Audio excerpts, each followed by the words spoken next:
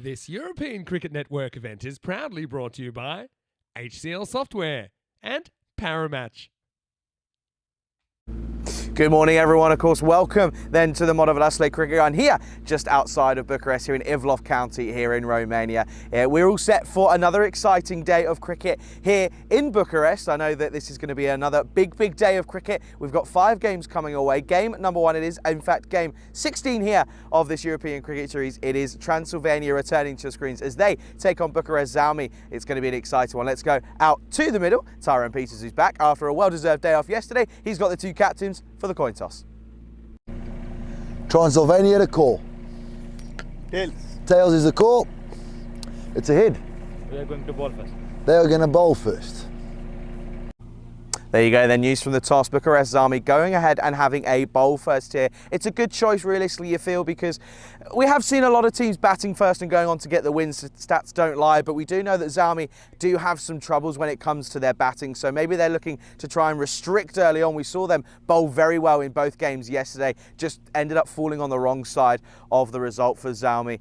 Both these two sides in Bucharest Zalmi and Transylvania sat at the bottom of Group A. They're both sat on a point, so this is a crucial game, because we know that bottom side at the end of the round 1 of fixtures, we say goodbye to them. They're gone, they're finished. So we know that this is a big game here for both sides. Transylvania, we know a little bit about them. Rob Lever, he'll probably be at the top of the order, hoping that he can finally come good. He's going to be up against some good bowling though, against the likes of Bucharest Zalmi. Conditions here today on a little bit of a chillier, more overcast day here on this Thursday, a little similar to yesterday. Luckily we had no overnight rain. The covers were on just as a precaution, but there was no issues overnight, which is good to hear. And you can see maybe just behind me, just a little bit of maintenance going on. Of course, we do know that the ground staff here work very hard to get things ready for us every single day. So a huge thanks to them. I hope you're ready then. It's going to be another exciting, thrilling day here in Romania. Let's go over to the commentary box. I will run you through what happened yesterday and we'll get things ready for that first delivery.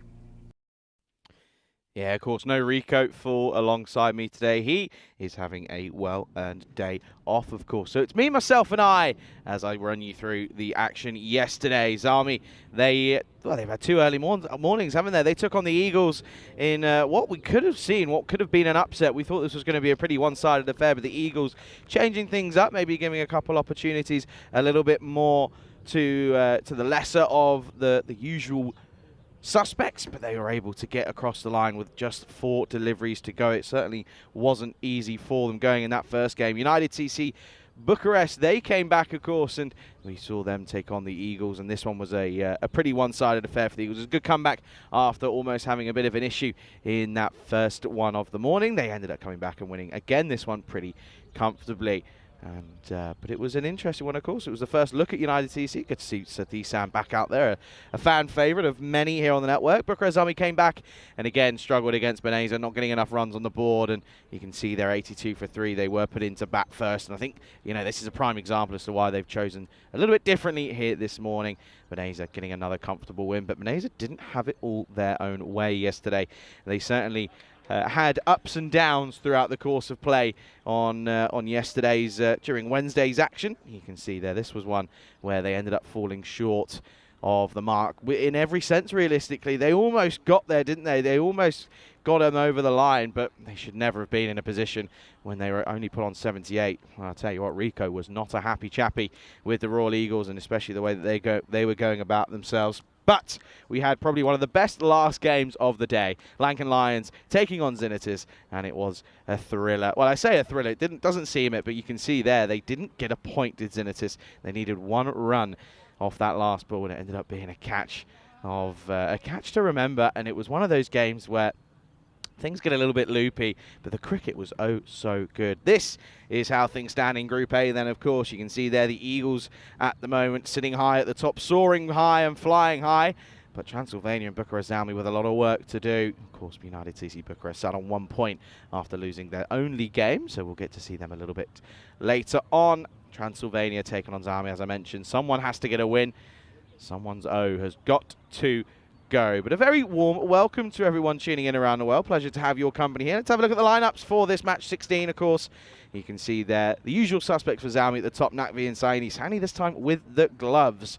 So hopefully they have got new bowlers in the likes of Haider Ali and Mohammed Abu Bakar, of course, coming in. As for Transylvania, Shiv Kumar, Ayush Mittal, Manesh Wanwani come in for their first involvement, of course. Taha Lodi Lou, as Rico would say, is involved in this one. And we know that he is crucial. You can see there that he has been the only one that's got going realistically for Transylvania. It's been a disappointing start for them. Of course, they were, again, a side last year that really did struggle to get things going. It took them a long time. Back to the supercomputer is picking them to get going here. It's choosing them over Bucharest Army, 70-30 at the moment. And this just shows you that it could be one of those mornings where we might see a few things we might not expect, but a very, very warm welcome to everyone tuning in around the world, whether it be on Fancon out in India or on the ECN European Cricket Network YouTube channel. It is a pleasure to be taking you through the fixtures here today. Just me, myself, and I, no Rico. And well, the good news is as well, folks, is that Rico's got the day off, and I know we spoke about it yesterday. I think Jacob was asking, will we get another walk through the city, the host city of Bucharest? And I know Rico said, well, it depends what the availability of Diana is, and well, I have a feeling that I know that Diana's off as well, so maybe we might be able to get one of those videos. We'll have to wait and find out, of course, but all will reveal itself in good time. But yeah, conditions here today a little bit similar to yesterday, as I mentioned. It's been a better morning in terms of no rain this time around. And it was good to see that when we turned up, there wasn't obviously a storm last night, so there was no issues with the covers. They were as we left yesterday, but at the moment sat at just below 20 degrees, 19 degrees at the moment. Looking to get as high as 26 at around about 4 o'clock, 5 o'clock local time. And, well, from tomorrow onwards, we're back to the usual programming of soaring heat. I think we go back up to 30 tomorrow, and then 32, 33 Saturday, Sunday, back to the 35s for the start of next week. Looks as if this is going to be Tana Ansari who's going to take this first over for Zalmi, of course, electing to bowl first. You can understand as to why. You really feel that they struggle with the bat, so you think that they may have a couple of new bowlers. Let's find out. It's the start of day number 4. It is Zalmi up against Transylvania, and that's a great start with the ball, but not with the gloves. It's going to be a bye to get things underway. A little bit loose there from Saini behind the stumps. I know I had to say I was surprised to see that Saini was going to be the man taking the gloves, because he's been so crucial with the ball. He's almost on a regular bowl, giving you 2 overs, and for some reason not happening here today. So just shows you that things can change. Oh, that's much better. This is a tentative push from Lever. Good areas from Ansari, getting nice away movement to start off here. You can see, I did mention Lever at the top, didn't I? I said that he could be key. Just see that.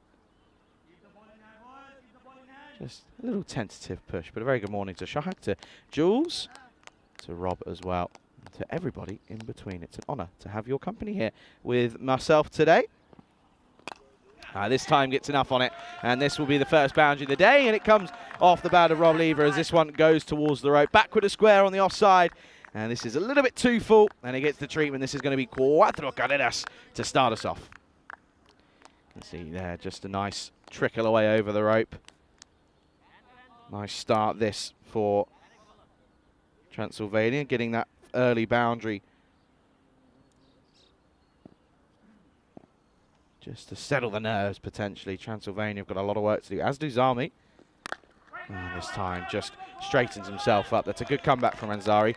Not much of an overcorrection, but the correction that was necessary. And I know that a lot of good clips have gone out on the socials over the last 12 hours or so since we left the ground yesterday. I know there have been some crackers. I know that Pavel clip has gone up already and is going down very well on different areas. Well, I have to say, this is going to be a minimo, and I'm sorry, but just saying it behind the stumps clearly isn't working early on. That's going to be 5 wides in all honesty. That's not good enough from Saini early on here. Just, again, well, we've seen a couple of the old symbols being used, and well, it's a prime example of it here. Look, just proper snatching at it.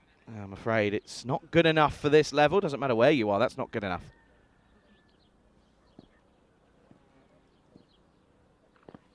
Oh, this one on the pad, and sounded as if there was maybe a couple of noises here. It'll be interesting to see what gets given. Let's see what Andrew Begg does. Let's see. I don't think there's any signal. Yeah, it looks as if there was a bit of bat on this one. Just have a look here.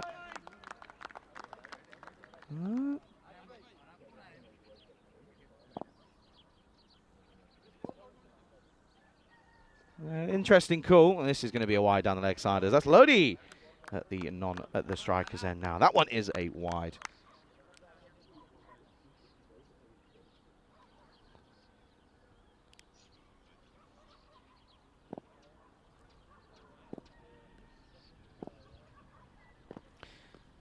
Good delivery. That's where it's got to be. That's a prime example of how to bowl in that corridor of uncertainty. Not a bad start from Ansari. He goes for 11 against his name, but Transylvania are 12 without loss after one. Little conference there. You can see there's Nakvi's in the lineup. He wasn't in the wasn't representing at the toss. That was Saini, of course. Stats after 3 days. Then you can see there already at 167 total maximos. The fours though certainly high as well. That run rate has just dropped. I still feel 120, 130 is about par.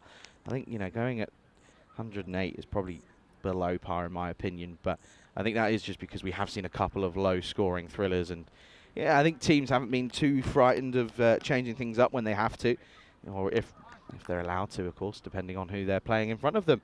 This is Philippe Biswas. Just good bit of work in the covers. And, well, that's a salad and a half, isn't it? That's Chaturanga. And we know that he has a bit of troubles finding a helm with the fits, but that's the reason why. Look at that. Those are some serious dreads. Not a bad start, though, from Biswas Bizaway himself. Back of a length and into the onside. This is over the top. This is going to run away yet again for another boundary. So Leva hitting his second of the morning. Looking a little bit more comfortable against the likes of the Zalmi bowlers at the moment. He has looked rushed at times, but make no mistake, he can hit runs. And it looks as if we might be seeing it here this morning.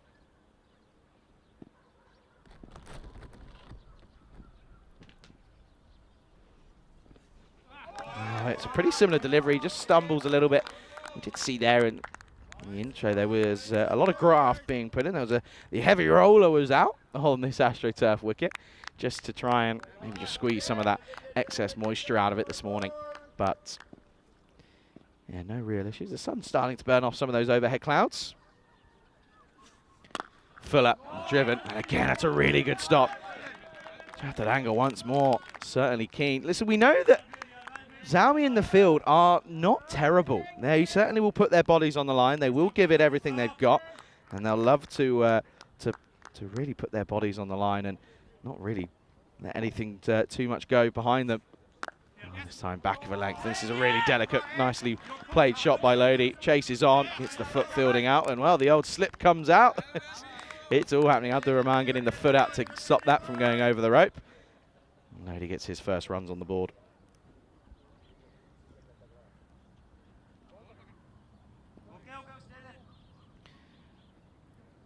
Umpires in this one. You've got Andrew Begg, of course, and Kaustup Chavan. Nishant Devray is your third for this morning's fixture.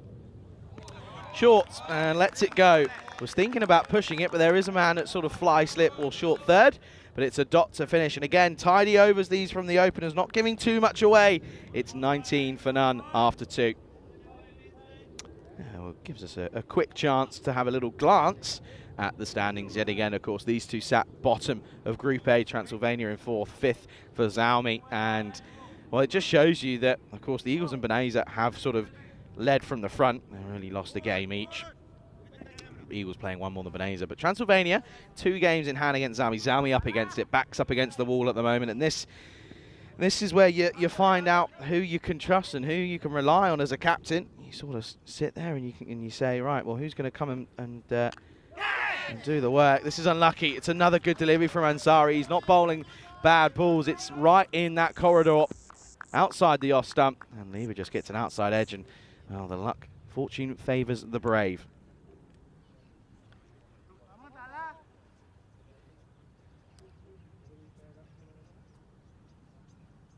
And you can just see there, look, just sort of squares himself up a little bit and tries to go back foot. Realistically, it's again in that tricky area. Ansari is not bowling bad deliveries at the moment, but unfortunately he's going for a couple of boundaries. Oh, really nice shot. There is a fielder out there, though. That's Ahmed. Ahmed, always a smiley character who'll walk around the ground and say hello, good morning to everyone. As does everyone, to be fair. Everyone's a very, very smiley and happy community. In fact, we shared the bus on the way back with a couple of the Royal Eagle lads, and sort of as they walked off, they all sort of said very goodbye and see you tomorrow. Outside edge again, and well, there is a slip there. Well, I want to just double check this and make sure it doesn't hit that helmet after it shatters off the ankle of the fielder out there. This is going to be an interesting one to have a look back on. As you can see, that helmet isn't exactly straight behind the stumps. Let's see this here then. So it's a tentative push. It does carry, just doesn't exactly start low enough. And what about that? Well, no, it doesn't hit that helmet, but it wasn't far away. But another edge that goes astray, and that certainly is a drop that goes missing, and you don't want to drop Lodi too many times. But again, Ansari asking the right questions. And again, a tentative push. Really getting stuck. And really getting stuck as to where he wants to try and play this. You can see here, it's another tentative push, but my curiosity is that point of where he's trying to play. You can see he's taking a big stance outside, trying to play it. Just needs to wait for a little bit more. He's trying to push it too much. This time it's too wide. I'm sorry, that's the issue. Wide's just released that little bit of pressure that was being built. Big sigh of relief, because dots are gold dust in the form of T10. They're gold dust in any format, but hey, by the way, speaking of cricket, did anyone see the county championship fixture yesterday? What a finish. Ended up being a draw in the highest, I think it was the record highest. So this is slapped up in the air, should be gone. Oh no, well he's taken it on the head and it's got through everything, and oh, Nakvi is furious with him. Probably could have been a Nakvi catch, but it gets put down. And sort of Biswas, hang your head in shame. Well, rub your head because it might be a sore one. Let's watch this back. Back of a length. He just plays it all wrong, doesn't he? Look, watch this though. Dunk on the head. And you can see there, Nakvi furious. That's going to be the end of the over. They'll push for a single. That's good running. Oh dear. Zalmi just letting the standard slop slightly. End of the third. End of the power play. 28 without loss. Good power play for Transylvania. Ansari bowled well for his two. Only goes for 20. Doesn't pick up a wicket. Probably should have had at least two. Realistically, two chances that went astray. You've got to feel for him. Going at just above nines, though. It's not a bad start whatsoever. But yeah, that game was crazy. I remember sort of reading about it when I got back to the hotel yesterday. It was rather sensational stuff. Mason Crane was trying to farm the strike, then had to just get one just to tie the scores at the back end. And what a catch it was, by the way, behind the stumps, one glove. And well, the scenes were rather sensational. Well, who are they going to go to? I think they're going to go to a bit of spin, maybe. Abu Bakar, yet to participate much in this tournament. We're going to get a look at him here in the fourth.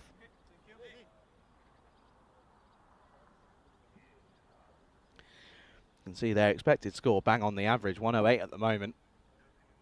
I'm sure they'll be pretty content if they get up towards that. A little pause in play here. Good shades by the umpire, by the way. Very impressed with those. Couldn't wear those. I'd end up with horrible tan lines. But yeah, Jules saying if you watched the final 10 overs, it was a very nervous watch. I can imagine. Certainly can. Here is Abu Bakar then. Well, this is up in the air, and he's got nothing of this. Barely gets out. I don't even think it carries outside the 30-yard circle. And then, well, poor Talat, he ends up on the floor.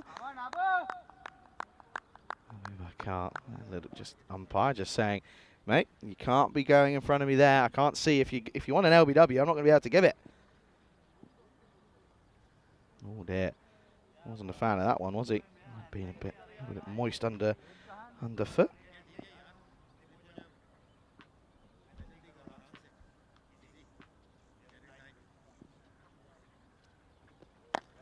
Abu Bakar into the onside. Unfortunately, it's too short. And Lever's going to take this on, and it's going to be Cuatro Carreras. He's saying he's not quite happy with what's underfoot. If I'm being honest, just go around the wicket, or over the wicket, in fact. That's a good shot, though. Too short, jumps on it quickly. That will go towards the rope. 4 runs yet again. Lever looking pretty good here this morning. Abu, at the moment, not looking comfortable. dear, again into the onside, and again it will be 4. Rinse and repeat. And Abu Bakar, this is not working for you at the moment, I'm afraid. It's too short, it's too slow, and he's not going to miss out on this one. He's got all the time in the world, and he takes it on and gets it successfully. That's back-to-back boundaries. Good start to the over, 9 already off it. Hang on a second, I wonder if they're going to want to just have a chat here.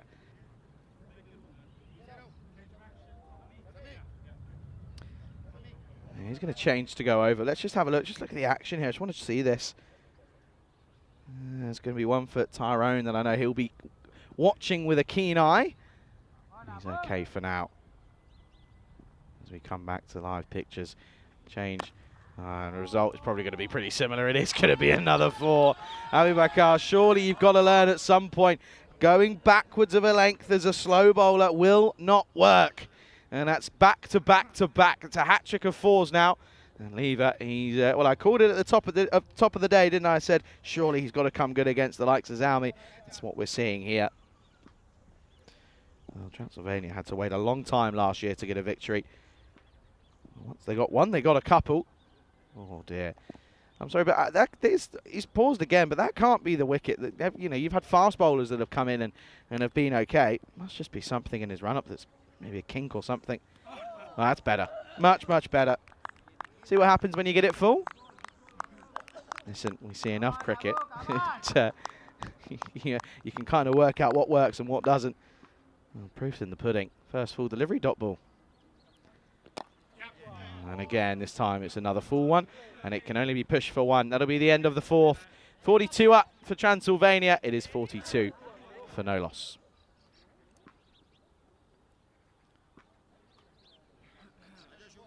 .77% for Transylvania. They started at 70%, so not out of this yet, Azami, but they certainly look as if they're just looking a little bit jaded at the moment. 5th game of the tournament for them here. And it just doesn't look as if that same intensity is there that they've had, especially in games sort of yesterday where all of a sudden they were able to pick up some very early wickets and make a game out of nowhere, out of nothing. Yeah, that was crazy stuff. And, you know, I'm an advocate for the county championship. I'm an advocate for T10. I'm an advocate for the longest format as well. That was a spectacle to watch. I didn't quite catch it myself, but I watched the highlights, and you just sort of put your hands on your head, and you just can't believe what you're witnessing. A little bit like that 5th game yesterday. Rahman. Oh, this is a good delivery. Asking the question, Andrew turns around and ignores it straight away here this morning. Let's have a look. Second one that Lever's been caught in front. He is quite a long way outside of the crease, and that angle is probably going on. So you can see here he starts outside. He's a tall man as well. You can see there, big stride, and I think there's already too much element of doubts for Begg there to give that one. Shot, really nice shot, picks it up nicely. This is going to be 1 bounce yet again, so another 4 punt out here in Romania. That's a really nice shot yet again. And yeah, the 4 punt getting hit towards the rope. You can see just trickles over. A little signal from the square leg, little shuffle of the hand, the old MJ. Goes the distance. Good morning to Ramesh, who jumps and says, looks like Rico's left you alone for the day. He has. It's a very quiet and empty cube here this morning. Good start this, I believe. 33 off 19 at the moment. Just dealing in boundaries. We'll add that one to the list. So he's been very dominant on the onside. This time around, he's made it look good on the offside. That's even better from Lever. And he's we know he's got it in the locker. It's just about sort of taking a bit of time, getting your eye in, and then taking it on. And that's what we're looking at here. Lovely shot yet again. Another lovely, lovely boundary. Another 4 punkt for Lever. 37 now for him, off just 20. Just dealing really in 4s. That's his 8th 4. Well, he's going to go for one here, but this could be the demise of him here. And is taken. He's having a good game, is Taler Ansari. And it's the big breakthrough that they were looking for. The 50 partnership came up with that last boundary, but it's 4 and out for Lever. He goes for a very well-made 37, and on that 21st delivery, he falls as he is gone, as Rahman picks up the first wicket. First one gone. Transylvania 50 for 1. Back of a length. He's normally been pretty good at that. I guess back of a length, but also a little bit wider of off stump. And Just meant he had to try and drag it from well across the offside, and it wasn't really there to be hit. He should have been looking to replicate that offside shot he hit not long ago. But anyway, lever's gone, and Xiaomi, they'll feel that they're right back into this game now. That's the thing, though, with both these sides. Couple of early wickets, and you're into the thick of it. All it has to be is a couple of wickets, and you're into that middle order. Spike Strang in at 3. Oh, what a shot. What a great shot that is to play first up. It's a half volley from Romania. He offers it up on a plate, and Strang says, oh, well, that's a nice way to get me iron. You can see there, straight full, and opens up the arms, and that's a really lovely shot. Really good start. I'll tell you what, that'll do someone's confidence a wealth good, coming in and hitting an off drive for 4 early on. Last ball of the 5th. Carbon copy. This time, though, goes square of the wicket, and it's going to be another boundary. Couldn't get down there, could Hyder Ali, and that's going to be another boundary to finish the over. It's the 4th 4 of that over from Abdurrahman. He picks up the wicket, but he goes for a fair few, goes for 16. It's 58 for 1 after 5, and I can welcome you into the comms box here in Romania, and you can see a lot of space, a lot of room for activities. Rico not here today. He's enjoying a well-earned break here this morning, and he'll be back tomorrow, of course. We'll be together again, and then I'll be off on Saturday, and then it's us all the way through till next week. But a pleasure to be calling you through the games here on the European Cricket Network. It's been a great first few days here in Romania, and we've had we've had a bit of everything on the field, but also off the field. We've had 38-degree heat, we've had a mini tornado all the way back on that first day as well, and we've had rain, we've had wind. We're just waiting for a bit of snow potentially, but hopefully that doesn't come. But yeah, at the moment it's looking like we're set for another exciting day of action as we go back to the live cricket. Bit of spin, and this, well, interesting that he only starts here because Samuel Asafi had a great time of it in that innings, didn't he, yesterday? Picked up a handful of wickets for only a couple of runs.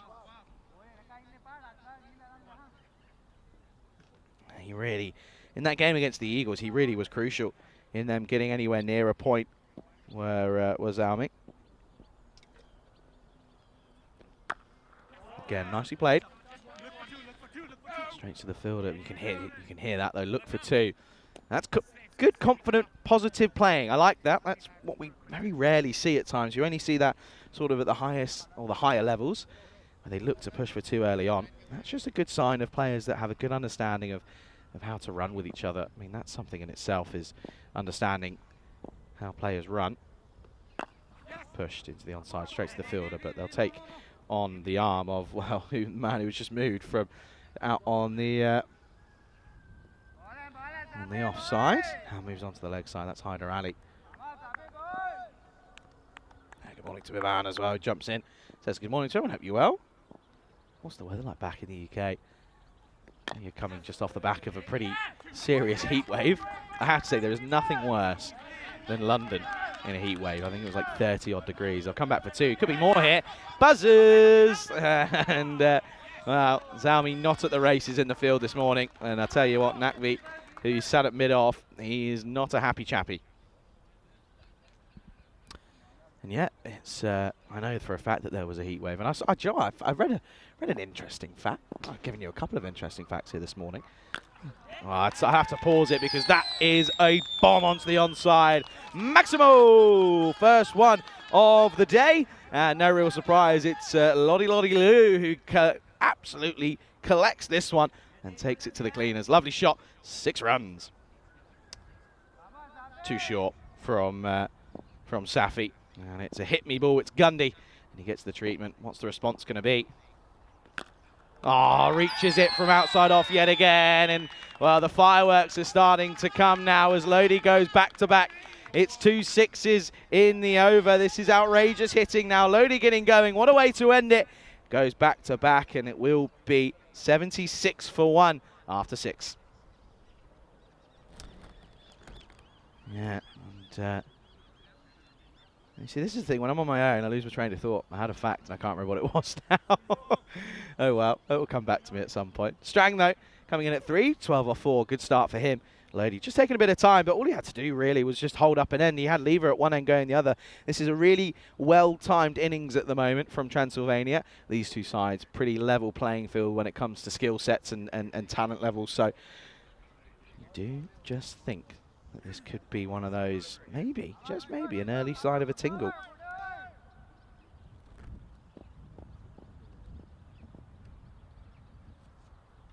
Roman to continue.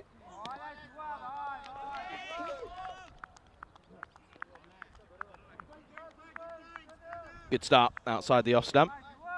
Just a little bit wide, only because just no real foot movement. Just sort of throwing his hands at this one. Good morning to Golan as well in the live chat. Pleasure to have you with us. Golan in the ECN family on Facebook. If you aren't sure about what that is, and well, do drop in the chat and say, oh, you want to join? And I know for a fact that a couple of people will help you out and get involved. It's a nice sort of community out, just a little bit off the YouTube and off the broadcast. Sort of family about it. Well, again, this one is wider, but he takes it on and reaps the rewards. Could have left it and got an extra ball, but he says, no, I know that this is going to go for 4, and he takes it on. There's a big gap out there on the offside, and this will fly away towards the rope. That will be Punkt once more. Let's have a look then. Look at this field. I'm going to have a look now because it's been changed as there was only one. Oh, hang on a second. Yeah, they had the 4 in, of course, but it's a little bit tough at the moment. And saying that weather a little bit cooler. I remember the fun fact now. See, I told you it would come back to me eventually. Oh, what a pickup. What a pickup. And I'm loving whoever's doing that little sound effect because it works nicely, because we're seeing a couple of bombs come in and a couple of fireworks starting to sizzle away. This one is a Bizzaway Super 6 from Strang. Really nice pickup again on that leg side. When it's back of length on this wicket, it just sits up, and it's a hit me ball. It's buffet bowling at the moment. Yeah, I was saying something about the central line, the tube in London, because it's the cement, and ever since it started, the way that, I don't know if it's cement or if it's something else, whatever the material is. Outside edge, and oh, dropped. Well, you've got to say, yesterday we had a catch that took 8 attempts to finally take it, and it took someone sandwiching on top of them. But this one was ever so near. Well, put your hat the other way around. Thank you very much. And watch this here. There's a fielder down there. 1, 2. Oh, he almost takes it. Never really has it under control. And it goes down as a drop, so Strang gets dropped on 22. Short. That's going to be a boundary. You can't bowl short. They're not learning from their mistakes at the moment. It's going to be 90 that comes up off the 7th. It is 91 for 1 after 7. Yeah, just on that. So I think it's something like when they first built, I think it's clay that they used. And because of the way that it conducts heat, it just keeps on getting warmer year on year, and there's no way of stopping it getting hotter, which is why the Central Line's one of the hottest tubes in London. There you can see there, we're starting to become a little bit more of a level playing field in terms of batting first and second. I know a couple of days ago it was something like 7-3 in terms of batting first and the success. You can see there the lowest score defended, only 110. So just does show you that the highest successful chase, though, 120. So that just shows you 120, probably 115 at the moment, probably about par.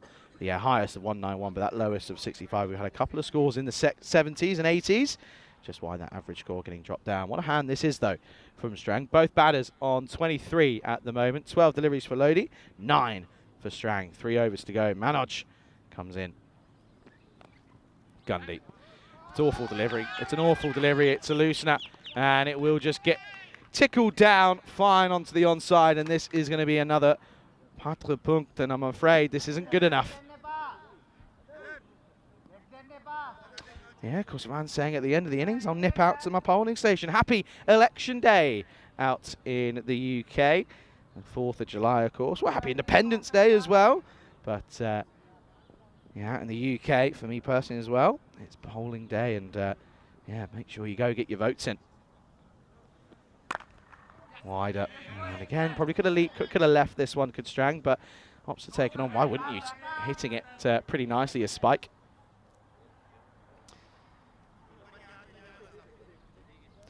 Yeah, of course, 4th of July, Independence Day.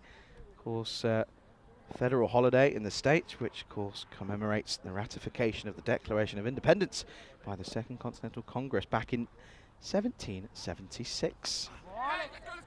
Outside edge, well, you can hear it. Let's go, let's go, let's go. But I don't think it's going to make any difference. This has gone all the way. It doesn't matter how many times you run between the wickets because it's gone all the way, and it goes for 6 runs yet again. Says Carreras. That's a really lucky shot from Lodi, to be honest, but gets a bit of luck, and you've got to ride it whilst you can. See there, carries all the way into the ECN logo. Stronger together. Confirmation, 6 runs yet again. And that 6 brings up the 100 with that maximum. Chill saying hotter than the temperatures to transport cattle across the EU. Yeah, the tube is just horrible. It really is. What's happening here? A bit of a conversation between umpire and the bowler. Yeah, London, anything in the UK, really, and also mostly in London because it's, of course, sort of the city centre. Shot up in the air. Has he got enough on it? No. So much so it's not even going to carry. And oh dear, well, Tanner Ansari has been sort of up and around it at the moment, but yeah, that's not a bad way to do the bit of work out there. Yeah, and London, anything above 20 degrees is horrid. It is awful. Everything becomes sweaty and sticky and muggy. It's just horrible. Oh, this is a full toss. This is coming my way. And that's going to be another boundary. This one will go the distance. And, well, I've got to apologise. I can't get in, I'm afraid. It's only me. If Rico was here, I'd get it. But it's a lovely shot again. 1 bounce 4. It's a Gundy delivery. And they may just want to check this just to have a look as to whether or not the full toss was too high or not. Let's see. Again, Spike. See where he is. Oh, that's a no-y. That's going to be a no-y. That's going to be a minimum, I think. Yeah, no ball called. And free hit coming up. So this is, well, I say unlucky. It's not good enough from Zami yet again. Free hit coming up then. Strang, 32 off 12. What a handy hand this is at the moment, coming in at 3. He's just sort of picked up where Lever left off, and the free hit loses his shape. And that will be just a single into the pad. But yeah, just shows you Transylvania coming good against the lesser attack of Zalmi at the moment. It's 18 now off this over. They haven't really looked like they've been able to. They've never really been able to stem the flow of runs. Last ball of the over. Oh, that one does stay low. One that misbehaves, but it's a top ball, and it's a sigh of relief for the Zalmi side as they'll finish the 8th with a dot. It is 109 for 1 with 2 overs left in this innings. Yeah, do make sure if you are in the UK and you're planning on or not sure whether to go, but get your vote in. And listen, everyone who's used to sit there and say, well, my vote doesn't matter, does it? But the amount of people, especially my generation, if everyone has that out view, then no, there's you know, and you want to see change, you've got to go and take action and get your vote in, absolutely. But no, of course, to all of our American viewers and American fans, happy Independence Day. Abu Bakar is going to come back, and we say it all happens in the 9th. This could be messy. Zips through a little bit. They've come through for a leg bite. Good fielding in the end. Good chase by Samuel Asafi. Yeah, it comes off the hip of Spike. I've got to ask him if Spike's his real name. I don't know if I've ever heard of Spike being a genuine name before, but what do I know? I don't think I've ever met anyone called Spike. I've met a dog called Spike, but nothing really other than that. That's wide. I don't think there's anything on this here. I'll take on the throw, and it will come through. Let's have a look what the signal is here. There must have been a bit of bat involved on this one. No, there wasn't. There we go. Was wise, I was going to say. Otherwise, that's a drop catch again. Saini behind the stumps doesn't really work. They could have done with an over or 2 from him, couldn't they? Come back to live action. This is short, and again, pulled nicely. This would be 4. Not going to stop that one, I'm afraid. That will go yet again towards the rope. Strang is playing lovely shots here. It's a little bit one-dimensional, but if I'm being honest with you, you can't blame him. It's all they're bowling to him. He's just got to take it on, and that's exactly what he does. Good shot, 4 more. And Abu Bakar clearly isn't happy because he's just gone down and felt his ankle. He's not something's not right with him. As, I've got to question the move to go with Sani behind the stumps. A couple have gone through him, and he's so, not only is he good with the ball, but he's good in the field as well. And the fielding hasn't been good enough. Oh no, that's Gundy. Oh, that's awful. There you go. That's going to get through everyone while Safi. That's a sad attempt, if I'm being honest. And, well, there's Chaturanga, and they'll come back through for another couple. And this is just poor. And the wheels are falling off now for Zalmi, aren't they? You just feel as if they almost have given up. They've lost 4 from 4, and this 5th game was a winnable one, but they haven't turned up. This is going to get through. Natvi's going to have to do a bit of work and gets the boot out. Natvi, of course, the skipper, but got a bad back, and well, he wasn't really. We touched upon it yesterday. He wasn't planning on actually playing in this tournament. I think he was hoping to be officiating, but unfortunately, different circumstances meant he's had to be involved.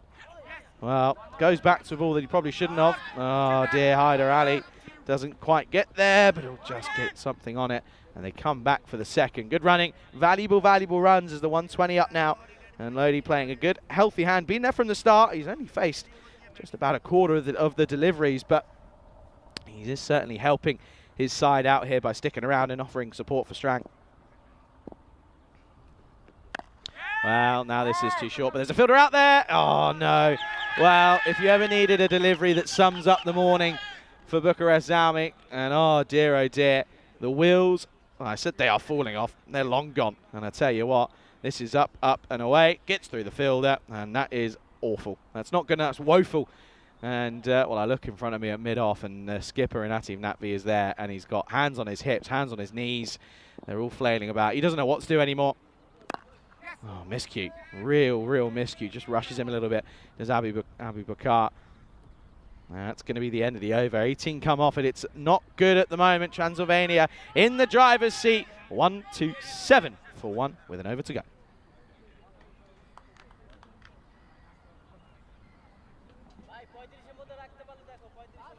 $15 extras, not the best from them. Who are they going to go here? Navi not getting a bowl, of course.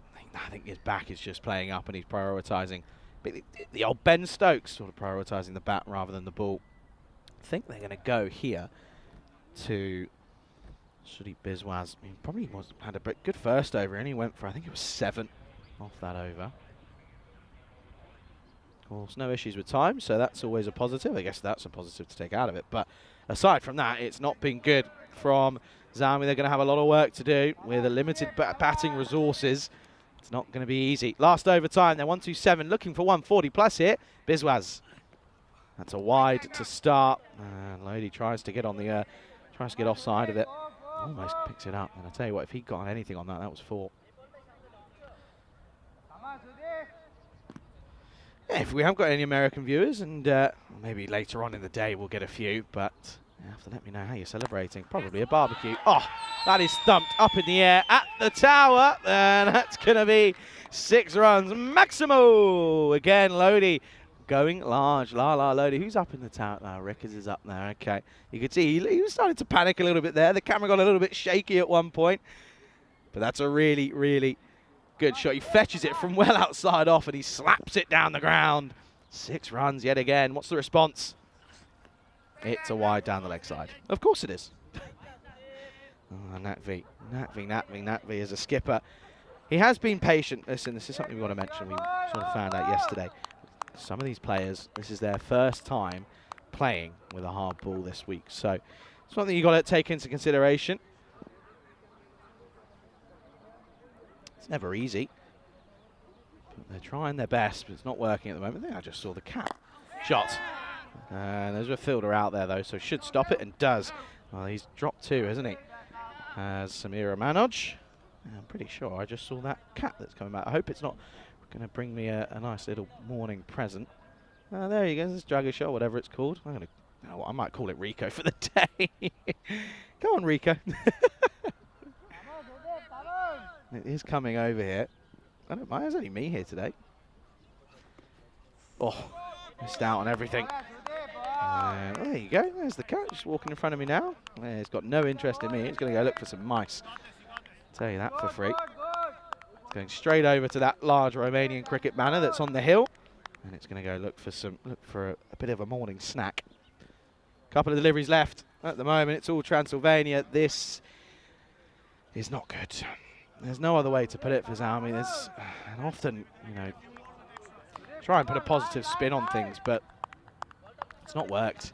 It really has not worked, I'm afraid. There's been ups and downs, but mostly downs. Cat's just literally looking for its prey. Well, it's a legal delivery. Could get a wicket. Oh, no. Well, that could have ended terribly. That really could have been awful. Manoj could have lost a foot there. That was dangerous. And I know for a fact that if Ruddy was watching on here and if Rico was watching here, oh, we'd all be, well, they'd be effing and blinding, you feel. But, oh, it's awful. That's terrible. I can't watch that back.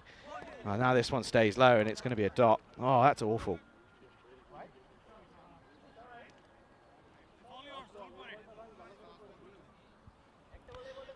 Doesn't miss the off stump. Doesn't miss the off stump by much then. One ball left, 139 on. It will be a chase of 140 minimum. Both side. But he also hit a few good shots. This was a chance that, again, went at begging. And well, these half chances are chances that if you take them, you change the game. And then this one again, up in the air, slapped down the ground. Should have been taken, dropped. And dropping Lever and Lodi early on has ended up proving very costly. Could have been a completely different game. And I think that's, you know, it comes down to setting the tone. Zalmi, in the last couple of games that we've seen him in the field, have set the tone early. They've gone on, they've managed to take early catches and really apply the pressure and make batters make mistakes. Dropping them time and time again is not going to put any pressure on them. They're going to feel as if they can hit to any part of the ground and almost get away with it. And to be honest with you, some of the bowling did offer that up. This was a nice shot through the offside, but it was the ball after that ended up being the end of Lever. He was trying to go on the leg side again. Probably should have been looking for the offside once more, but he went for one too many and he was eventually caught. Finally, they held on to a catch, and for me, he's been the pick for me. Taler Ansari, of course, he's actually done very well to pick that one up, and yeah, I have to say that he's probably been the pick for me, of course, coming in for another involvement. He has played a couple of games just after this tournament, but well, out came Spike Strang, and he just joined Lodi, and those two went berserk. Both of them finishing not out in the 40s. Both faced 20 deliveries. Lodi beats Strang by 4 runs as Lodi finishes on 44. Strang finishes on 40. And you can see there were just chances that just went begging time and time again, and it was just a little bit unfortunate, to be honest. And well, there were some deliveries some fielding that was a little bit suspect. This one again went all the way, and well, when it rains it pours. And well, as for the likes of Lodi and Strang, you got to just ride your luck. This one went a nice amount of distance, and they just covered a fair good bit here. And you can see there that there were also moments where some of the fielding was just pretty suspect. This one was slapped down the ground. Richards was going to be in the firing line, but they'll finish on 139 for 1 off their 10. 140 will be required for what would be a pretty good victory for Zalmi if they could get there. Transylvania looking to get their first victory as well. There's confirmation. Lodi 44, Lever 37, Strang 40. Just shows you that it was pretty easy out there for the batters. Bowlers not causing too many issues. As for the bowlers, not really much to write home about, really, for me. Pick is probably going to be Ansari, none for 20. Doesn't pick up a wicket, but bowled superbly well at the top of the order. We'll be back then in about 7 minutes' time. It's a quick turnaround as Zalmi looking to chase down what will be a record chase here in this tournament. 140 needed. You're watching the European Cricket Series Romania with me, Charlie Hunt, right here on the European Cricket Network.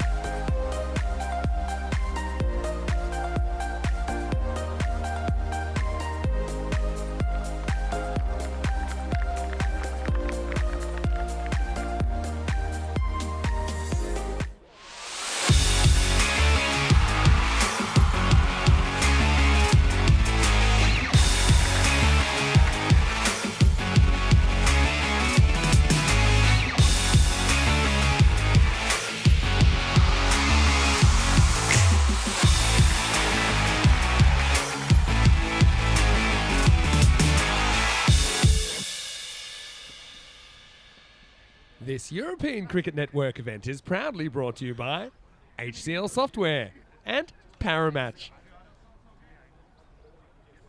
Good morning, everybody. Welcome back to the Monovezli Cricket Ground here in Ivlov County, just outside of Bucharest here in Romania. You join me, Charlie Hunt, on the European Cricket Network for the resumption of the first game of the morning. It is match 16, of course. We're ready for the second half of this fixture. Transylvania finishing on 139 for 1 off of their 10 overs. And you can see there, if they don't get up to 97, it could be no points for Zalmi, and that would be a big upset. And I think realistically that would make it very tough for them then to go ahead and get into 4th spot up against Transylvania, who after this game will have one game in hand on Zalmi, but Zalmi then play again in the second fixture of the day. So it's a tough one for them as well. Let's get things going then. Let's start the chase. It's a good start for Mohit Banzal, the skipper of Transylvania, up against Jaz Sayani, the shorter ball, and he just doesn't really play much of a shot at it to start off with.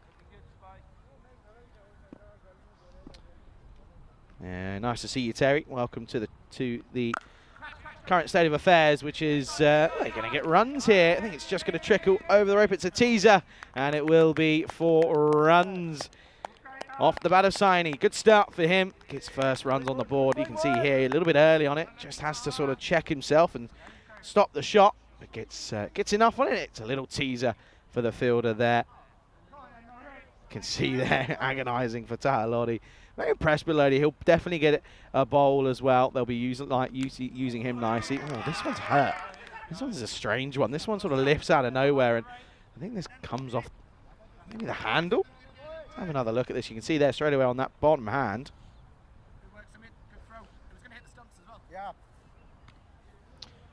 Oh, nice words of affirmation there, wasn't it? Positivity from Spike behind the stumps. I like it. It's good. Shot. Really nice pickup. It's in the slot. And that's going to be the first runs then. That's a really nice looking shot. Taler Ansari has come up to open here, and he's proving to be a really useful addition. He has played a couple of times, but didn't really look that good. But he bowled well to start with. He starts with a maximum. By the way, that cat brought me another present during the break. I was sat down in the corner of the cube, and then I see a mouse run in. God again. That's going to be another boundary. This time 1 bounce, 4 runs. That's a really nice looking shot, isn't it? Oh, under a bit of pressure here is Banzal. Too short once again. Listen, Transylvania, you know what happens when you bowl short. You did it. You were the one that were dishing out the abuse. And that went all the way towards the rope. So 6 and 4.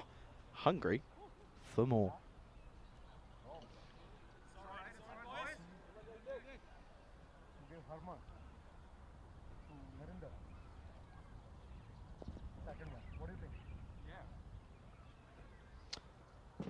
Bit of a pause, of course, having to retrieve the ball as it went down into, well, the cow area. I know that the cows weren't there at the start of the week, but I'm pretty sure they're there now. Wild swing from Ansari. Good comeback from Mohit. Maybe a bit of a word or two. End of the over. It's an interesting one. Not a bad one for Zalmi. They pick up 15, couple of boundaries. It is 15 for none at the end of the first. And they're going to go to Shiv Kumar to have this second over. The old seasoned seniors, as I've been calling a few out here. 1-1-3 since a golden ball. It's been a long time, isn't it? It's been a long old time since we last had one. Of course, my last one was, I finally got one. It was Estonia against Malta back in Estonia a few weeks ago. But we've had a few. Good positive push by Saini, but straight to the bowler who gets a bit of a hand on it. Yeah, that last one was back in Cyprus, and I'm pretty sure it was Vinny's first day back out in Cyprus. He arrived and he delivered a golden ball.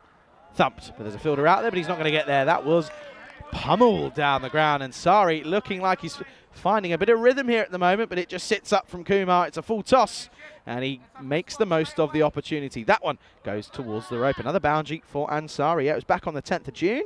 It was, of course, Golden Ball 63 as the Kipro Tigers Limassol tied with the Cyprus Night Riders. Of course, the Tigers got the win. And it was an interesting one, wasn't it? For that one down in Ipsonas. Of course, it was they smashed 40 out of the last 2 to tie the game, including a 6 off the last ball of the 10 overs. And Mohamed Arif Akash, the skipper for the Tigers, hit the ball straight through the mid-wicket in the circle for 4 to bring up the victory. And there was 8 infielders from the Cyprus Night Riders. The ball went to one of them, but he couldn't field it. The dust bowl at Ipsonas, 4 runs off the Golden Ball. And since then, we haven't had one. And we're almost about a month since then. But Adimatsa to Terry. Says, Benedimiata to me. Benedimiata to you. I do have them written down. I know Rico knows them better than I do. Shot. This is a really nice shot. This is going to be one bounce. Cuatro carreras. Ansari is looking on fire here this morning. It comes down. He's not scared to take it on, is he? It is a bit of a hit me ball. It's asking to be hit. Ansari happy to oblige. Yeah, I do know I've got good morning. I've got good afternoon, which is Muna Zuya, I think.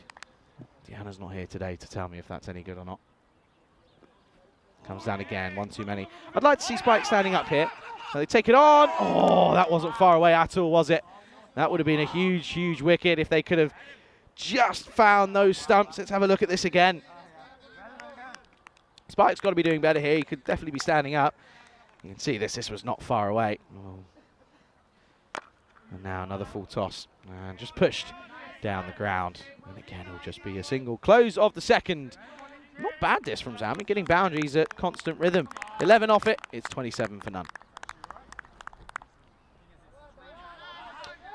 Yeah, of course, and since then we've had a fair few. Of course, I remember that one in Estonia. It was the last game, it was a dead rubber, and it was Malta that got the victory up against Estonia, of course. Well, considering we hadn't been to Estonia for a good few years, we've seen them a lot over the last month, haven't we?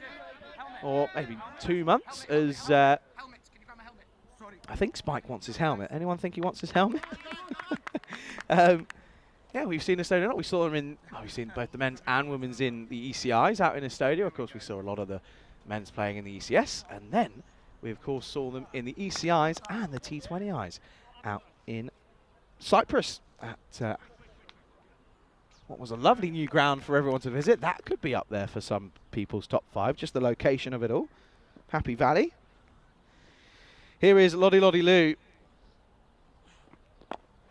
This is not the best of shots as the chase is on. It's a good bit of fielding. Great effort by the fella out there. He put a lot of effort into that, didn't he? Lodi will be looking to take wickets here. And coming on in the power play, which is a good move. I don't mind. I like the idea of giving a bit of spin. Kumar wasn't the quickest of bowlers, was he, in all honesty? As Barry's asking, where is this game happening? 25 kilometres outside of Bucharest in the Ivlov County in Moravlesle. Good delivery outside the off, and again, well fielded. That's his corner. You can't take it away from him at the moment. Good morning to Lance. He says good morning to everybody. Yeah, good morning to everyone as well. I have to say, Transylvania, different team here this morning. Just look a little bit happier and more content about sort of the way things are going. Oh, what a delivery. What a delivery. That's going to go for 4 byes. And yet again, and something to pick up on here. We mentioned it last time we saw Transylvania. But just looking at the keeper, realistically, Spike does have a tendency to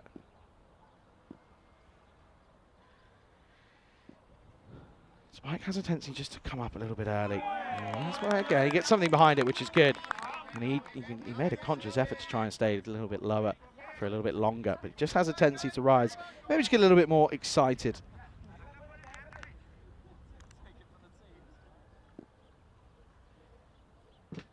But he's getting good support, though, out in the middle as well. Here's Strang. Comes down and thumped. That's 4. That is glorious. That's a really, really nice shot from Ansari. It's a little step down, Lodi just sort of drifts a little bit too full. And it becomes a slot delivery. Ansari punishes it through the offside. Goes into out. Nice shot.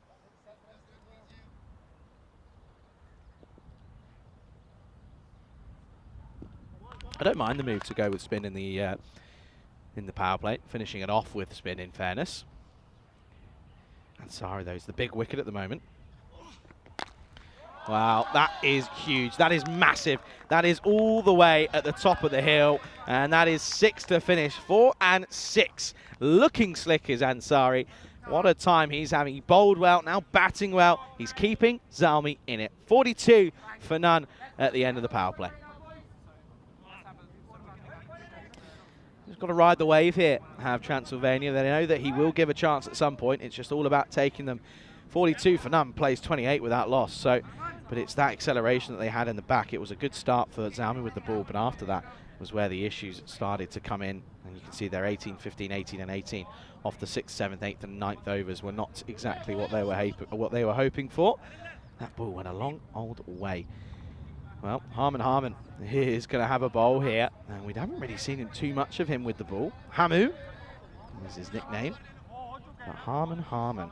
This is certainly a tricky time to come in because you've got Saini on strike, who's 8 off 6, who has been a bit hot and cold. He's been very good when he's on, but does have a tendency just to struggle at times.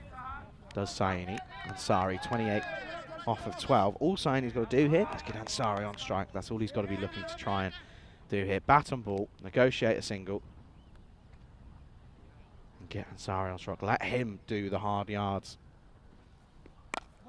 Uppish, and should be gone, and will be. Well, Harman comes on and gets the breakthrough straight away, and you can't really look to go over the top against Rob Lee because he's about 7'8", and he makes no mistake. Bucket hands himself, takes this one. It's a good, easy, simple catch, but makes the most of it, and that is going to be the end of Saini. So I tell you, he's a bit hot and cold. This colder than ever. Slightly frozen. End of him, I'm afraid. He'll have to go for a disappointing 8, and it will be 42 for 1. And follow Nakvi, the skipper, comes in at 3. He's been in the top of the order. He didn't bat in the top 3 yesterday. He batted at 4 or 5. This one now, coming in at 3. And I think that's just the difference of having Ansari in that top position. He'll go big, and it just takes the pressure a little bit here off of Nakvi. This is a big partnership now. Nakvi's often come in and has had to be the hitter and the aggressor out of the two out in the middle, but he's got Ansari at the other end. Nakvi just needs to take a bit of time. You can see that back there just causing him a few issues, just trying to get it loose. But Nakvi just needs to sort of bite the bullet, take a single, get down the other end, and just hold up an end at the moment. Tries to do that, and he will do. It's going to be off the pad. This will be just a leg by, and it's a win for Zalmi, even though they lost the wicket. They get Ansari on strike to face, hopefully, well, they'll hope the majority of this over. Well, I can see the cat still. It's staring down at lots and lots of mice underneath that big banner.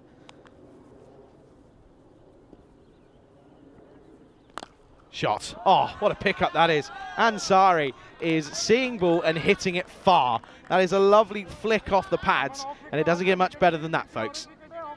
Yes, it's in the slot and a little bit down the leg side, but that one goes all the way towards the rope. 6 runs, and Ansari certainly under a little bit of pressure. Oh, well, he's putting the pressure on, in fact, isn't he? Good comeback. Not bad from Harman.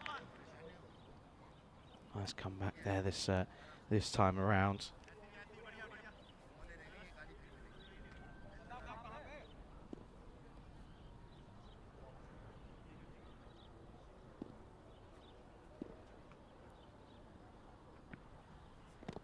Slower ball, and he's not really found the bat here. Given gone. That is huge, Harman. What an over this is. Well, Ansari is not happy. He doesn't feel as if this should be gone, but he's going to have to make the long walk back. Umpire took his time, had a thought, and had a bit of a time to think about this. He's giggling about it, is Ansari. Nakvi isn't happy, is his skipper, but he's going to have to go. What an over this is, 49 for 2. Let's see. Oh, no, that's definitely missing. Oh, dear. That's definitely missing leg stump. And look at this here. Well, he's going to go. Well, it's not going to be a Derek. Derek's got a little flash of Derek there this morning. But the big man, Ansari, is gone. And that is huge. What an over this is from Harmon. Hey, listen, you take the way that it's just the way the cookie crumbles, I'm afraid. 34 off 15, but he's gone. 49 for 2. Zami in a spot of bother now.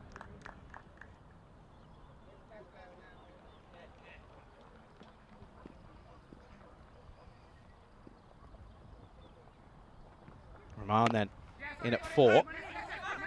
Turn and go. And they take on the arm of Mahesh Ingarani. What an over that is. 2 wickets, the 2 big ones as well. 2 big fish. Back in the shed, the openers are gone. It's the end of 4. It is 50 for 2. You can see they're above the rate at the moment, but I'd imagine that rate is going to drop drastically over the next over or 2 here, because losing 2 wickets in an over, never ideal. And it's a real shame that from a neutral's perspective that the decision went against Ansari, to be honest. It's definitely going down the leg side. And of course we have the benefit of the replay, but nevertheless, we move on. And a great innings though. 3 sixes, 4 fours to his name. Striking at 226 is exactly what Zami were looking for. Kumar. This is up in the air. Not going to get there, I don't think. This is going to probably fall short of the rope as Ayush Mittal is the fielder out there. Has to get the support of a couple of the youngsters. 88 off 35 now. Of course, Zami probably with a couple of those wickets now, just maybe thinking of trying to get a couple of a point at least out of this game. Up in the air, this is going to fall safely though, it's over the top, and this is going to be another unlucky one for Transylvania. Rahman swings hard, and it will go towards the rope. That is going to be 4 runs to the total. These boundaries just helping them at the moment, but they need sort of almost 4 boundaries realistically and over. 14, nearly 15 and over from here on in. Well, this shouldn't be another one, as that's out to Harmon.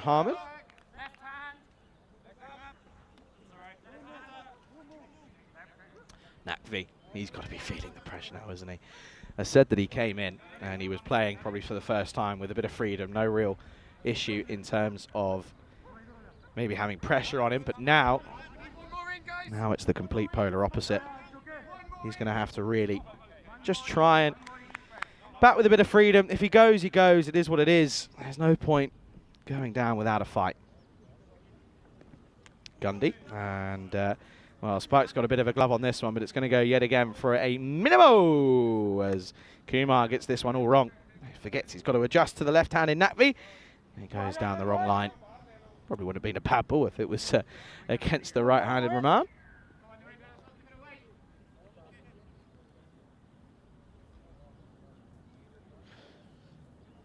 Came on and bowled that last over, didn't he, a few days ago, where Rico and I were sort of shaking our heads. We actually ended up bowling pretty well. It's in the slot. Doesn't quite pick it up, does Nakvi. Probably just be one as well. These two probably not going to be the most nimble between the wickets.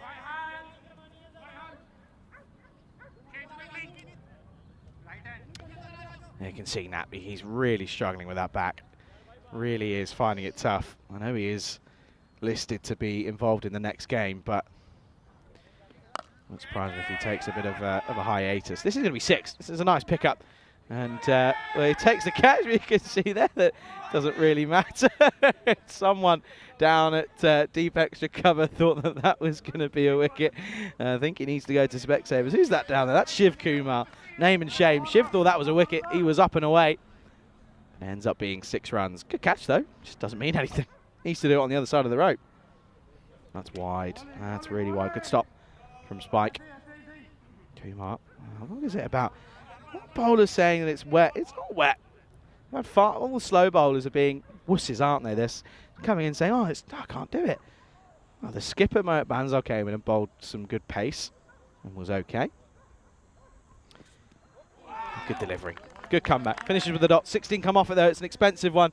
It's 65 for 2 at the end of the 5th over. And I can just have a look at what's coming up, of course, where we are, the state of today of this year's play here on the European Cricket Network, covering the European Cricket Series, of course. Here in Romania, it started all the way back in Cyprus. I was there with Rico. Halfway through the year, it's back with me and Rico, or Rico and I should say. I know someone will say something about that in the comments. Romania, Hungary, Bulgaria, and Italy, Austria, Croatia. Then we have a break. It's the ECC. Starts on the 23rd of September. And we have a good few weeks in Malta, a good few weeks in Spain, and then we finish with the ECCW, the extended ECCW 2 divisions. And yeah, that'll be a spectacle to witness, and certainly looking forward to seeing what happens in both those editions of the Euros, both men and women's. That's of course coming up throughout the next 6 months. Halfway through the year now, aren't we? And we've had a lot of cricket. We had our first ever tournament in England. We returned to Estonia, and well, that was all in the space of 2 weeks. You can see Nakvi, look, he is in serious pain. There's only so many painkillers and so much deep heat you can apply to a bad back, and you can just see, look, he's just limping. There's no real surprise that he's not bowling much, because he just simply can't, to be honest. Bit of a wait and play here. I think there's just a technical issue. Just want to make sure that the scoring is all up to date. That gives you a chance to come over to the chat and say hello to everybody. And good to see Stedgith in there. Terry as well, of course. And a bit of discussion as this one. Nakvi goes up, and away. 6 runs. Good pickup. That'll do his confidence a wealth of good. He'll enjoy that one. And you can just still see he is struggling. But there's still a bit of life left in the old dog of Nakvi. Harman coming back on after a very good first over. This is a good start. Nakvi goes for 6. Needs a few more, though. Goes for it and gets it. This time 4 along the deck. And bullseye onto the extension cable. That's a really nice shot from Nakvi once more. But it's too short from Harman. Harman goes around the wicket to the left-handed batter. Gets a bit of treatment, and now they're asking for some more protection out there on the leg side. I think if Nakvi is going to go, he will go leg side. He's a very leg side dominant player. He won't be afraid to admit that. 80 up now on the board. 6 and 4. Hungry for more. Gun D, and it's another boundary. This time goes the distance for Nakvi. Maximo! Nakvi is looking like a man on a mission at the moment. Certainly looking like someone who realistically be trying to do this single-handedly at the moment. Kind of knows that there isn't too much to come after him, so there's just a sort of feeling that he just has to sort of see ball, hit ball. More protection out at mid-wicket. Comes over. Oh, now it's a bottom edge, and this is going to sneak through. Levers have got to get there. They're not going to take it on. Of course, Nakvi, as I mentioned, not going to be running many. Not going to be taking many on there. Wayne saying, I hope Rico didn't see that discussion. Or that decision even. It wasn't great, was it, realistically? It wasn't great. But, nevertheless, you move on. But it could go on to affect this game in a big, big way.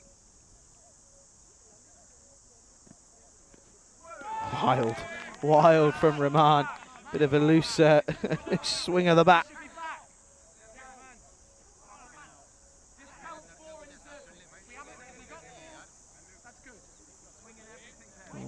Of course, you can hear there's quite a lot of discussions about who was in there. Oh, hang on a second. How many were in the circle there then? There was a big chat. I think there was only 3 in the circle there. I think they might have got away with one there. It's got through again. That's just disappointing. Doesn't stay on the right side of it. It's going to go through. And look at him here, look, just swinging around everywhere. It's too much movement. He's got to try and stay a little bit still and see what he can do. End of the over, though. And it's looking like an uphill battle at the moment. It is 87 for 2 after 6. Story of affairs. Saini went, caught by Lever at backward point, and Sari got a bit of a rough decision as he was given in front. Nakvi's come out, hit some good shots. Roman 14 off of 8 as Lodi Lou is going to come back for this next over. 53 runs. We'll get them up to 20. We'll get them to a win in 24 deliveries. That's what the equation is. But they've got to negotiate this second over from Lodi. Up in the air, chance, hit firmly, but straight to the man. The captain picks out the opposing skipper, and it's a really good catch out in the deep. It was flat, it was hard, but Mohit Bansal watched it all the way, and the skipper leaning from him. Lodi does get his first wicket. It's the big one as Nakvi goes. It was in the slot, it was there to be hit, just couldn't get the elevation, and he picks out the fielder, and that will be the end of Nakvi. Goes for 18, third wicket falls. It's 87 for 3.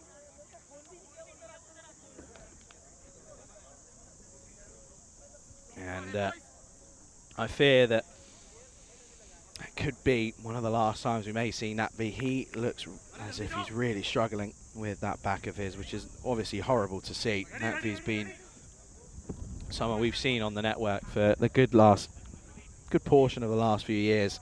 Umpires at times. Well, as I said, he was hoping to umpire, but different situations meant that he had to be out there and playing. But at the moment, Transylvania look as if they could be on their way to a big win here. Abubakar in at 5. Slaps this into the onside. There is a fielder out there. It's Kumar. And it'll just be a single. These two have got to almost find a bit of a miracle here because, well, they haven't done too much with the bat, has Rahman. Abubakar has got to try and pull something out of the hat here. The old magician's trick. Poor shot. It's not good. It's not good batting, not good application. It's just sort of getting that front leg out of the way and swinging from the hip and hoping and praying, but that isn't good enough. Not good enough, I'm afraid, especially up against Lodi. He's a very talented player, both with bat and ball. Scored 44 not out off 20. Now with the ball, asking the right questions. Just not equal to it. Just not equal to it at the moment.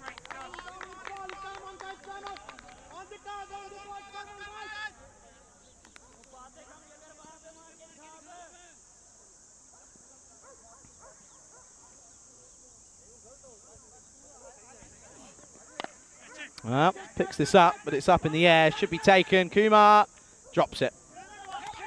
Didn't exactly look very comfortable underneath that, and now they'll come back for the second. This isn't very good. Standards just dropping a little bit there with both bats in the field.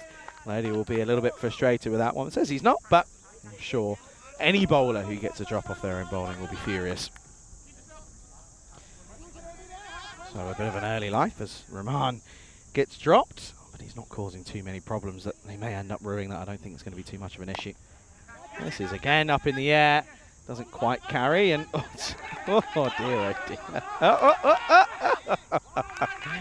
Well, in stages, as we say. The old teaser. That's Monesh Wadwani out there. End of the 7th. 91 for 3. This is what's coming up next. Satwik Natigotla back in the side for United CC Bucharest. He's a big in. Sathisan, of course, in there as well. We'll get to Ali Hussain, Rajinder Jassi, and Muttaram Shah for the first time. They take on Zami once more. Nakvi is listed to play there, but it's going to be difficult with that back. He's really struggling, isn't he? So you can see there that Zami will be batting first. So, well, that could be one of those games that we might be seeing an interesting one of it, because the bowling of United was very impressive. And if they can restrict Zalmi to under 100, that could be over very, very quickly. Hingorani is going to get a bowl. He's going to start well. Listen to that noise. Listen to the noise that they're making out there. They're backing each other to the moon and back at the moment, are the Transylvania side. Inside edge onto the pad. They're going to take on the run. Spike could get him here. No one home. Someone's got to go get that ball. And, well, out comes Irish Metal. That's why he's there. He's doing a job. It's another poor shot. There's not really much technique in that, to be honest. It's all just sort of see ball, hit ball, and hope and pray. And that's not going to get you very far. Abu Bakar. And, it's an ugly swing. Ugly swing. I think you could hear the whoosh as the bat flew past the leather of the Grizzly. Grizzly not going very far.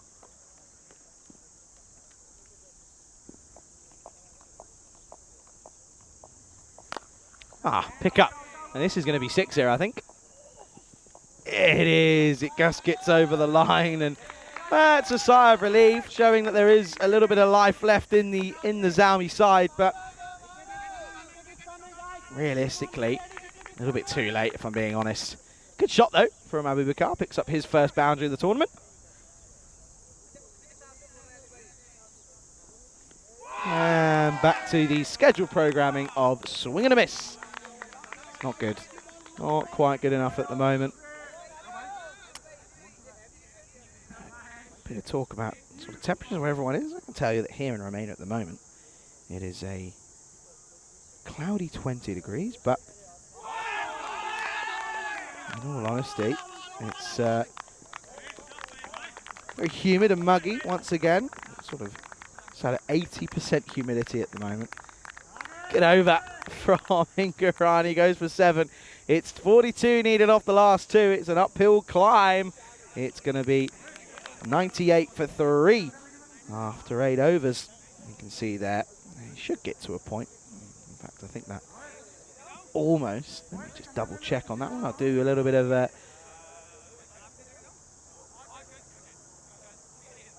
working out. Pretty sure that's them up to the point. So 42 needed. Off of 12. And Lance saying keeper should really be standing up. Strang has struggled in terms of getting up towards the stumps. He struggles when he's up there. I think he prefers standing back. So, but when you are probably right. Some of the bowling isn't quick enough. Here's the skipper. Wyatt Bands out for the 9th. Up in the air. This is going to go towards the boundary, I think. This is going to be one bounce. And it's going to be Patra Punktas. That's going to be 4 runs. You can see their Spike saying that's 4. And another top edge that flies over the keeper's head. Not much he can do. That'll be another boundary. 100 comes up with that one as well. So a positive as they, of course, now confirm that point. So not all is lost for Zalmi. Not all hope is lost. But losing to your rivals in the group is not helpful. Back to swinging and missing from Rahman.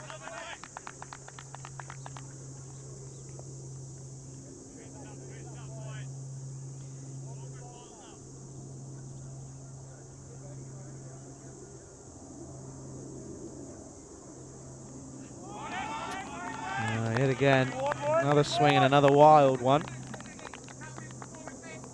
Let's have a look at the line here. He's pushing it wider as Bands out. He's trying to almost hide it outside the line as it nips away as well off the seam. He's trying to keep it out of the arc, the hitting zone, the hitting arc. This one is in the arc, but it's going to fall safely. I mean, if he takes this, I quit. No, it doesn't get there. Does the fielder. And it's a good bit of work. Irish Metal is putting a good shift in here at the moment, isn't he? He's giving it a good go.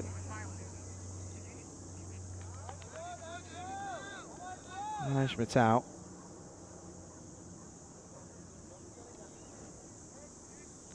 First time we've seen him here today. Slower ball. This is up in the air. Could be a call and bold. It'll be a very good catch. Of course he does. He doesn't drop him. He does not drop them. He took a great catch earlier, and he now takes a good one off his own bowling. End of Rahman. He never looked like he could get going, did he? Yes, he goes above a runner ball, but only just. But a lot of those were edges and not very convincing, to be quite honest with you. So he stumbles and falls, and well, away he will go. Goes for 24. It's going to be the end of him. It's 104 for 4.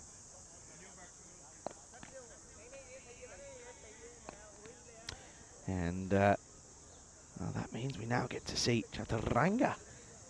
Man, he's got a helmet on, but doesn't look as if he does look like the old Bobby, doesn't he? Going a few years back. Last ball then, potentially of the ninth, as Banzar's going to change and go around the wicket to the left-hander. This is going to be a wide. Spike gets something on it, but again, doesn't take it cleanly. I think he might have. Has he done himself some damage here? He has. He's stayed down.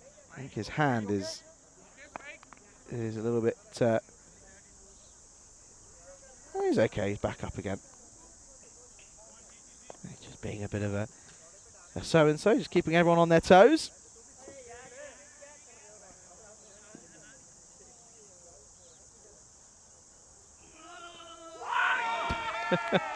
Well, Romania has been the country of the groaning. It's been a lot of oohs and ahs, and that one was probably one of the better ones. That's going to be the end of the over. Oh dear, it's going to come to a quiet end here. And, well, they're still mathematically with a chance, but well, they need to start hitting sixes, and we haven't seen one of those for a while. 106 for 4, 34 needed off the last to get the win here for Zalmi. Been good though. Pick of the bowlers for me is probably, at the moment, is Harman. That over was crucial, wasn't he, removing both openers? Of course, one of them was a little bit dubious. But nevertheless, you've got to, all you can do is do as what's being asked of you. And they're going to stick here with Ingarani. And I like it. Absolutely. Didn't exactly bowl terribly in that first over.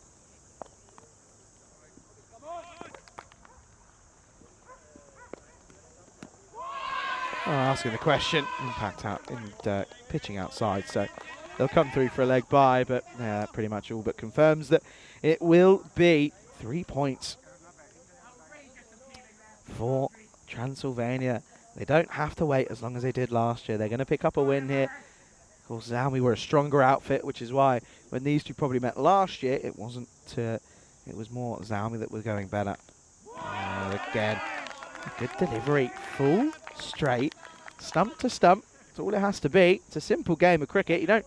Sometimes the game of cricket does get sort of overcomplicated, and you just, at the end of the day, it is a simple game.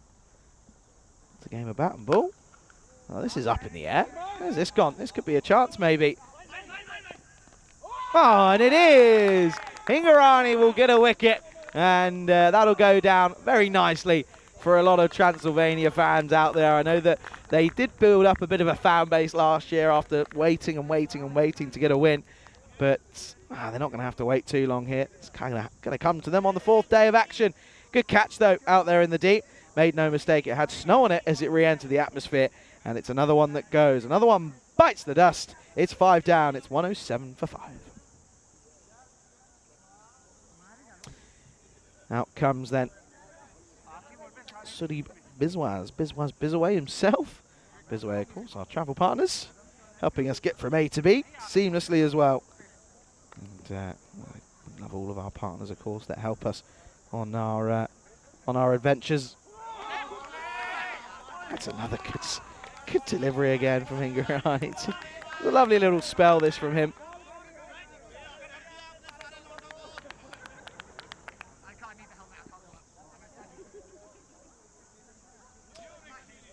Someone just said to Spike, why don't you stand over? He's like, yeah, but the helmet's all the way over there, and they're not going to win, so it's fine. I'll just stay here. I can't be bothered. Fair enough, as a keeper, I kind of get it. Off the pad. Missing leg stump. And another dot ball. So this is going to be a really, really good performance from Transylvania, I have to say. They put a couple down in the field, but you can't be too dismissive of the efforts that they put in with the bat. That's what they were... It's where the hard work, the hard yards were put in. No, Spike can't stand up. He's got to put the helmet on if he's going to. Last delivery then. Got him! Chakadefate style. Then Ingarani picks up a second in the over. And look at the elation. It will be game, set, and match. As the last delivery brings a wicket. And Ingarani, by the way, aside from the leg bye, that's a double wicket over with no runs off the bat. What a last over that is. Zalmi falls short by some 32 runs as Transylvania beat Bucharest Zalmi by 32 in this match number 16. Well, they've got to go again as Zalmi. It's the Bucharest derby as United CC take on Bucharest Zalmi in match 17, which is coming up in just over half an hour's time. Let's have a look at the highlights then of what was an interesting chase. They never looked like they got going, did they? As Banzer at the top got a bit of tap, didn't he? And what a bit of hitting it was from Taler Ansari. He really did bat very well for his 30-odd. He hit balls sort of left, right and centre all around the ground. 6s and 4s galore. Down the ground was superb. He was very strong when it was in his hitting arc, and he knew what to hit. Lodi came on. He didn't quite get a wicket in his first over, but Lodi bowled well once more, proving to be a tricky customer to deal with. Ansari made light work of him, though. Hit beautifully over the top of off and of the offside. Harmon, though, this was the over that changed the game. 2 in the over. First one was definitely out. The second one, it's not going to be pretty, as it was eventually gone, deemed to have been by LBW caught in front. This was it. Oh, it was a bad decision, wasn't it? Let's be real here. It wasn't great. But, well, if you don't ask, you don't get sometimes. And he did have a long, hard think about it. Deemed to have been hitting the stumps, but it wasn't meant to be. Kumar came on, bowled a few looseners, to be quite honest with you. And Harmon, second over, got a bit of tappers. Nakvi came out at 3, and he just had too much to do. Again, it's just the simple equation at the end of the day. Zalmi just relying on one batter is not helping. Ansari, of course, offering a bit of support, but getting out at the time that he was when those two were together really just meant that it was an almost impossible task for Nakvi. But he gave it a go, didn't he? But he was caught as Lodi picked up the big wicket of the big man himself. Nakvi, of course, struggling with that back injury, but Rahman came out, didn't look very good, if I'm being honest with you. Yet again, sort of one-dimensional cricket, trying to hit everything over deep mid-wicket, which is never going to work, is it, in theory? Bowled well, did the skipper. This last over, though, for Hingarani was very good. Picked up 2 wickets, only went for a leg bye. So he can be happy with his efforts, of course. Finishes with good figures of 2 for 7. That was a good catch out in the deep. And then the last ball of the game was into the leg stump. Thank you very much for coming. 3 points for Transylvania. Means that Zalmi sat rock bottom. And they've got to go again as they take on United Bucharest CC in the matter of half an hour's time. Having a look at the scorecards then, and you'll get to see that it's a disappointing effort with the bat. 34 and 24 the top scores, 18 for Nakvi, but not really getting going. No one else really getting going apart from Ansari. Rahman 24 is good, but 19 isn't quick enough. And no one else getting going really, as Biswas went for a 3-ball duck. Bowlers though, picked for me, probably Banzal, 1 for 23, but it's got to be Hingarani, isn't he? Cleaned up the middle overs, didn't he? Cleaned them up at the back end and finished with 2 wickets to his name. It means that it's a 32-run victory for for Transylvania. Sorry, it's a 32-run loss for Bucharest Zalmi. They've got to go again. Half an hour's time. They've got to recoup, have a look and have a think. Where can they improve upon? Because they've got a lot of work to do. We'll be back in 28 minutes time then, as we'll get to see the second game of the day, match 17, coming right up. You're watching the European Cricket Series with me, Charlie Hunt, right here on the European Cricket Network.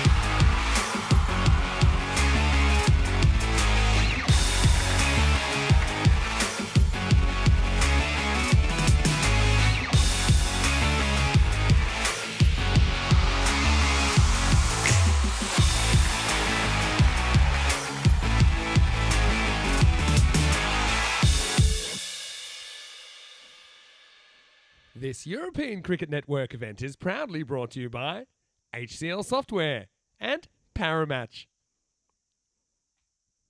Good afternoon, good morning, good evening, everyone. Welcome back to the Monovarsle Cricket Ground here in Romania. It is, of course, the second game of the day. It is match 17. It is, of course, UCCB taking on Bucharest Zalmi. The Bucharest derby, it's an exciting one. It's a must-win game for Zalmi. They've got to try and get themselves out of the depths of despair after this morning's display. UCCB, just their second game in this tournament. They've got a lot to prove. Let's go ahead and have a look at what happened a little bit earlier. Out in the middle is Tyrone Peters, had the two captains for the coin toss. Bucharest Zalmi to call. Heads. Heads is a call. It's a head. They're going to bat. And they're going to bet. There you go then, news from the toss. Nakvi, the skipper for Zalmi, winning the toss and batting first here. Spoke to Ramesh Satish, he wasn't at the toss, but he did give the instructions that if they won, they would have batted first themselves. So not the most ideal. They won't be too upset about it, as they will be put into field first. So yeah, Zalmi will be winning the toss and batting here. So looking forward to this one, of course, Zalmi. It's a big, big game for them, isn't it? Do or die, really. If they don't get a shock surprise here, then you kind of feel that they may struggle to get out of the group. And well, we've got a little flash of the fantasy. Maybe we can go have a look at those lineups yet again in a minute. But 85% plays 15%. And United CC, certainly the favourites going into this, and you feel that this could be one of those games that maybe, just maybe, it could be a bit of an ugly finish, because you just feel that Zalmi not up to the races. Let's go have a look at it again. You can see there, Shadnatu Vashis is a big, big in for Bucharest. He's a strong batter.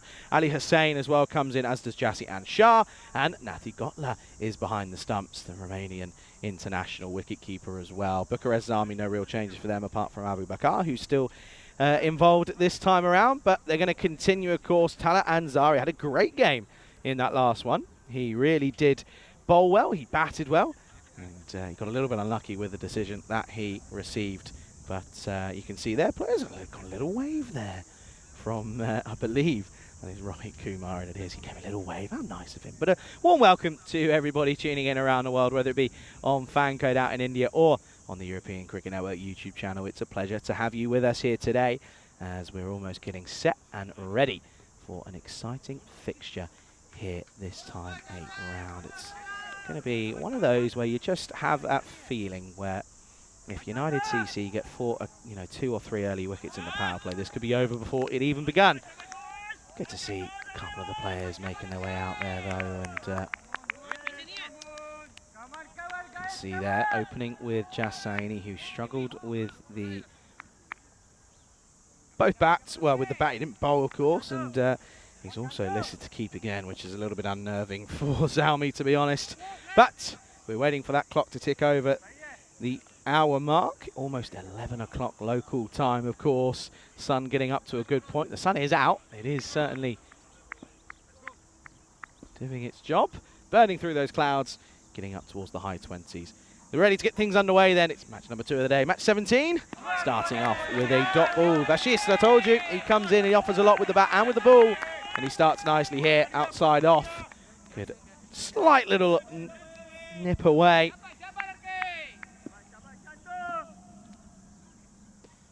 That one, you can just see there as Saini and Ansari. Good to see Ansari up there. Nakvi, he has got the pads on, which is good. I was worried that his back might be too bad, but he's going to continue on and push through the pain barriers and try and get through this. A little bit of an issue. You can see there 90% to 10% already. Another wild swing. It's not there to play that sort of shot, really. Morning to Ashraful, to Jules. To Shohak, to Terry as well. Good to see you all in the chat. Up over the top, that's going to be a boundary. Nice shot from Saini. Signs of maybe an improved Saini after a bit of a lackluster display this morning. Gets this one away, and that'll certainly help his confidence. Good start for him. Gets 4 runs early on. Nice start for him then. A little bit too wide from Vashist. Just getting a little bit the old line of length, starting to stray off a little bit. Yeah, getting a bit warmer now, 21 degrees. Still humid as ever, about 85% humidity. gone. Got him. There's the ball that he was looking for. The first one was good. The second one was just too short. The third one was just so right.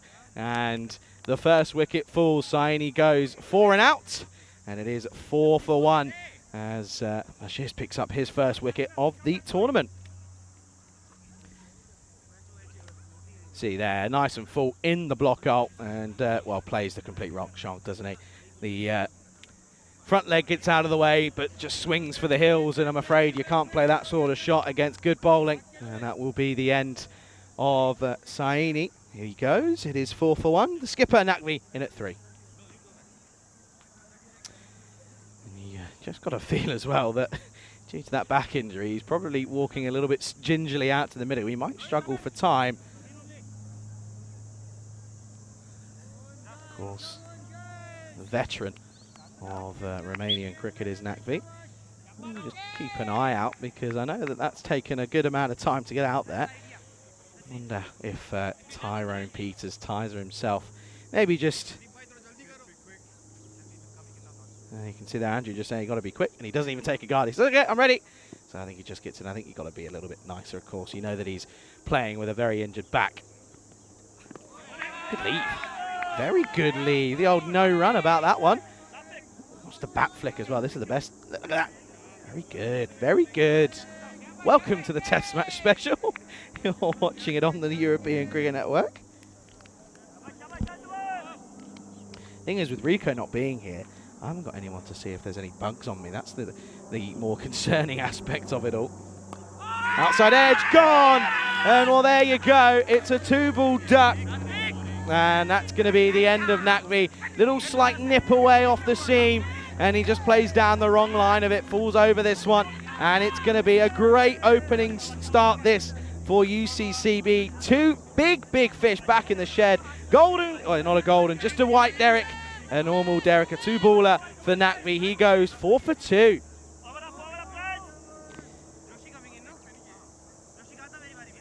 What a great delivery, a textbook sort of fly slip catch. You can see here, look, just nips away, finds the outside edge. Great catch, by the way, by Sathisan. And I actually had a bit of a conversation with Ramesh before this game, and he said that yesterday was the first game he's played since that injury back in France. Said his thumb's doing a lot better, but he's trying to hide himself in the field, and well, he's found himself taking a great catch.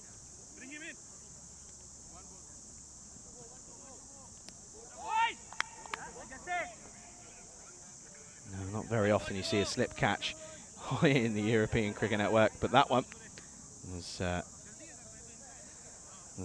rather impressive. And what's going on here? There should still be one left to come in the over. Not too sure what's going on here. As the new batter is Abu Bakar, so he'll be on strike.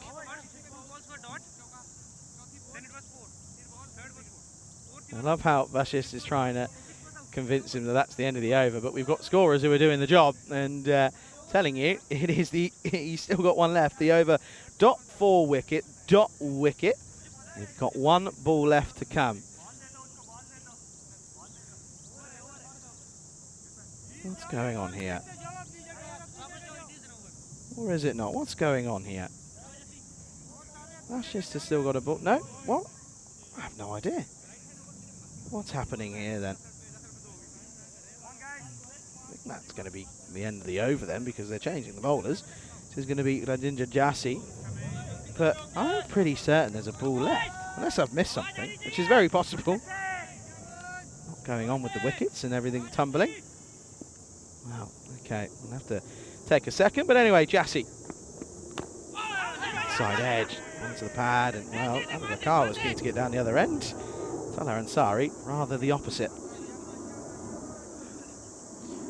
Good first over though, only going 4 for 2, but I feel as if that was definitely an interesting one. Anyway, 2. Jassi now, as Ansari faced up. First ball didn't quite go anywhere. There is a plane, and I do want to know where it's going. Just because Rico's away doesn't mean that programming changes. Well, that is a big, big shot, and doesn't really get all of it, though. It's a good delivery from Jassi as it swung in. The shot was played, but wasn't really effective. Just pushed down the ground. It's off the mark for 1.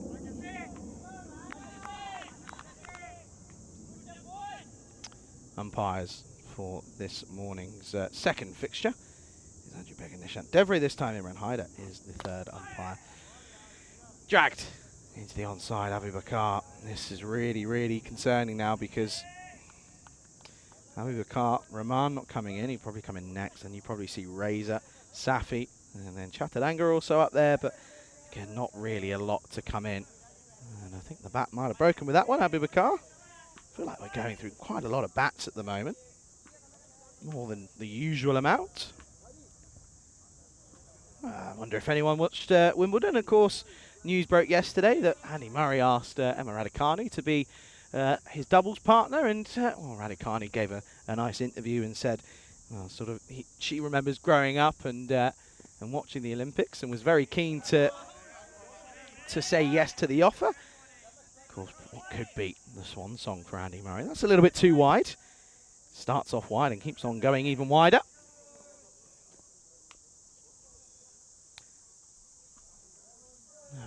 Did get to the gym yesterday, and there was a bit of a doubt as to whether or not, because I left me trainers here, which was quite a funny story.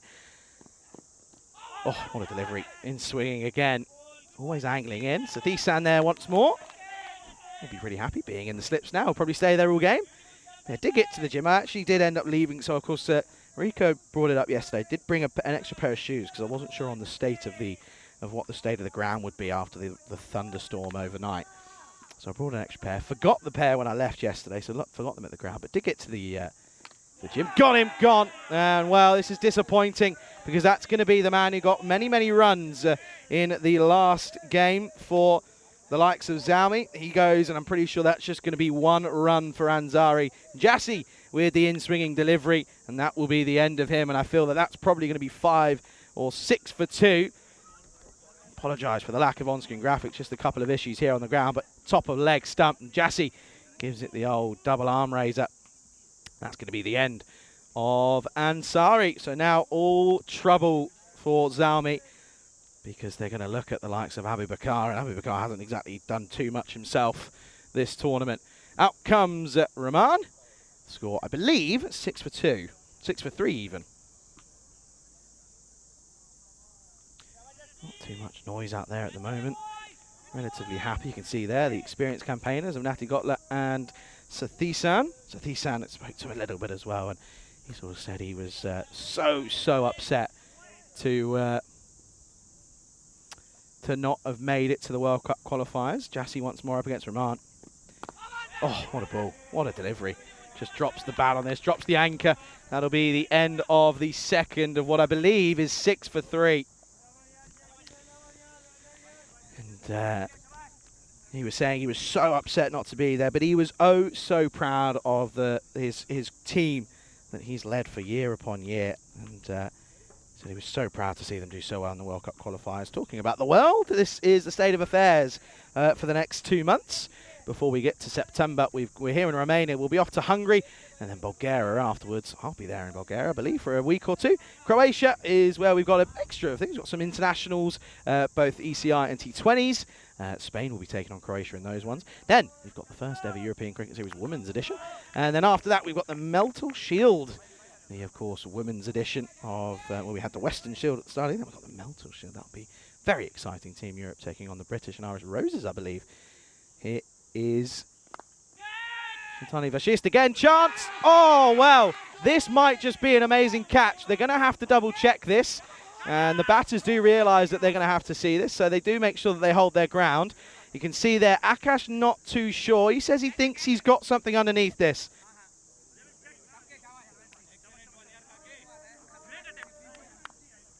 Let's see this here. No, doesn't carry. That's cheeky. That's cheeky. That doesn't carry.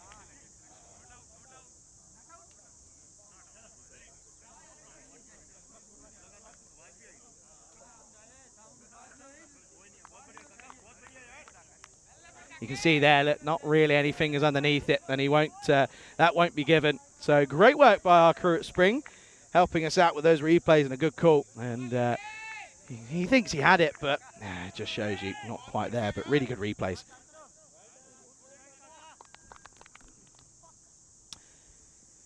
So a bit of a life, maybe. Up in the air and gone. Well, there's no doubt about this one.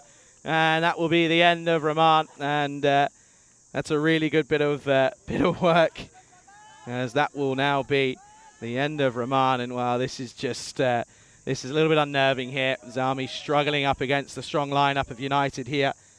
And that will be the end of Roman. He goes. I'm pretty sure that that now becomes 7 for 4, I believe. Just starting to catch up.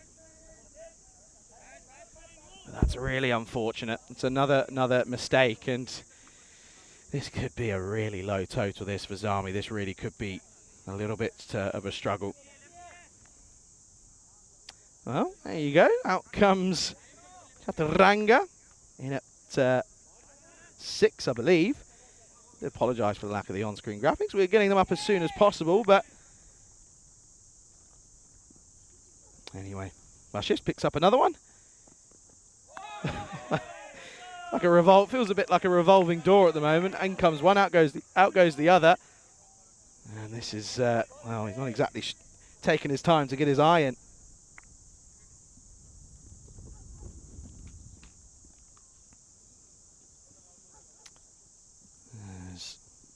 See that Manchester, a big in for United. He's a great bowler. He can offer you a bit of aid with the bat as well. Angles it in off the pads. They'll get a run. They'll get a leg by for this one. That'll help. They'll at least get another run. It's been a while.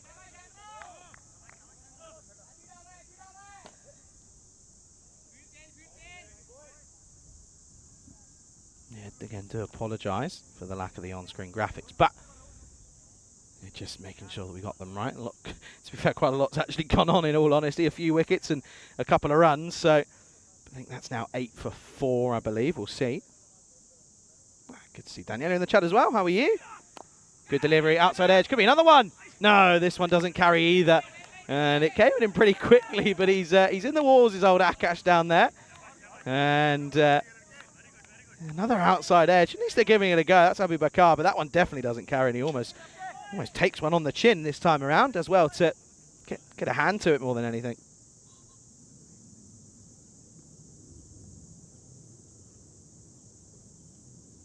Can they just get a boundary just to release a slight bit of pressure? No, it's another wild swing. And this is a really good over, this. Really, really is. He's just not offering up too much in terms of any extras or anything at the moment. End of the third, that'll be the end of the power play, and what I think is 9 for 4, maybe 10 for 4. Again, we will get confirmation of that as soon as we can, but that is the end of the power play, I can tell you that for free.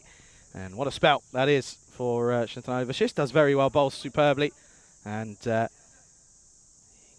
of the old everything. I think we're going to go to a bit of spin here, bit of left arm offies, as this is going to be Ali Hussain.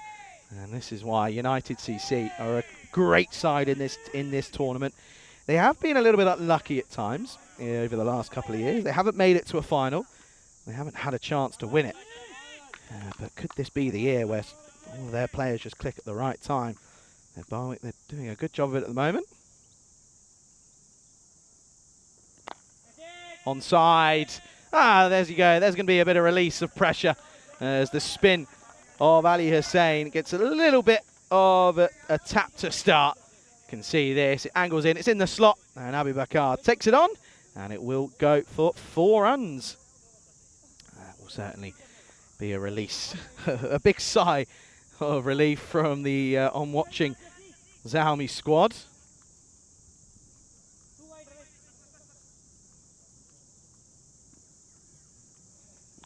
That's the lowest ever. I think it was 6 all out, but I might be wrong. Up in the air. Oh, could have been. There's a fielder very close in catching on the onside. And it doesn't carry again. They're pushing their luck here at the moment. Zalmi, even though they're finding themselves in a spot of bother. I think we won't be too long, hopefully, until we get the scores back on your screens for you folks, but do apologise just for that slight technical issue on our end. Oh dear, that's bad. That's Gundy. That's a wide. It just didn't quite look very comfortable with that one. See there, just drags it down, just doesn't really release it. Right, good take there by Natty got that. But that's the difference. Watch Natty got compared to the likes of Spike, for example. He'll stay very low. He'll stay low and he'll watch it all the way, whereas Spike just tends to get almost sort of snatches at it and sort of rises a bit too quickly. That's the difference.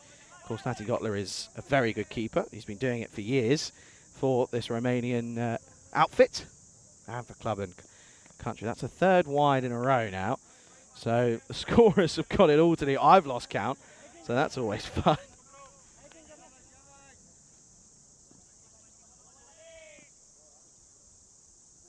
Tataranga just sort of watching it all happen. That'll be legal, and it will be a dot.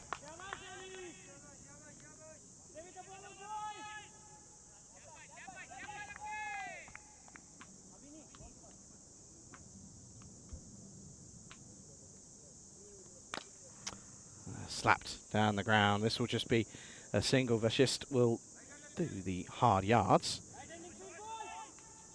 2 to come in the over. Probably put someone around about 13, I'd imagine, for 4, I think. And it's slowly starting to catch up now is the score. I can see it on our little screen. It's slowly getting there.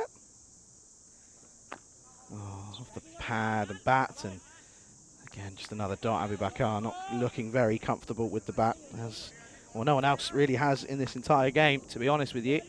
For Zalmi, no one's got going. Well, this is well hit into the onside, but straight to the field, and that will probably be the end of the over. And, well, I wish I could tell you what the score is, but I'm not too certain, so I'm not going to have a guess. We'll find out when we know. Getting there slowly, as quick as we can, though, and we'll be able to tell you. But at the moment, this isn't a pretty sight, really, at this point, is it? And even without knowing the official score, we know that it's not good. They're 4 down, and they haven't really got many runs on the board. Around about sort of 15, actually with those wides, maybe. It's not going to work at the moment. Aftab Kayani is going to come on and have a bowl. He's a very good bowler. He's a wise old fox, is Aftab.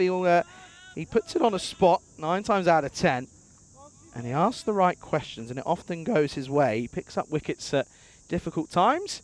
Here is Kayani then. Well, I say he picks up wickets. He's going to get taken to the cleaners first up. Maximo into the onside, and that one goes the distance. Really the old boom shagalagia, as that one's a nice one from Abubakar. Good pick up, just full in the slot. Bit of a loosener from Aftab Kayani. He didn't bowl yesterday in that one game. I think Rico and I are a bit surprised to not see him bowl in the death. You can see there, it says 20 for 4. See? Good idea, that. I can't see that from where I am. Oh, and again! This is a lovely shot. Abubakar going boom, boom. And that's going to be back-to-back Maximos. Now let's play cricket. Turns around, and Zalmi are all of a sudden working out how to use that bat.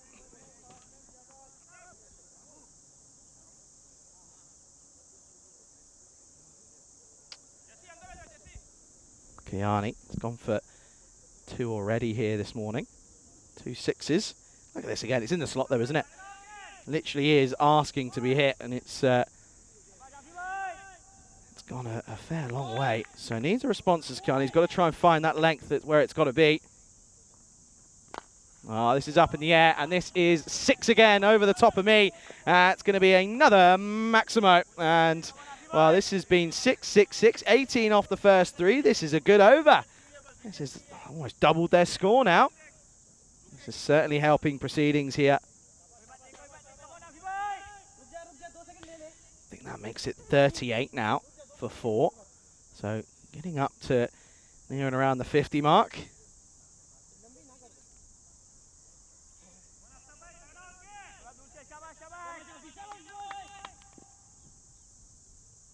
Can he go for a 4th? No, that's where it is. That's much better. Much, much better from Kayani. That's where it needs to be. He can just drag that length back, which is exactly what he tried to do. Again, folks, apologies for the lack of the on-screen graphics. And another dot, much better.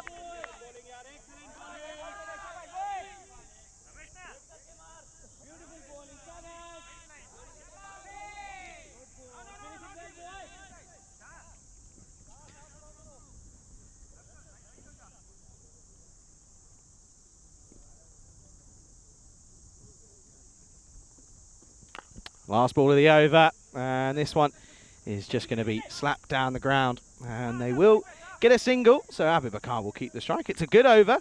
They pick up 3 sixes and a single, and welcome you into the commentary box here. It is the end of the 5th, score unknown. I think it's about 39 for 4.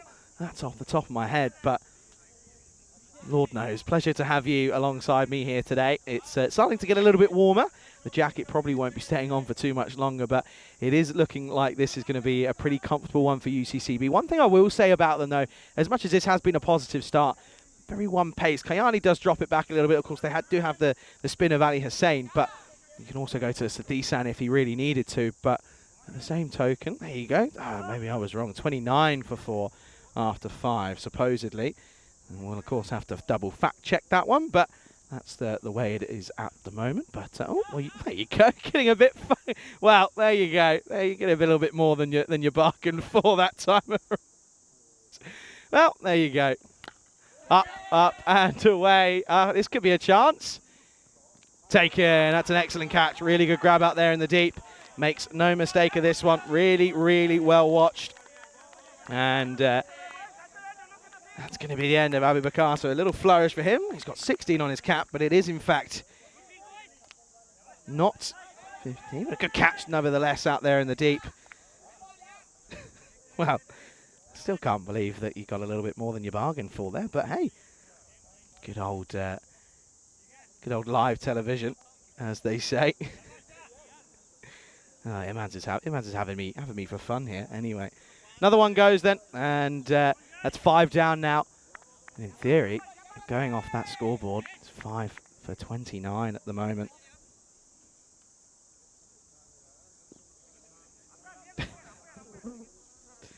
New batter out in the middle then, that is Sudi Biswaz.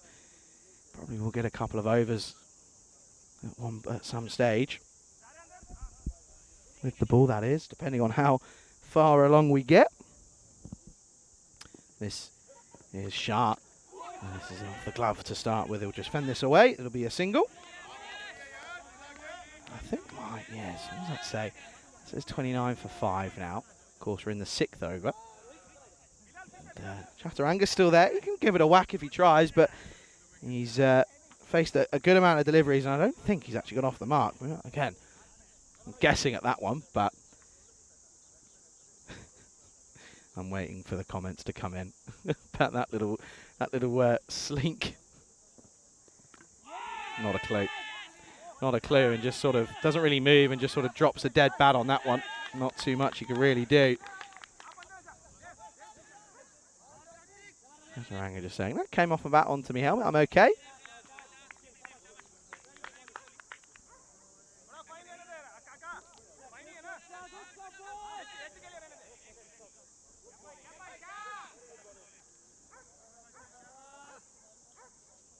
Starting to catch up now. I think it is 30. I think it's actually 30 odd. 39 for something. I think my maths was definitely right. Well bowled, and good shot from Chaturanga. I think so. What I think it is, I think it's 39 for 5 now. I think, well, which will become 40, but I might be wrong. That's what I think it's. I think it's 13.40 for 5 is my guess, and I don't think we're too far away from seeing it come back. We do apologise for a few overs without it on screen. We sometimes things are a little bit out of our control, but if my guess is correct, we'll see. Anyway, 39 for 5, and then, of course, that single. Good delivery. Good delivery. He's very clearly a bowler that has played a lot of tape ball because he loves to go around. Loves to go around the wicket and across the right-hander. And another the sort of fly slip comes into the frame of things now. I think we're at 39 for 5, maybe. Maybe I was one off. I'll take being one off. I'll accept that. Same delivery. Carbon copy, and he can't get it away. That'll be the end of the 6th over then. Still struggling, Azami. And I feel that that's going to be 40 for 5. And this is a very, very lackluster display from Bucharest Zalmi. Kayani is going to continue on here. Kayani went for 17 off that over. It was a 4, then 2 6s. I thought it was 3 6s. I was incorrect. And that's where that maths has gone wrong.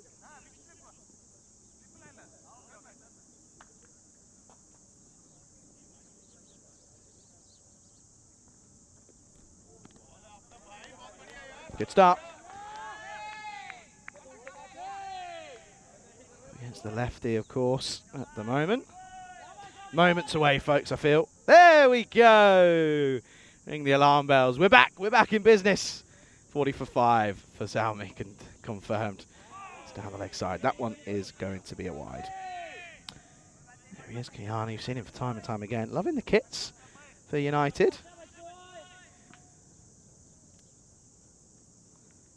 Yeah, thanks to all of everyone working in the background. Of course, the Blue Crew trying to sort that issue out, and everyone back in offices and everywhere, left, right, and centre.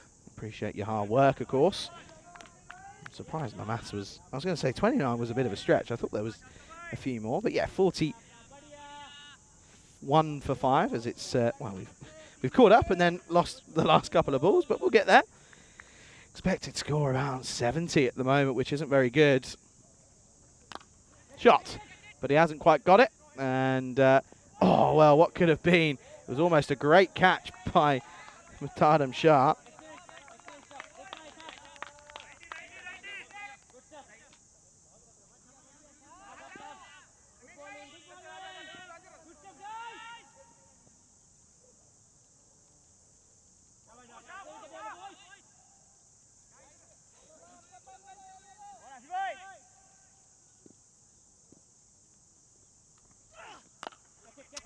This one again is a chance. Is it going to split the fielders? I think it might. And I think we might just need to double check this here, because I'm not too sure if he was over the line when he tried to push that back over the rope. Let's have a look here. It was a great effort. Kiani again just too full.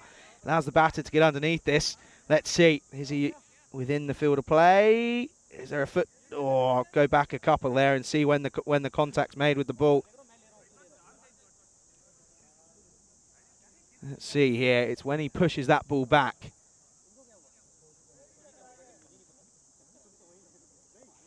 If we can just pause it now. It's given us 4 already. You see here, I think this is going to tell us everything. Slaps it back with that hand there, and the foot's down. There you go. 4 runs. Oh, unfortunate. He... a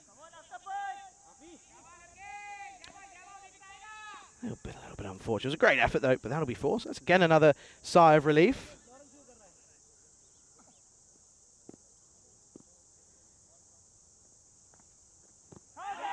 Now asking the question and gone. And there wasn't too many questions about that one. Umpire didn't need to really think twice about this one. So Kayani gets the last laugh. And it's going to be the end of the batter, and that's going to be the end of Biswas. So, well, Biswas Bizaway himself. You can see he steps across. Oh, hang on. Oh, it's impact outside. It's impact outside. And there's a lot of movement, to be fair, but one of those that it's going to have to be the end of him. So he will go, and I believe that now makes the score 42 for 6 here. Oh, actually, no, it won't be. It'll be 46 for 6. Again, apologies just once again.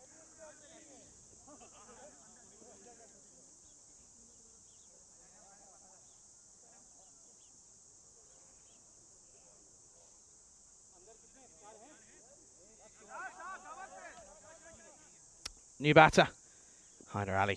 Can he just sort of swing from the hip and just try and get something out again? No, he's going to defend and try and get off strike. Clearly doesn't want to really have too much interest in being out there. Yeah, apologies. We're just having a few, one of those mornings where a few technical issues. But I think that's going to be around about 46 for 6 then at the end of the 7th.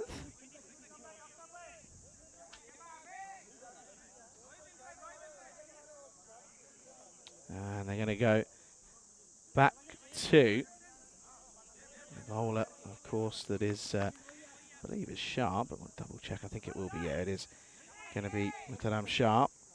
Down as a genuine number 11 is Sharp, which is interesting. 7th over done, into the 8th now. In fact, I think it might be 47, not 46. Anyway, here's Sharp. Good delivery, but a good shot into the onside. It'll take some work to get there, and that's a good bit of fielding. I believe that's a very good, excellent bit of work out there. Watch this here. Has to cover a lot of ground first up, and then has to get down. And that's Akash, I think. And makes it look very easy. And it's 47. Now it becomes 48 for 6.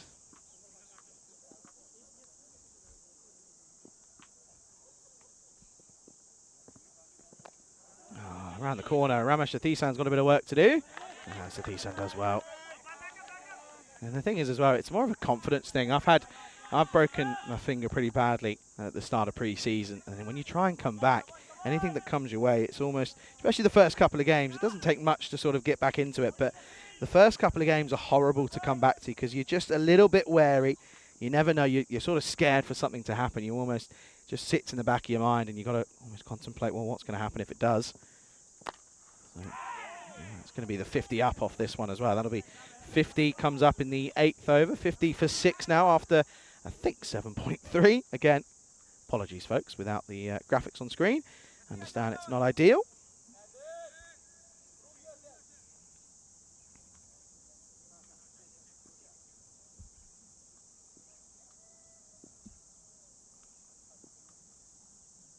Hyder Ali.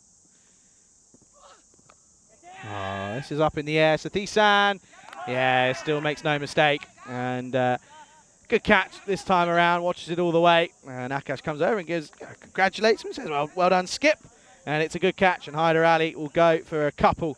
And that means it will be, I think he just goes for 1 or 2. It's going to be 50 for 7 now. And Zami very much looking as if they could be toitering on to what I would assume at this moment in time to maybe be a pointless game here in terms of actual points, not pointless in the expression. Quick to be out there is, well, that's our Lasith Malinga lookalike in Samir Manaj. Unfortunately doesn't bowl like Lasith, but he's always about it though. He's always keen. He's never he's not one to shy away from giving it a go. Another wicket though for Sharp. Picks up his second. He's bowling well, isn't he? 2 for 5 for him. 2 balls left. Oh, it's a really good delivery, but also a pretty good shot. Bit of work to do out in the deep. There's Akash yet again. Can't keep out of it. One of those days for a couple of fielders where they just can't seem to escape it at the moment. Of course, left-hand, right-hand combination now as Chaturanga comes back.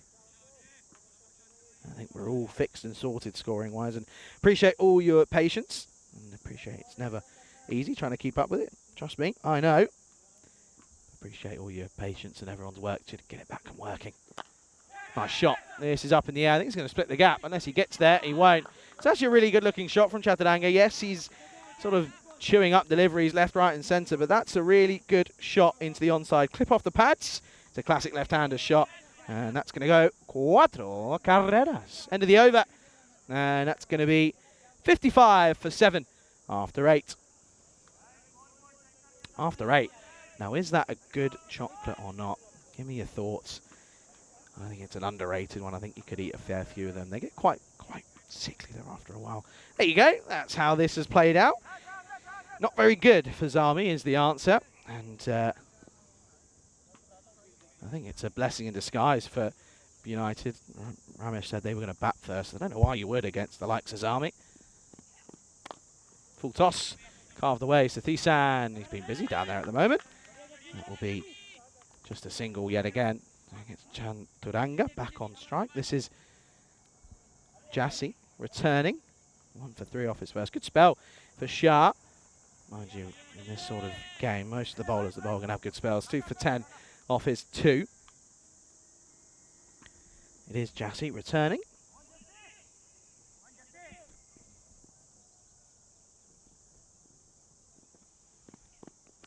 Off the pad, and oh no, oh no, no, no, no. Oh dear, oh dear. Well, maybe he's giving him out for LBW here. Let's just check. I mean, my initial reaction was that it was going to be pitching outside, but let's see, because it can't. Let's have a look here. It's pitching out. Oh no. Let's have a look here. There's no bat on that. I guess in real time you could think maybe it was off glove, but it's definitely off pad. Natty Gotler has a bit of a smile. And oh dear. Well, when it rains, it pours. And, well, that's a second for Jassy. That's going to be another one that falls. The 8 down now, 56 for 8.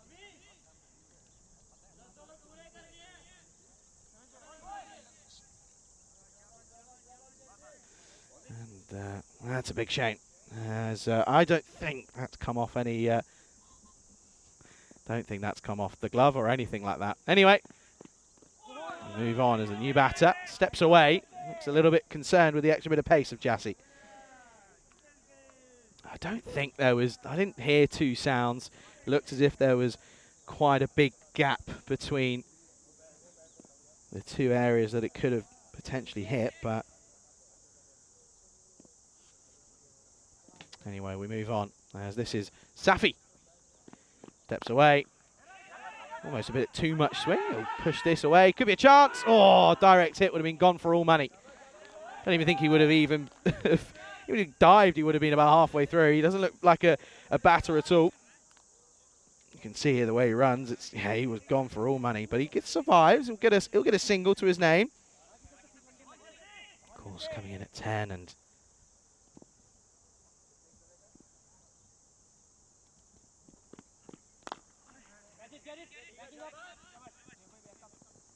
push for 1 again.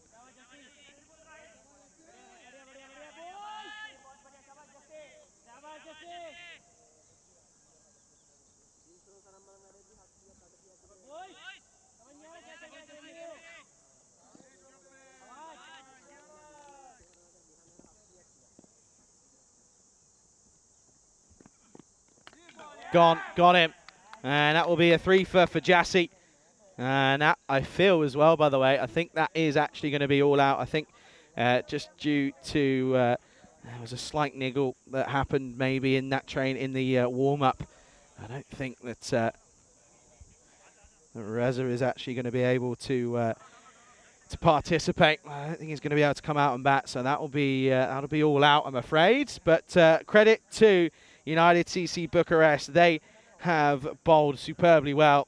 They really applied the squeeze, and it's going to be 58 that they'll finish on, so it'll just be 59. It's a new lowest score, as that'll be the lowest of the entire tournament thus far. But yeah, that's going to be the end of it. 58 will be all out just because of that. He'll be retired and won't bat just due to that injury.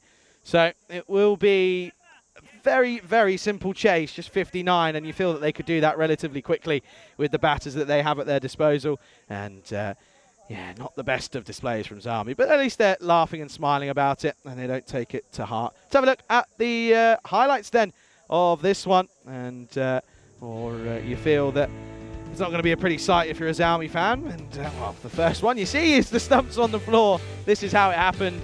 It was a full Yorker. It was a good delivery from Rashist. He's bowled well on his return to the European Cricket Network, and this was a genuine edge. Very rare you see that. So Disan at sort of 5th slip area. And he took it well. Jassy, though, that was a great delivery. The in-swinging dipper. And it removed the dangerous Ansari. And when those two were back in the shed, you thought, oh, no. Here we go. Well, this one was an outside edge that was, well, he took it, but it bounced just before. And it was a great effort, though. He had 2, in fact, as another one went that way. But this one then, the very next ball was the end of Rahman. He just couldn't quite do too much. And we saw a couple of boundaries at times. There were a few from Abubakar, who top scores actually, and I can confirm he actually ended up on 28 off of 14, so he was the only one that could get going. Kayani came out and just bowled up a few pies. He went 4-6-6 off that over. It was 17 in total, and this one was the biggest of the lot. That was over my head. That was over everyone. That went the distance. And then we saw the return of Shah, who bowled very well. They had, listen, all the bowlers bowled for it very well to restrict them to just 58. And Kiani came on, and again, he got a little bit of tap, but he did get the last laugh, I believe. This one was 4. He was just on the wrong side. Kiani then, this one deemed to have been given, but for me, that was probably impact outside. I mean, maybe you could say that it's umpire's call, but it's a close one. And then T10 was involved again pretty heavily. And Chaturanga played in a nice couple of shots. This was a nice shot into the onside for 4, but it just wasn't meant to be, as he was eventually deemed given, caught behind, and if I'm being honest, not out for me yet again. So Chaturanga, that sort of tells you everything. I feel like he'd probably go if he knew he hit it, but considering he was sort of saying there, and it was a very sort of thick off the thigh, and it will be disappointing for Zalmi. There'll be 58 all out then, and yeah, it is unfortunate realistically for them. It's not a pretty one. You can see there, Rifat Reza, he's not going to make an appearance, which is a shame.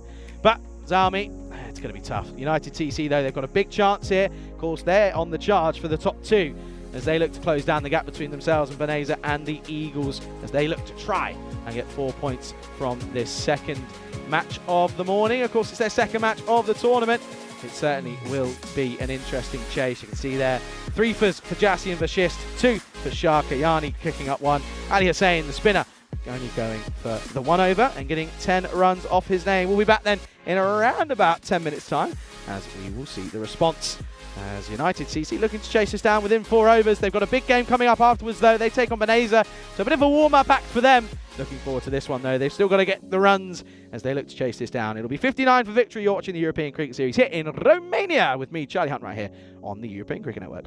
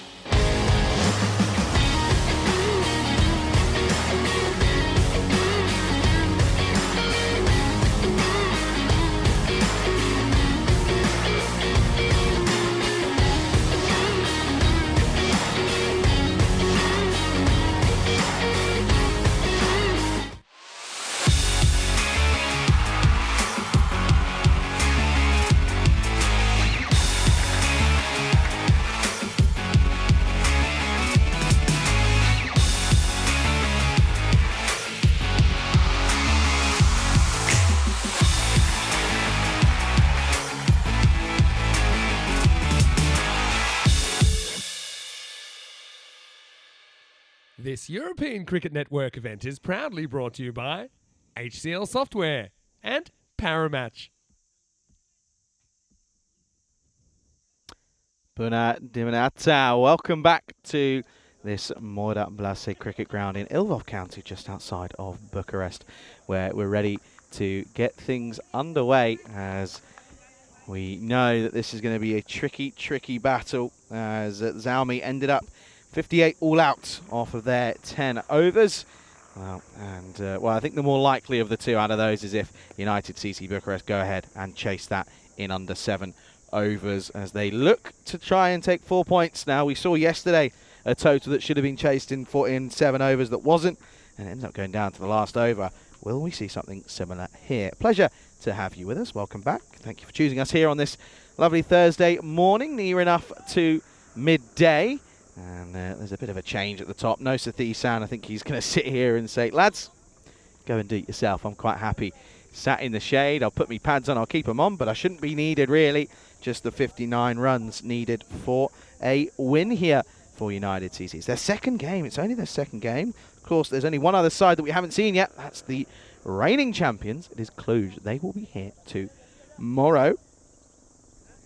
And we'll be seeing them, of course, in action tomorrow. Big names in their squad, but not really something that we should be concerning ourselves about, because that's tomorrow. But here today, and at the moment, it's all about United's Bucharest CC, because they are struggling big time. And well, they're going to go to spin early on, as I think they're going to go to Samuel Asafi, and they're almost going to try and replicate what they did against the Eagles, which was try and take a couple of early wickets. It's going to be Nadigotla opening up. Good to see him back in those United colours, alongside Rohit Kumar. These guys are good players. Here we go then. Going to be tough. Oh, slow. And that's going to be pushed into the offside, and they don't take a single. I think Nadigola's just seen what's been offered up to him, and he's gone, I think I'll stay down at this end. Not sure how that will go down with Ramesh, the skipper. But, yeah, a little bit, very disappointing from Zalmi with the bat. What can they do with the ball? This is up in the air, and this is going to be clubbed for 6, and that's exactly what happened. You can see it's realistically, he sat there and said, no, I'm going to stay at this end because I have a feeling this could be an interesting over, said Nadigotla, and he gets the first one away. So Satwik gets his first runs on the board this tournament. Starts with a Maximo down the ground.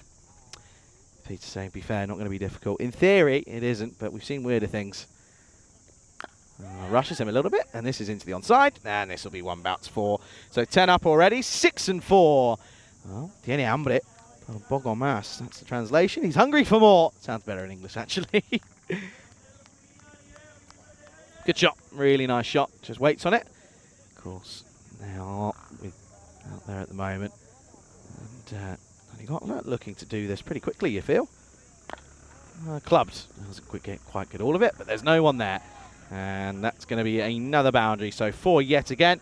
And this is going to be one of those games where you feel it could be over before it even begun. Sits deep and just flat bats it down the ground. They've got a lot on the off, and they're saying, well, come on then, bowl on the offside. And he's not. He's bowling short and straight. And it's finding the gap.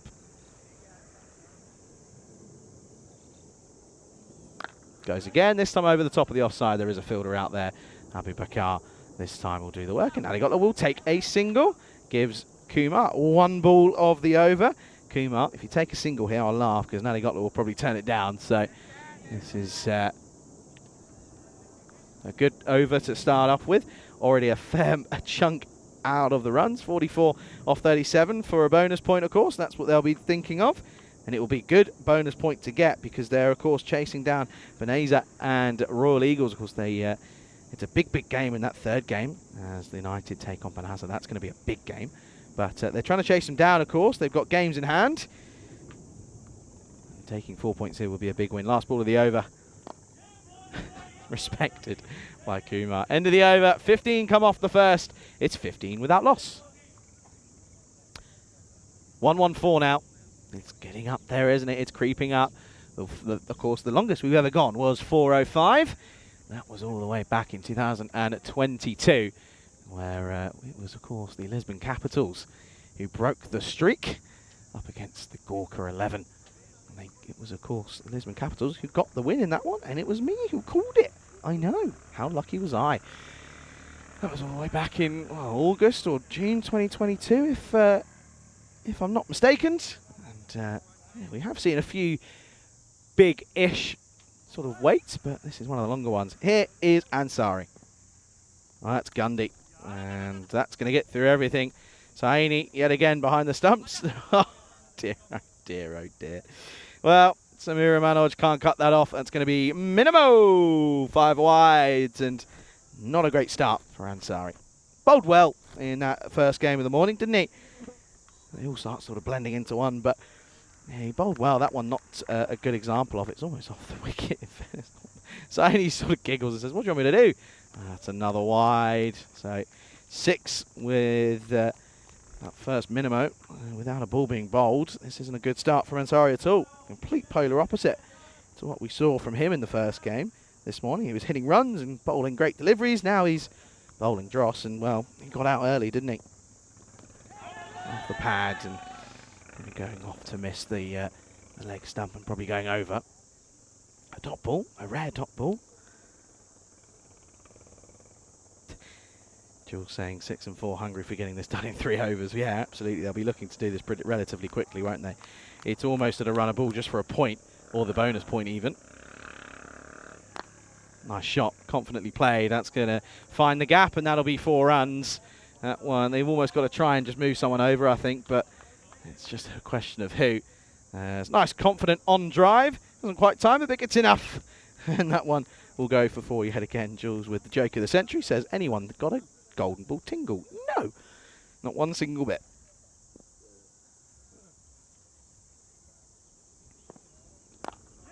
That's well bowled, much better. You can see there, respected with the full face of the blade. That's much better. You can take it on, but don't need to take it on. Don't need to take the risk. Reward not really worth it at this stage. Just go over the midday point, 24 degrees. Another wide, and well, pick it up. Oh, it's not a hot potato. You can pick it up. Don't worry. There's Hyder Ali out there, and sorry, not really offering his best at the moment, is he? This one now down the leg side yet again. Saini once more can't take it.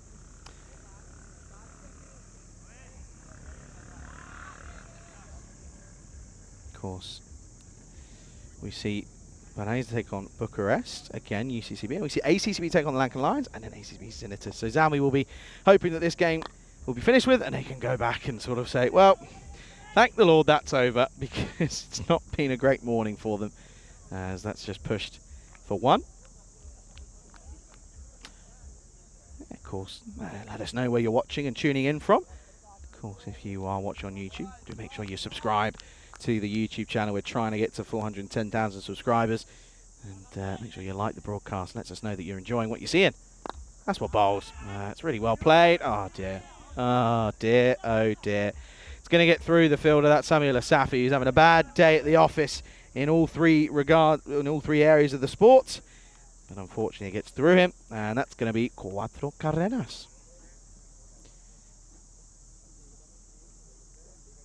Got to feel for Natvi, isn't he? Of course, you've got to remember that this is a side that is full of a good amount of players. That this is the first time playing hardball cricket, so not all easy. Oh, that's a really good shot. That's classy.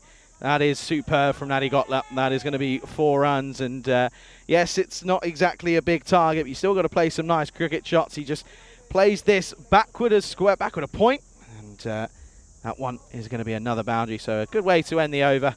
And at the end of the second, score is 36 for no loss. Just 23 needed then. They can do it in a couple of hits. This is what a victory would do for United TC. They are currently sat bottom, but of course they played less than anyone. This win here is going to put them probably back up to 3rd. Of course, we know that they take on Beneza. That is a huge game coming up later on, so we'll of course look out for that one. But there's probably going to be a pretty large break. Natvi's going to come on for a bowl here. And I think he's just sort of saying, Well, I'm going to, as the captain, I feel like I kind of just need to sort of say, right, come on then, here we go. And I think it's probably not a bad idea, realistically. Now, Rob's joined in, Rob leaving. Of course, the Transylvania himself. Rob well batted earlier. Congratulations on the win. That's going to be a wide. You can see Natby not the usual sort of up and about itself that he is. That back is very much causing issues, and it is a shame, but it's just part of the game, I guess. Absolutely, Rob, well batted. Keep him up. Face 2 deliveries, 1 and a dot. That's not a dot, that's 6 runs. Lovely shot, good pickup. And that's going to be a really nice way to open up your boundary account. Goes into the onside, 6 runs, Maximo time. This game very quickly coming to an end here.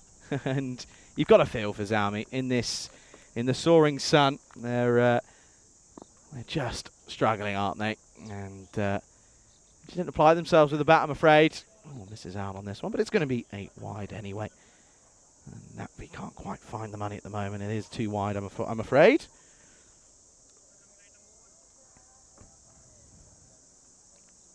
You can see there, Natvi. He's been playing a lot. He's played a lot of cricket, sort of all here in Romania. He's a well-liked character, but probably feels as if he might be leading the blind a little bit here. Shot, really nice pickup. That's going to be 6 again. That's straight over the camera. I was hoping that we weren't going to lose one of our cameras down there, but that's a really nice shot. And it's now down to just single figures, as that brings up the 50 here in the 3rd over. Well, Jules mentioned about being this over before the 3rd over. It very well could be at the moment, because that's now 50 up after 2.2. He's gone for 14 off of 2 legal deliveries here. 9 needed. It's going to be another 6. Up, up, and away. And that's going to be 6 carreras once more. You can see this. I just want to double check where this carries. I think it goes all the way. Let's just make sure. I think this has been given as a 6, but I just want to double check. I saw it straight away, look. It just carries, doesn't it? 6 runs. So now they can do it in a 1 single hit. 3 needed. I think Natvi was just sort of saying, look, lads, it's going to happen. Let's just let me do it. Sort of take the stress away from everyone else. And this will be pushed through, and they'll come through for a single. Matty Gottler will probably get a chance to take it on, and of course, just 2 needed now to get the victory. So it'll be 4 points for UCCB, which is good for them in their chase of the top 2 in the Eagles and Banassa. Of course, they take on Banassa in around about 55 minutes time. Just under, in fact. 54. 2 needed. And he got this played well. He's hit some nice shots for 27 off 10. Nakvi has gone for 21. It's been a magical over.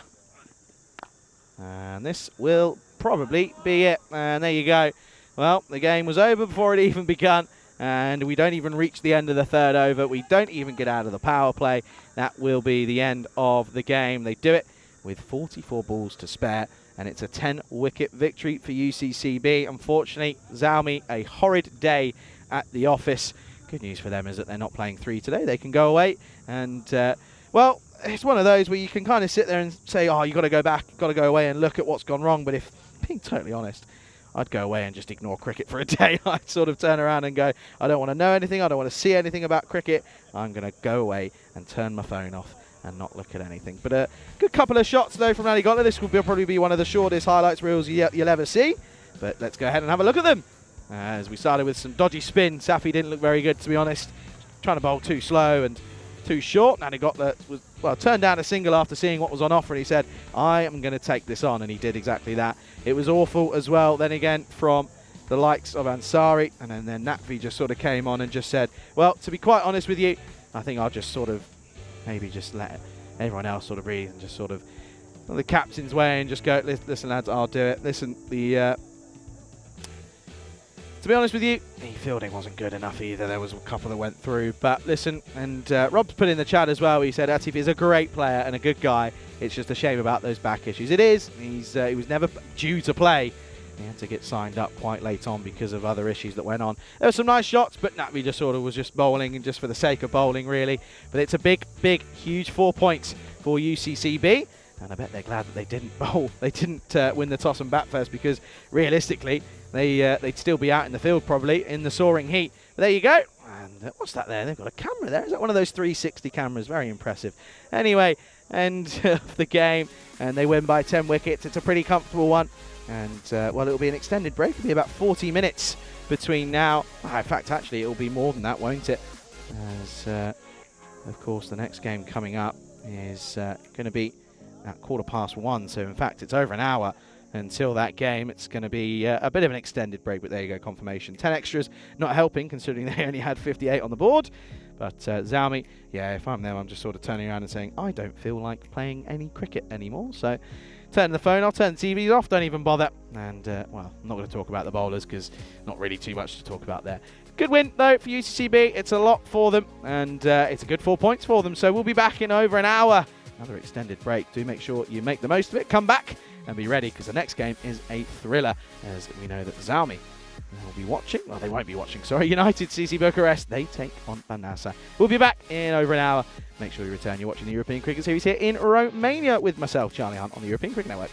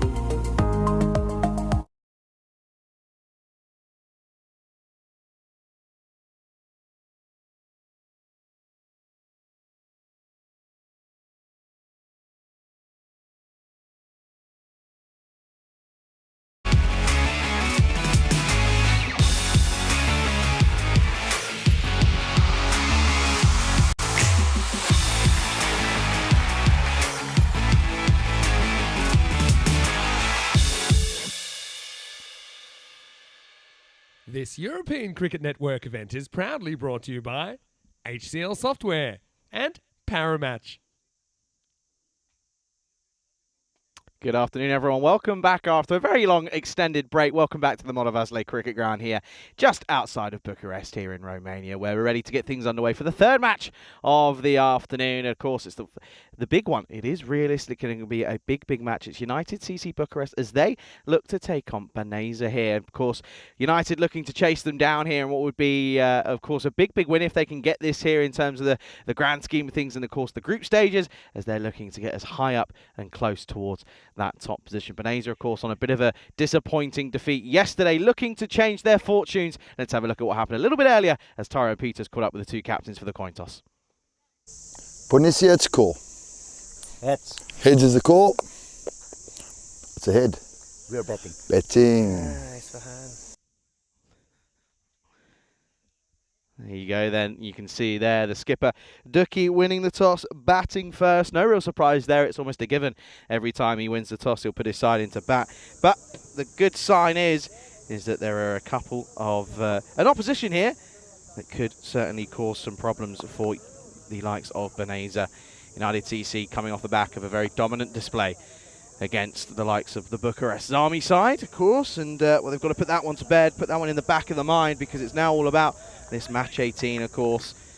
Just the third game of the day, and it's going to be an exciting one at that as well. You feel that there could be some interesting moments. Pleasure to have your company. Let's have a look at the two lineups. Sujit Gill comes in for the first time for United CC Bucharest. Of course, you can see there that top four is pretty strong, isn't it, with the likes of Bilal Ahmed, Rohit Kumar, Ramesh Thisan as well. Satyajit Gotler up there as well. Rashesh Kumar can hit a long ball as well. Băneasa, of course, lost their first game yesterday, but Irishan comes in for his first involvement. 70-30, so this is certainly looking like it's going to be a bit of an upset potentially. Well, I say an upset. Not according to the supercomputer, of course. It's a big fixture, this, in the term of Group A action. Of course, Group B, of course, is a tricky one, with Cluj being in that alongside the Bucharest Gladiators as well. But very warm welcome to everyone tuning in all around the globe, whether it be on Fancode out in the subcontinent in India or on the European Cricket Network YouTube channel. Pleasure to have your company here today. Just me, myself, and I on commentary duty. No Rico, he's having a well-deserved day off, of course, but we'll both be here for Peacock Friday tomorrow. And set up for an exciting contest here. Opening partnership, the usual now, as Gani Chibui Stoney alongside Gihan Sanjiwa at the top of the order. They'll be looking to apply a little bit of pressure after winning the toss and hoping to do their captain and his confidence a bit of good and setting them off in the right manner. Joseph Kadka is going to take this first over. Of course, they still do have Shanant Santu Bashist in the lineup as well. So looking forward to this one, as the feels of what could be a very tricky game for both sides. It's going to be one that could ebb and flow. You just don't know which way. We're almost ready to get things underway. It is going to be Kadka up against G1. Good start. Left arm over the wicket, up against the right-handed batter. Good start for Kadka. In fact, I've got it wrong. It is not Chibui at the top. There's been a late change. It's just Hussain has gone up to open alongside Sanjiwa. So I'm looking to see how that goes. That could certainly be an interesting one. I think Rico did sort of mention it yesterday that he wouldn't mind seeing a bit of a change. Maybe bring Ijas up to the top, and maybe, just maybe, Dookie was listening. Good to see Shohag. Dave B as well, good afternoon to you. Hope you're all okay. And the temperature's certainly rising, getting up to around about the high 26, 27 mark at the moment. Just coming up to just gone 1:15 local time. Through the covers, chases on for the fielder, and it's a good bit of work by Vashist. Direct hit with a stump to aim at. Hussain was thinking of coming through for a cheeky single, but they won't. And it will just be one to start. So off the mark, first runs off the bat for Băneasa. And of course, see here just looking for that leg stump guard. And Hussain up and down in terms of runs. He sort of does look a little bit wary to start with, but once he finds his rhythm and he finds that cruise control button, it's really tricky to get him out. That's a really good shot, but equally well stopped by Bilal Ahmed. Bilal, of course, took the gloves yesterday. He was nicknamed the Jack Russell of Romania. He had a bit of a back and forth with Hyder Ali, didn't he? And it was him who had the last laugh as he took the catch behind the stumps. But of course, now he got the back in the side, taking the usual duties with the gloves. Good delivery, pushing him back. We know that Sanjeewa will often, more often than not, opt to go for the offside, which is a bit of a rarity on the network. You don't normally see the leg side being opened up, but Sanjeewa is so good in front of square on the offside. He's very, very talented when it comes to cutting and also sort of driving away on the off.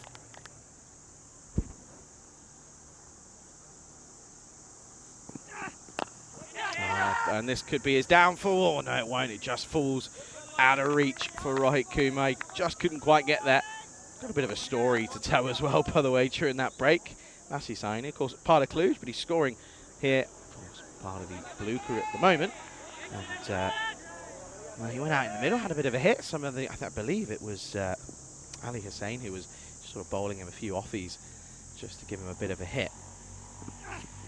Good delivery, angles this one in, this will just be pushed. So they go boundaryless to start the first. It will be 4 without loss after 1. And Lassie hit one straight down the ground. I wasn't in the cube, I was out sort of mingling. I just hear a big crash bang wallop, and I come over and see my iPad sort of being all the bits have gone sort of everywhere. Luckily enough, it still works, but yeah, it was a close moment. Almost lost a bit of the equipment. I wasn't here to protect it. I thought Lassie would have had a bill coming his way. Good first over though for UCCB. Well on top, keeping them quiet. 4 for none after 1.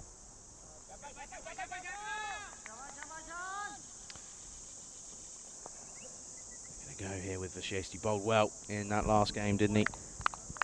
Certainly put it on the spot. In fact, I believe he was a player of the match due to that opening spell that he was able to produce. Of course, this fielding unit and bowling side will be looking to continue where they left off, improve upon a very good start, restricting Zami to 58. Of course, they chased it inside 3 overs, which was rather impressive. Here is Vashisht up against Hussain. Trying to cut this away. There's no foot movement. No foot movement whatsoever from the first side of these two openers this afternoon. Looking a little bit shoddy here this morning.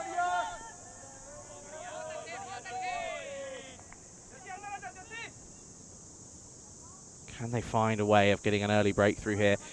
2 wickets and they're right into the thick of things, you feel. Of course, you'd probably imagine that Shibuya would come in at 3. And Tatsara maybe 4, Abdul Shakur at 5.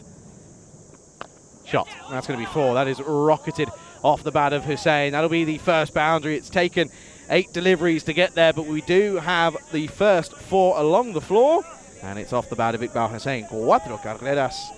That's a bit of a loosener, a bit of a gundy ball from Vashisht. It's a rare sight, seeing Vashisht bowl some shoddy deliveries.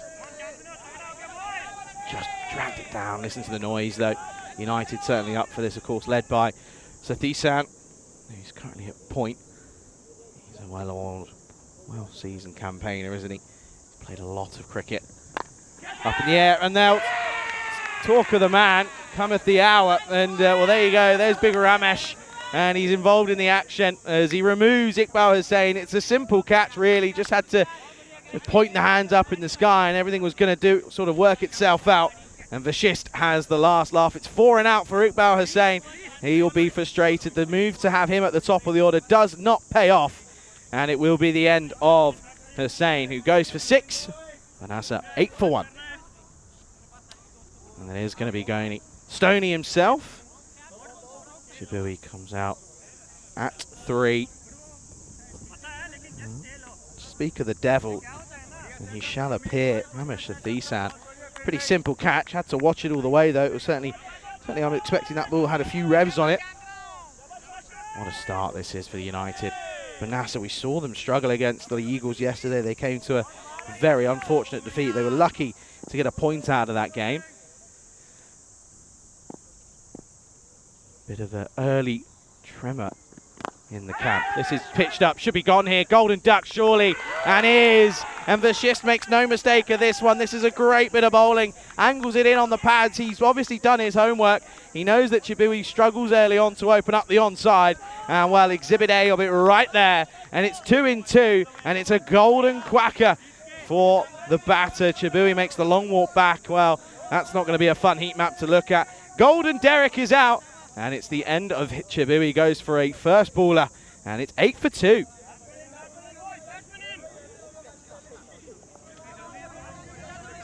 Take a look at this here. And again, you can just see, look, his head falls over. We saw it a lot yesterday, and we see it again today. That head just collapsing, and it just becomes ever so tricky. And that looks as if this is Abdul Shakur. Again, another season senior, as I like to say. Comes out at 4. This is a big, big start at this moment in time. Vashist again, just showing you why he's such a talented player. 2 for 4. He's on a hat-trick, folks. Will we see another one here? We had one earlier. Vishwa took one a couple of days ago. Vashist on a hat-trick. No, it's a terrible delivery. It's an awful, awful delivery. Going to go down as a wide. And Abdul Shakur just sort of a deep sigh of relief, you'd imagine, after that one. A lot of noise out there, though, isn't it? They're up for this, are United. They know this is a big, big, especially now, it's a big opportunity for them to really make a difference in this one, you feel. Of course, the win wouldn't lift them up to second, but it would close the gap. This time wider, and Shakur just confidently pushes this one into the offside. This is a big, big, big time in this game. Early on, early wickets being key. It's a bit of a rebuilding session now for Banaza.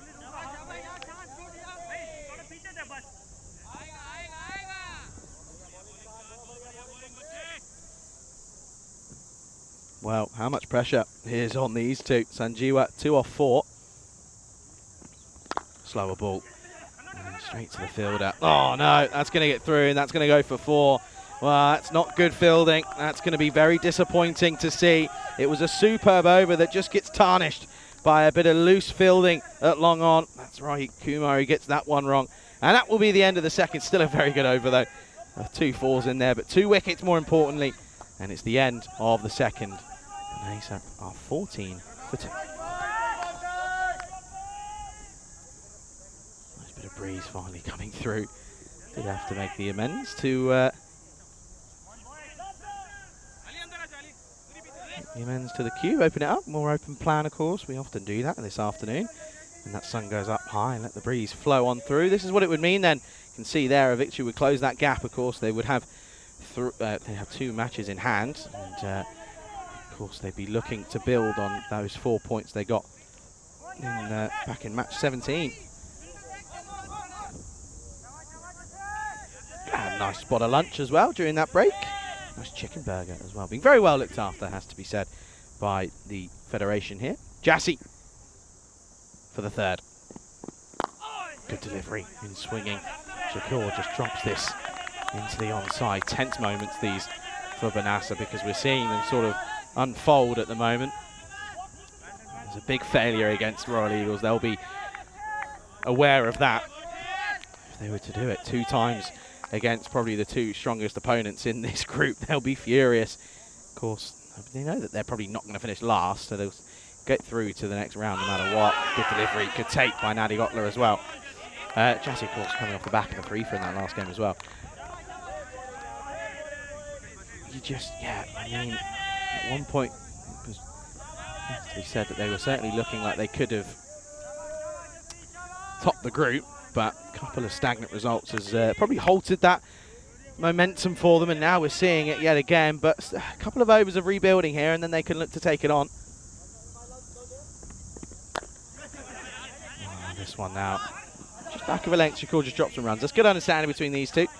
To be honest, if there's anyone that you'd want to have out there, it is probably Abdul, because he is such a seasoned campaigner. He knows he's been in almost every situation in the book in the game of cricket at different levels. Probably why he's been elevated to maybe 4, just just to sort of ride the wave a little bit, keep someone company, hold up an end, just see off this power play. Well, Sanjeewa's not going to do that. He's going to take it on. They take on Kumar. And it's going to be just 1 run. Could it be an interestingness? You can see that great scene presentation from Jassy. He gets it on the money. Akash has, of course, dropped out for this game for United. Maybe doesn't really... It's one of those that kind of doesn't offer much that... Of course, is probably a handy a decent bowler, but don't really need to use him full. And again, push back, direct hit, and he's gone. Oh, it's a terrible throw. It's an awful, awful throw from Bilal Ahmed. Maybe we should give him the gloves back, because in the field he doesn't seem too confident. He had 2 ends to aim at. He could have gone either or, and ends up sort of messing both of them up, really. Every single day in this cube seems to be a day of different nature. First day was, well, of course, nature in terms of the first day was that mini tornado. Today it's the day of the flies. They're everywhere. Top edge. This is going to be over the top and agonisingly close. An early call of 2, but they won't get it. It'll just be yet again, just 1 again. Very good from Jassy. Only goes for the 4. It's another good over. And at the end of 3, the end of the power play. And that's 18 for 2. Interesting enough, I look to my right, and well, Van Dookie does have the pads on. He's got the gloves and the helmet on as well. So we could be seeing him with the bat for the first time. Of course, Shah probably listed to come in next alongside Tatzara. But maybe just the skipper just going to go in, and maybe he was just thinking if there was another wicket or 2 that fell, that he'd have to go in and really just sort of hold down an end. The last thing you want to do is not see out your 10 overs. That very rarely ends well for any side.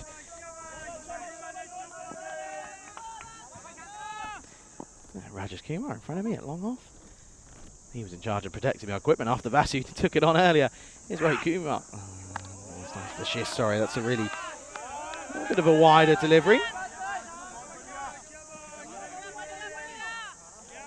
You see there, 1 for the over being called. It was a very short delivery.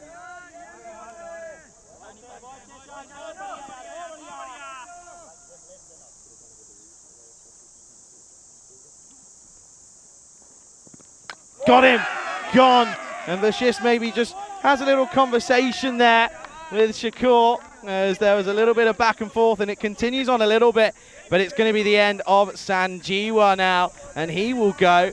Well, hopes are starting to fall and slide away as Banasa lose their 3rd now, and Vashis picks up his 3rd, and it's an excellent bit of bowling yet again. Maybe just skids on and stays a little bit low.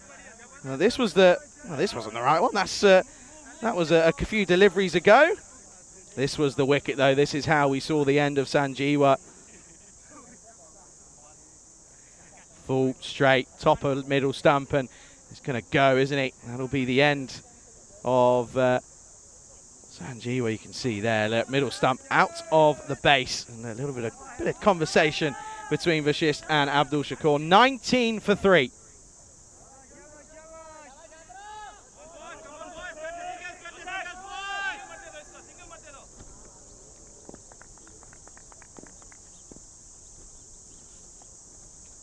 Next batter is the skipper.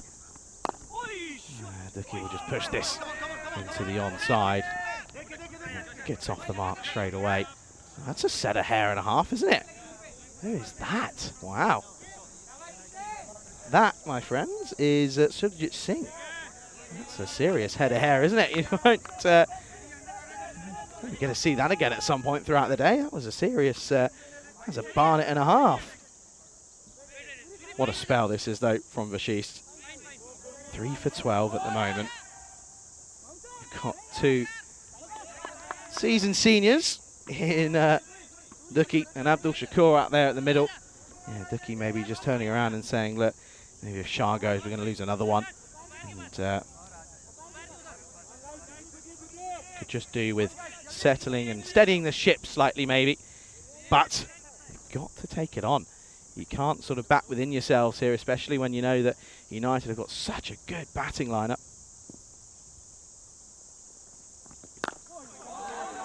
Just drops this one to the offside, and just lets this one play away. Abdul Shakur just facing a few here. I guess again, it just comes to it, just trying to ride that wave.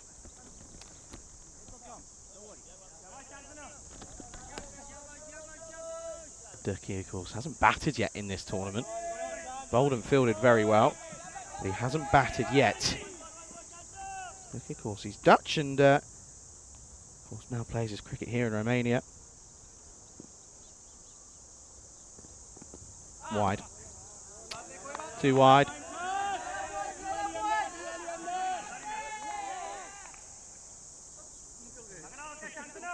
And you just see they're just dropping that one a little bit too far on the offside, just skidding away, maybe trying to get the ball to do a little bit too much. Doesn't need to really. And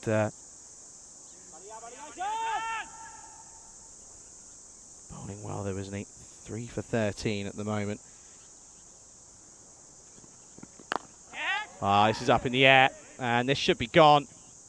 And it's another one, and Vashist has his 4th, and it's the 4th one to fall. Vashist is a walking nightmare for Benazer at the moment. They can't deal with what he's offering here. He picks up his 4th, and it's the 4th to fall, but that's a 21 for 4.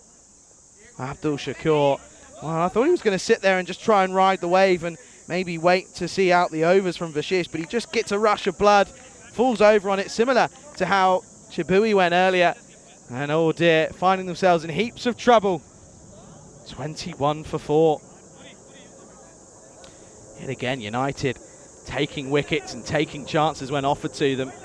There's still no Zaib Shah, interestingly enough, as Alim Abdul will come out.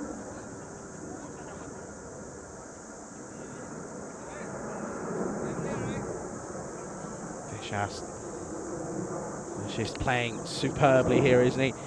He needs another for a 5-fer, by the way. He's got 4. Looking for that Michelle, maybe. Slip in place. Oh, I tell you what. He's bowling in the right areas if he's going to try and get one. That is seriously good at the moment.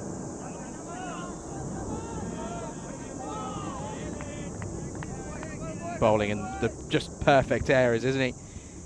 He's asking the right questions at the right time. Of course, that is Alim Abdul, the all-rounder. We'll see him with the ball in the second innings, but well, how many overs will he get? Up in the air, it's going to get through. It's a really nice shot. Gets it straight enough, and it's going to be a agonisingly close dive for Bilal Ahmed at mid-off, but it goes the distance, and that's going to be a huge sigh of relief as Abdul picks up a boundary. End of the over, end of a great spell for the bowler in Shantanu Vashist. Takes an excellent couple of overs with him, some big scalps. He finishes with 4 for 17. It is 25 for 4 after 4. You can see there, losing wickets pretty much consistently in 2s. Maybe it's a bit of the old Noah's Ark, everything comes in 2. And they are going to go to spin here then for this 5th over.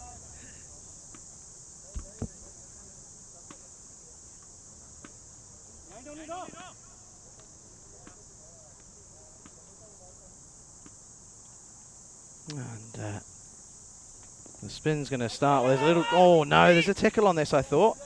I was going to say, look, I think that came off some glove there, but it's going to go down as 5 wides. Well, you take it anyway. It's an extra. It's an extra run, but Ducky clearly wants the boundary. Let's have another. Wonder if we can have another look at this one, because I have a feeling that there was a bit of bat on this one.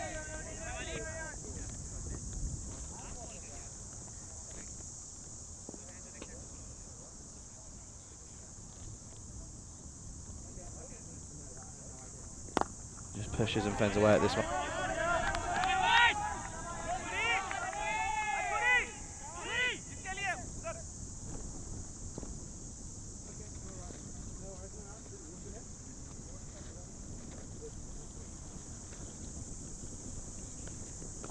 Oh, carves this one away. Straight to the fielder though. And direct hit of the non-strikers could have been close.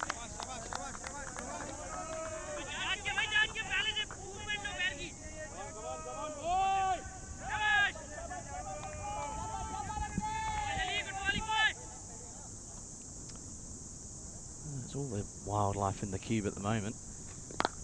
Oh, goes for it and gets it. That's in the slot. Vazu underneath it, maybe. No, puts it down, and that's going to be 6 runs. And Abdul has come out and hit 4 and 6, looking slick at the moment. That's a really nice pickup, gets all of it.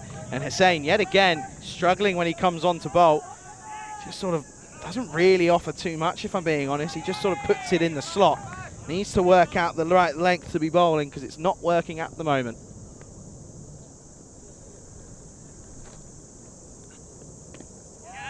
Down the leg side, it's going to be another wide. And he's really struggling here, as Hussein. If I'm being honest, probably this over that's not going well, it would almost tempt me into bringing the skipper himself on. I'd almost give himself an over. He has a knack of picking up wickets. Again, almost in the slot.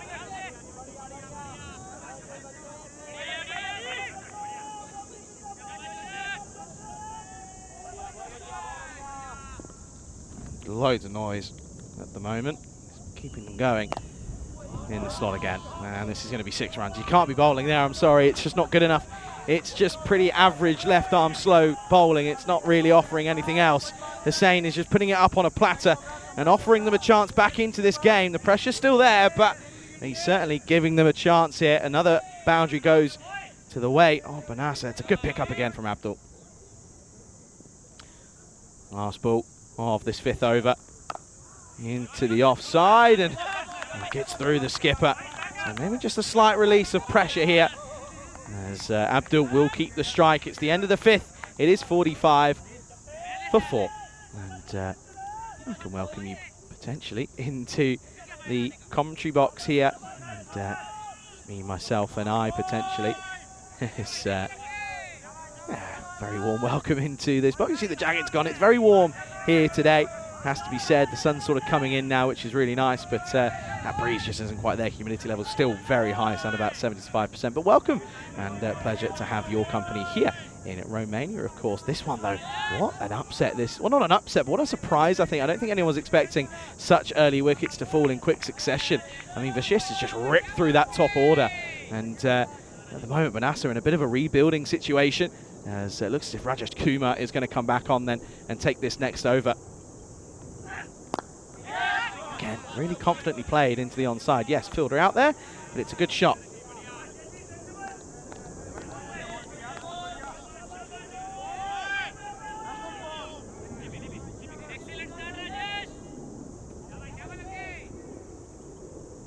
Halfway mark at 45. Nice little turn around the corner. He will get another single. Vicky just sort of holding up an end here, and I don't mind it. It at all. You kind of just sense that they need someone just to sit there, because otherwise what there's just going to be that the old revolving door, and it's just going to go and go and go.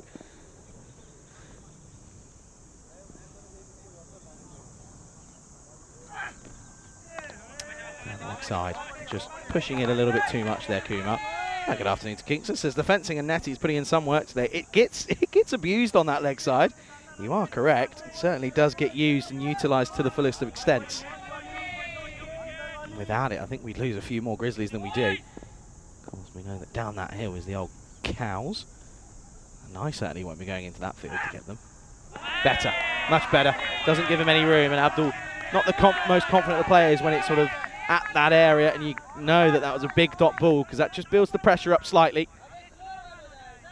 Just need to find someone that can get a breakthrough, because at the moment the only one that has is Vashist, and he's obviously bowled out. Good to see that he did bowl out. His tail was up, and he was sort of saying to his skipper, "Look, Ramesh, don't take me off. Why would you?" Tries to manipulate this into the onside, and does, but straight to Rohit Kumar. And it's a bit of a wayward throw, but there's enough backing up to prevent it from going anywhere else at the moment. Good to see you, Golam, as well, back in the chat. Listen to that chat. It's the first real time we've had that. Transylvania like to be a bit vocal at times, but we don't sort of often hear it ball after ball after ball. It just adds a different variable. It's another thing that's a tricky thing to deal with. Nice shot. Ducky straight to the field though. Gets down, gets the old long barrier out this time. Does Ali Hussein. Gets the throw in. He'll be disappointed with that over again. Once more, just can't seem to get the rhythm going with the ball. He just offers it up, and it's sort of buffet bowling. It's hit me bowling. And, changing the field as deep square leg just sort of goes into a more conventional sort of deep fine leg. Why? It was a double bluff. And into the rib cage. Can't get it away. Another good over. Just 5 coming from it. Very much in trouble at the moment, Banasa. 50 for 4, 6 overs gone. 2 defeats on the bounce would be horrid for Banasa and their progress in this tournament, of course. No, they're not going to probably realistically finish outside of the top 4, so they will, or from second to third, so they will get through to that second round of fixtures. It's just a matter of whether or not they're going to be in that round 2 or if they go the whole distance. But at the moment, you'd argue United TC looking very much favourites. The game where they play against the Royal Eagles will be the big one. Early move here to go back to the opener. As Josek Kadka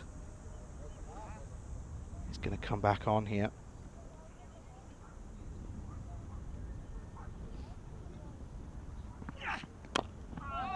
Bottom edge, good start coming back into it.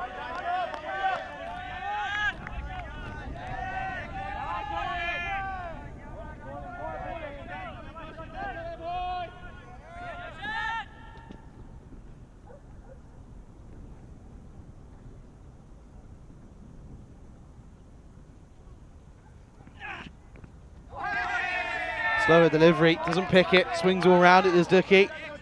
Dookie misses this one out. Once more though, this is just impressive. There's the bit of difference in class. No batter has been able to apply themselves. Abdul's going nicely for 19, but the top 4 really failing.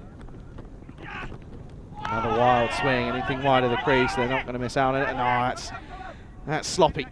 Now Nadigola does have a tendency to just drop one here and give it a go, but he concedes a bye. But I wonder how much Ramesh is really too concerned about that. Depends on whether or not he was, of course, out of the crease. But nevertheless, that was me and I was captain, that would certainly, that would definitely frustrate me. It always used to. Just giving them a free run, it's more work for the batters to take on.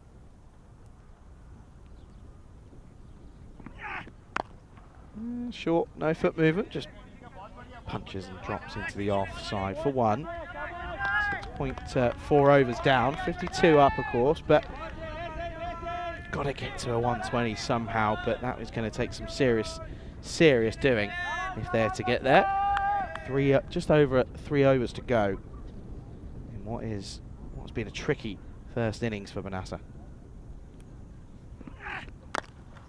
Up and over the top, and this is probably going to go towards the boundary, and it will do, as Dookie slaps this over the top, and well, he needed this. Listen, he's not scared to retire batters that are taking a bit of time to get going, but he's got enough of this one, and this is going to be 4 carreras.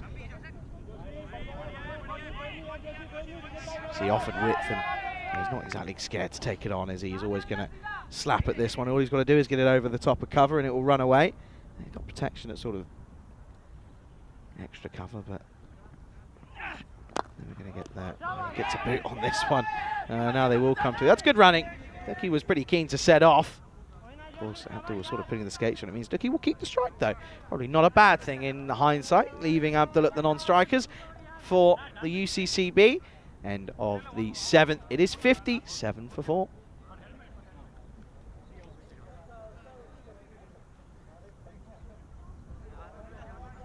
Seven overs down, 3 to go. You go at 10s here, you get to 87. Still wouldn't realistically be enough. This is, of course, where we are at the moment in terms of the yearly calendar. Of course, Hungary, Bulgaria, Italy, Austria and Croatia before the ECC. That's going to be a big 4 weeks. And, of course, back to Malta. Well, there for Malta for the first time, but not the first time we've ever been there, is it, of course?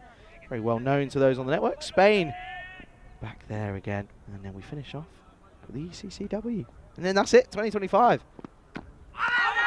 Well, asking the question, what did this come off? I think it might have been back then on to. onto the ground. You can hear that. You can hear him wherever he goes. They're not going to not hear him.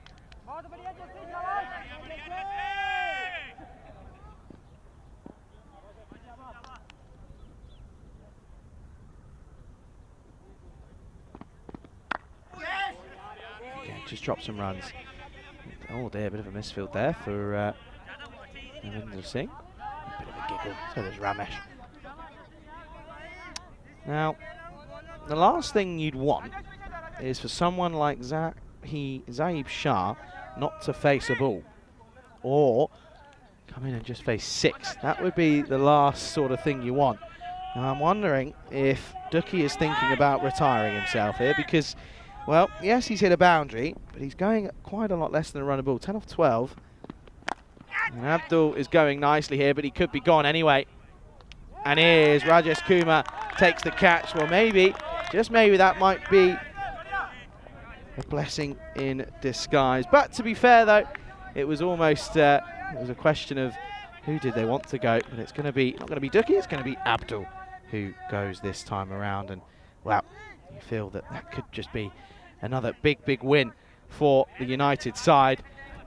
Good to see that Jassy picks up a wicket. He bowled really well for his first over and he went for 4.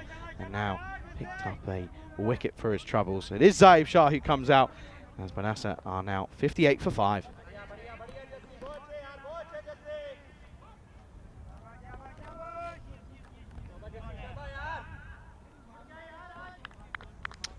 I was saying, how many balls you wanted to face? You probably wanted to face more than just 3 or 4. He's got a chance here because he can really take people to the cleaners. He's up against good bowling though, so this is going to be a question of his skill.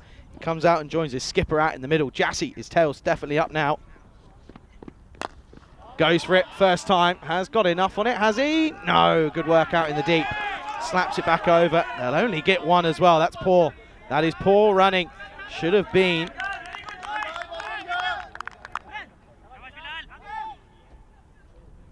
Let's have another look at this one here. You've got live pictures there on the bottom right, and you've got the replay in the background. Let's just see here. Yeah, no issue there at all. Absolutely fine. No issue whatsoever, really. Should be okay. Yeah, absolutely no worries there. Wondering what the pause was there. I was thinking, have I missed something? Wouldn't be the first time. Probably wouldn't be the last. Ducky again just pushes. Oh, it's a bit of a misfield. Didn't look very comfortable there, but he's not going to cost him anything. Be a single. Ducky keeps a strike. With if this one isn't a single, Ducky will remain on strike, and if anything, that's probably a win. Because with him on strike, you wonder where if he's got the big 6s in him. Folks, what do we reckon? Do we reckon they're going to get up to a score here that could get up to a defendable score? I don't know if they've got it in them here at the moment. Well, that's a really nice shot. And I told you, I called for it. I said Shah is not someone you can coming in at 7. You can't have him as that low because he can hit a long old ball. But if anything, that 6 is probably a bit of a win because it means that Ducky will be on strike. As at the end of 8, the score 66 for 5.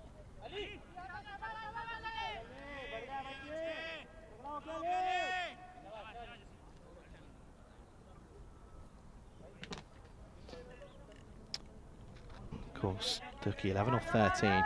Don't get me wrong, he did a job. He did come in at a time where wickets were tumbling, and he just had to come in and sort of be the anchor and everyone else bat around him. But I guess that's why Rico was calling for Abdul to open the batting, because it meant that you could have someone that just sort of bats all the 10 overs. If someone bats 10 overs, you're often going to be in a good position.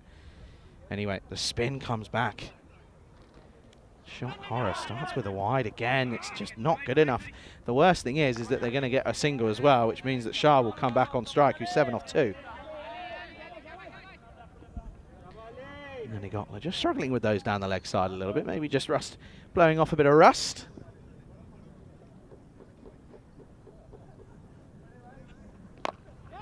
Mistimed. And they'll just take 1. And again, I would be pretty happy with that.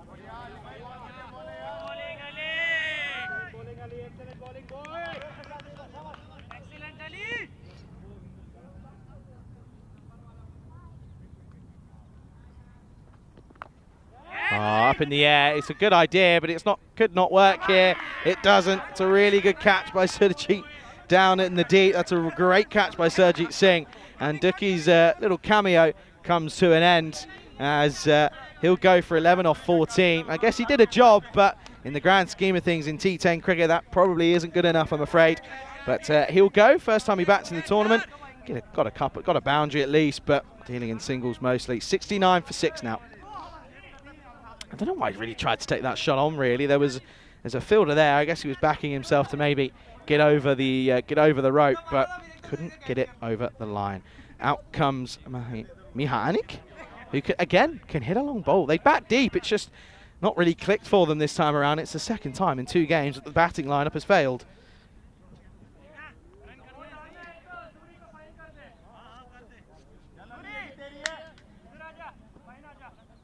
And they've got to get up to at least 90 here. They've got to just get a few out the screws. Deep in his crease here. Ali Hussain picks up a wicket. Good delivery. Much better. Much better. Rather than floating it up, darts that one in a little bit and just pushes the new batter for a bit of pace. It just takes him by surprise. Shah looks as if he could be getting left stranded at the non-strikers here.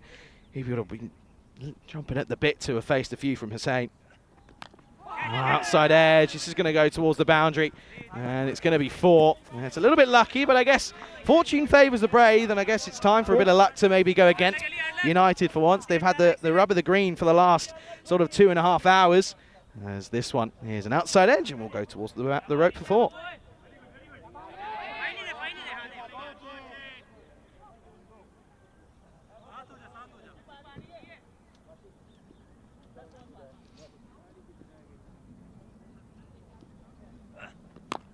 Goes for it again, doesn't get it.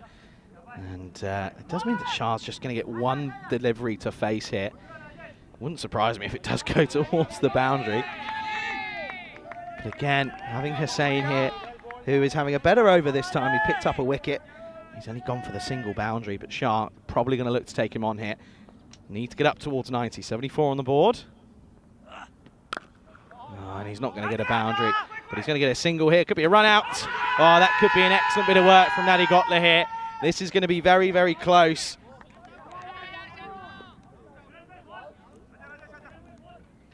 And this is going to be very close, as we're going to have to take a look here.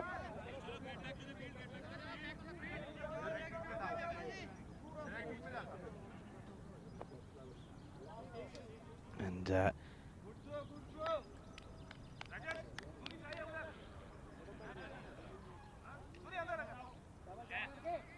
so a little bit further back, Here we go. Let's go. Let's have a look here, as we're going to see as to what's happened. I think he's going to be okay. I actually think he actually made his ground pretty comfortably in the end. Oh, we'll get this. We'll get there. Here we go. The old music going. Right, here we go. Let's slow it down right now.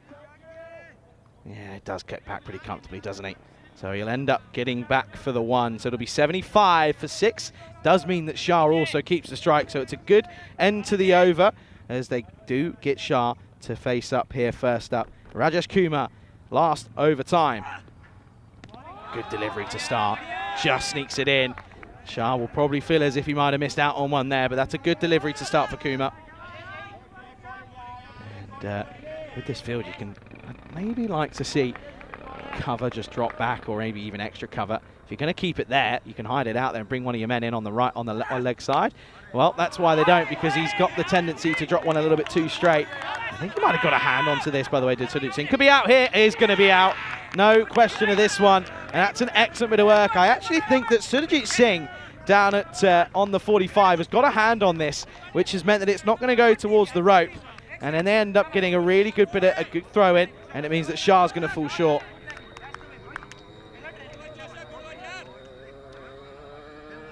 You can see this, flicks it away, and they come back for the first. And you see here we go. That's off that one. They turn and go. See that pad? They had pad troubles before. He's nowhere near, is he? And they will go.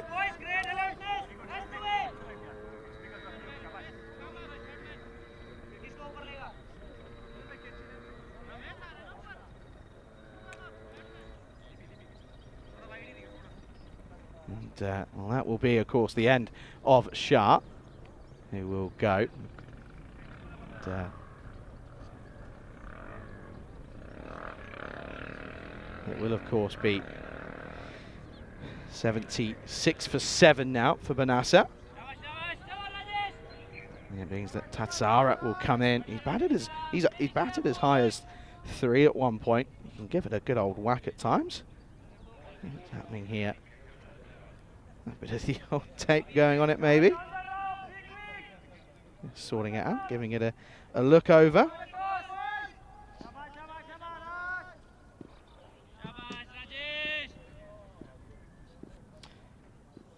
Tatsara, well, he's probably thinking, well, my batters haven't given me much to bowl with here. As he comes in now, gives it a tonk, and this is up in the air, so take some catching. Makes no mistake. That's a really, really good catch. So that's going to be another wicket now. And of course, that's certainly going to help things as, well, that'll be the end of Tatsara. So he'll go for a golden duck. And Tatsara will have to make the long walk back. And that will be the end of him. So he got license to go for it. And as a bowler, he can sit there and say, well, my batters haven't done their job well. As they look as if they're going to stumble potentially over 80 here at the moment.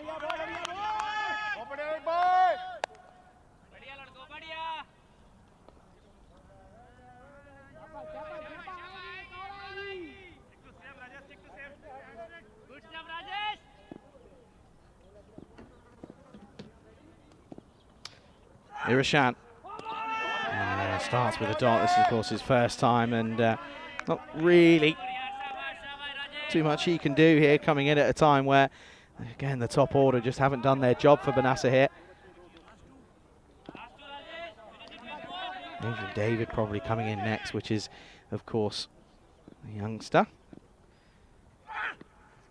That's going to be a wide. They're going to take it on here, and he's going to be out. As that'll be a wicket off the wide, so Irishan will go. He'll go without scoring. He'll go for a 2-ball duck, but they, of course, get the extra run. And there he is. There's Derek once more. As Irishan, well, he's kind of, Anik sort of said, well, I want to be on strike, really. And it will be the end of him. So the score now is going to be 78 for 9. Once again, though, you've got to say credit where credit's due. The United bowlers have been incredible yet again. They've been very much on top throughout the entirety of this innings. It's a top ball. Anik throws everything at this, but gets nothing. Gets absolutely nothing. Last ball to come then. 77 on the board. This is a serious issue for the likes of Banasa. Once again, failing with the bat. They know they can maybe take it deep, though, with the ball. They've got to bat themselves. Last ball. It's a dot ball again. What a last over that is. Well, that is sensational. If he didn't have the wicket, the wide, then it would have been a double wicket maiden. But 3 wickets fall in there, and it will be the end of the innings. It's disappointing from Banasa. They finish on 77 for 9 off of their 10. Well, at least they bat the 10 out. I guess that's a positive to take out of it, but not really much else, you'd argue. It was a disappointing go of it, but listen, credit to United CC here. They have done superb yet again in the field, not really letting too much go. They were on top, and of course it was due to realistically one man in Shantanu Vashist, who bowled superbly well. And they can be happy and smiley, and they know now this could be a big 4-pointer for them yet again. And it really could certainly be an interesting one. Of course, Banasa, they know that they have got it in them to maybe sort of rattle them early and get a few early scouts, but it's going to take some doing. Let's have a look at these highlights then. Ijaz Hussain went early. He was moved to the top of the order, but he picked out Sathisan, and he very rarely drops them. Rohit Kumar also rarely drops them, to be fair, but the spell from Vashist was just superb. Well, Kumar went from hero to zero, didn't he? One that went straight through his legs, the old nutmeg.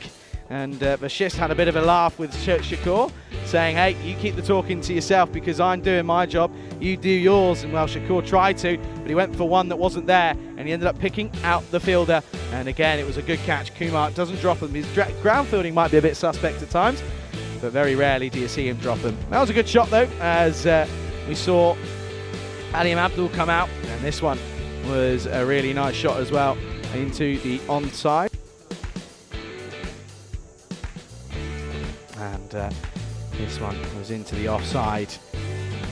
As you can see, there was a couple of nice shots. Jassy bowled well again, picked up a wicket, which he probably deserved, to be quite honest. He bowled superbly well, and just very economical, and they're a very good bowling side. The only thing that does concern me when they may come up against, a Cluj, for example, is their unit is quite similar paced. Of course, no Aftab Kayani in this one, but their spinner wasn't great. Yes, he picked up a wicket, the wicket of Duki, but Duki wasn't really doing much, and Duki wasn't doing. As you can see here, then there was another chance for a run out. Natty Gotla made no mistake. The pad was falling off yet again. Tatsara, he came and went. It was a golden quacker for him. Another catch for Kuma. I wonder how many catches that was for him. It was a fair few, wasn't it?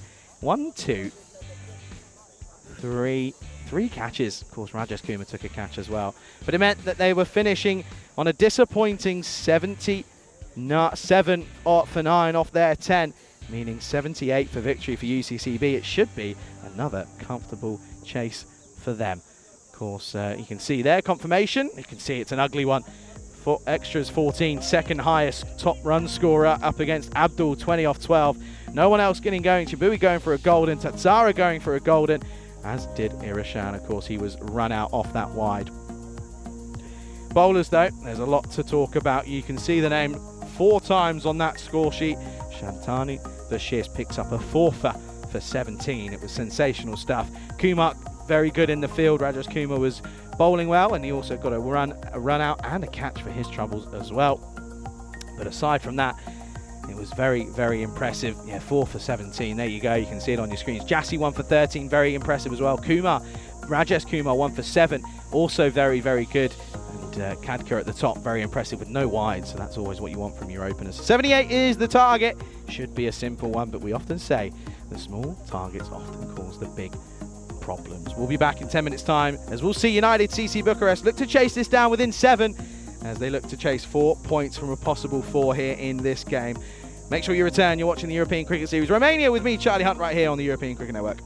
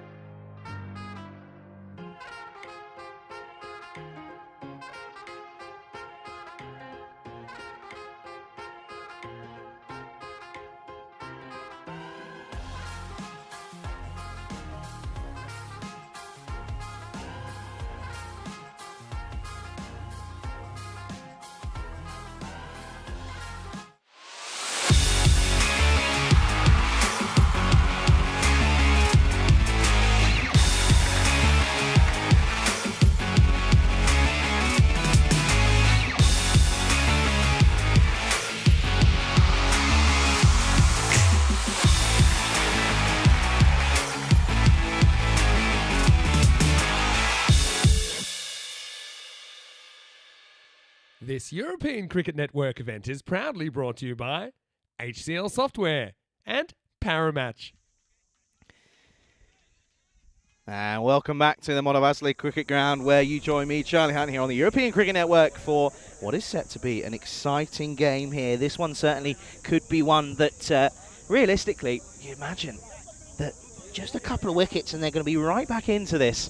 We know for a fact that they were below par with the bat. They finish on 77 for Naida Banaza, as the likes of United side know that this is another grand opportunity to pick up 4 points. Of course, 4 points being the bonus point that is on offer.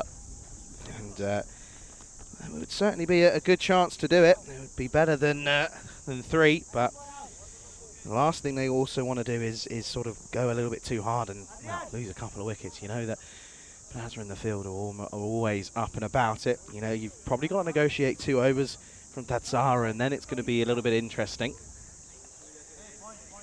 Abdul Shakur back behind the stumps, of course, with the gloves. Tends to be very impressive when he's there with those gloves on. Just got to imagine as well that these two, well, they did it within 3 overs last time. They chased 50 odd. Of course, they're up against probably some slightly better bowling from Banasa. It's whether or not they can get it right. If they get it right, then they could be in with a chance of this one. It'd be a tough defence, but they've got it all to do. Now they got their faces up against Tatsara. Asking the question, but they're going to take on the run. I have a feeling there might be some bat on this. Yeah, there certainly did sound as if there was, but it's a good start from Tatsara on the money straight away. You can see there, look, and he's just having a chat. Just keep him in company in there and just having a little conversation. It's like, sort of walked past him and said, got a lot of work to do, haven't you? And he sort of laughed. We went, yep. 7 overs or less, of course, for the batting side. 53 or less would be very impressive for Tatsana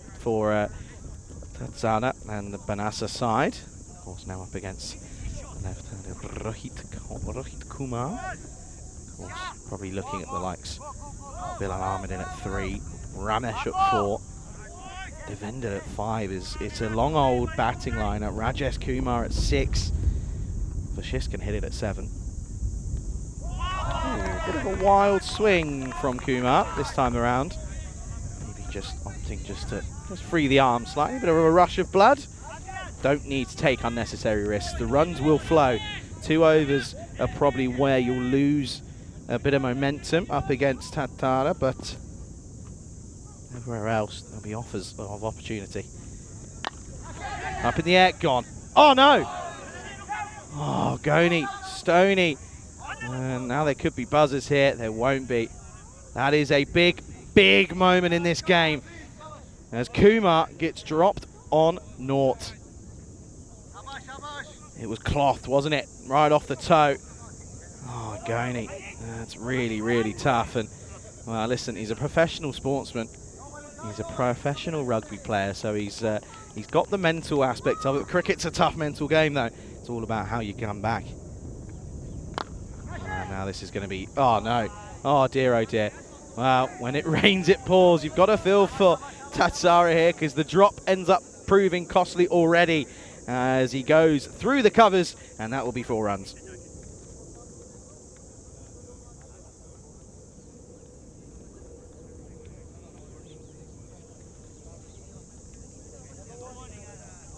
Stoney, he's still not beating himself up, but I think just reminiscing on what's just occurred there. What's the response going to be? And it's going to be a wide. Tatsara now just maybe getting a bit frustrated with what's just happened in front of his very own eyes. Dave saying, Ramesh not opening. He's doesn't really tend to open in the domestic game. He's got a very, that's what I was just saying. He's got a very good lineup coming in before him, you know. And, you know, Ramesh coming in at 4 is a win. It's not a bad thing. Could be another chance. Now he does take it. Well, the road to redemption for Goni Chibui. Stoney, the man himself, the easiest catch you'll ever see, puts it down, shells it. Kumar then goes on to hit 4 the next ball. But then after that, he takes an absolutely fantastic catch. And that will be the end of Kumar. So it's drop 4 out And that's going to be the end of Kumar. The first wicket falls. It is 6 for 1. Watch this back, folks. This is unbelievable. Had a lot of ground to make. He's quick, but he covers a lot of ground, gets the fingers underneath it, and he takes a great catch. And that is going to be a superb bit of work.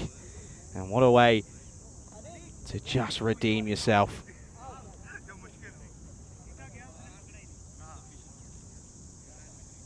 New batter comes out then. And this is, of course, Bilal Ahmed at 3. 6 for 1. 1 ball left in the first.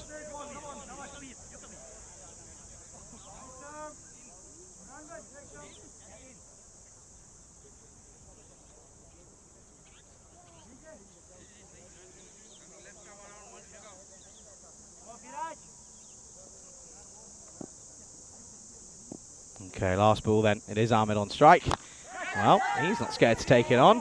Straight to the fielder though, and it's a good pickup. He'll keep the strike. Well, what an over. Bit of everything. Early signs of promise for Venezia, but they need more. It's 7 for 1 after 1. You can see there just pretty much straight away picks him out. Doesn't really have to do too much work, but it just sort of lifts ever so slightly.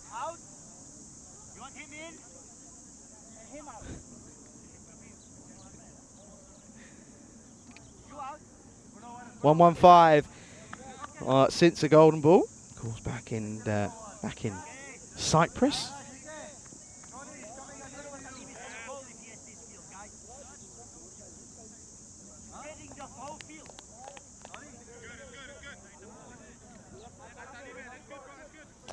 Well, Abdul Shakur behind the stumps. They're going to go to the paceman himself, the hitman. Alim Abdul. Batted well, top scored. However, needs to try and keep the runs down here. Outside edge, over the top, 4 runs. And these lucky edges, you realistically can't afford to see them go against you if you're Beneza. But if you're UCCB, you're sat there saying thank you very much. That will be 4 carreras. Bilal Ahmed opens up his account.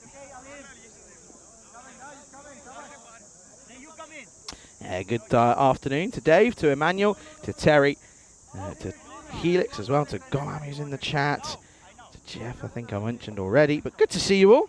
Pleasure to have you alongside me. Keeping me company, of course. Always appreciate it. Inside edge. They're going to take him on a direct hit, and he's gone for all money. Ijaz Hussain has already got a direct hit to his name this tournament. He was looking to add to his hit list, and he got there. Survives. Need some luck is the call, and well, whoever that was probably spot on. Yeah, they do need some luck.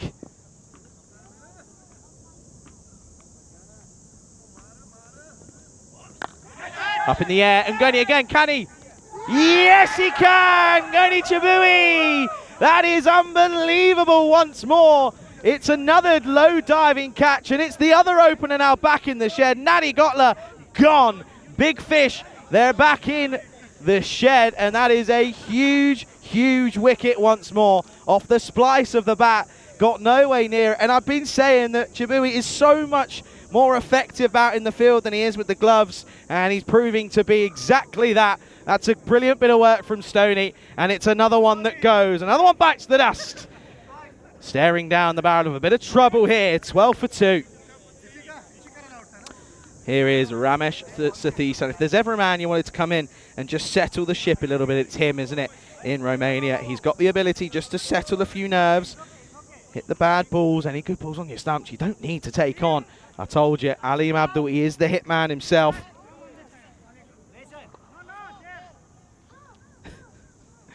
Terry saying it's a bit cold, and with a good metaphor. It's a good metaphor. I've not heard it before, but it's true. Anywho. This is a big turning point in the game. Abdul, hitman. Sathisan on strike. There you go. Confident, very confident. Just pushes this one back at him. Respects the full delivery. What's going on here? Hello. Just waving back at you. Just waving. And of course, there was someone obviously behind the bowler's arm that just needs to move along slightly. But good defence. Good solid defence out of the textbook. Goes for it and gets it. That's what Sathisan can do. He's such a talented player. He's coming back from injury and he's looking like he's going to enjoy it as this one is clipped off the pads. He loves it on those pads. And that will be the end. Well, not quite yet, but that'll be the end of the smiling period for Beneza as they come back down with a 6 against their name. Good shot.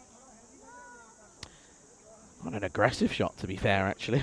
Wasn't really expecting it. I thought it was going to come out and maybe just settle the nerves a little bit, but I guess got a lot of batting to come, but it's all about how you lead from the front, really, for me.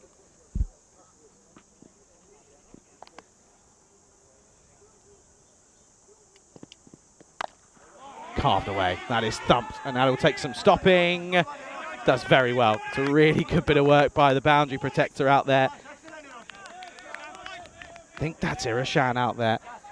It is. He's done very well there as Mahanami Irashan.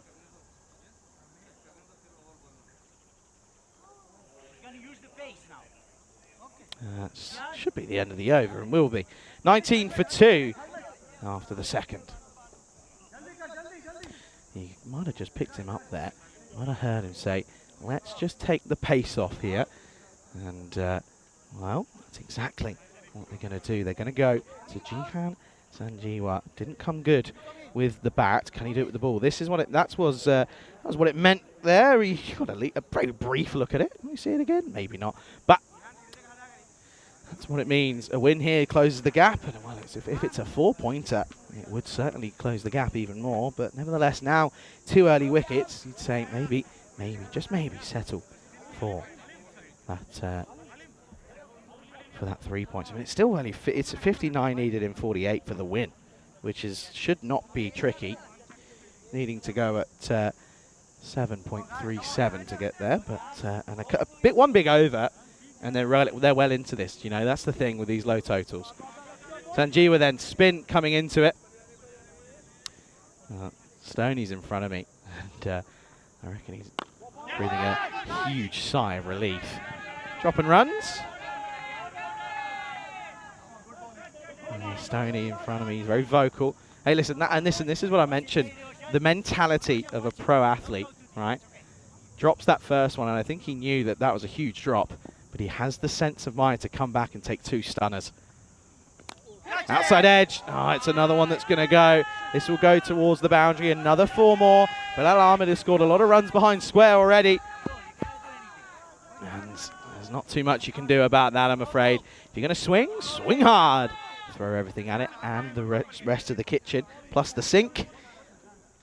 Not a bad delivery, though, to be honest. Just sort of was always going away from Ahmed. Of course, tomorrow we'll get a look at the Fernando brothers for Cluj. Full. And doesn't get underneath it, does Ahmed. We'll just push this down the ground for 1. Of course, last over this of the power play, opting to go for spin, which I don't mind. I have a feeling they'll probably go to the likes of Mihanic after this.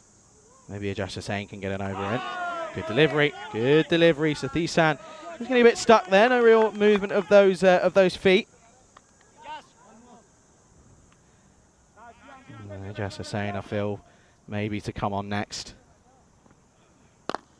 Moved away. He's so strong there.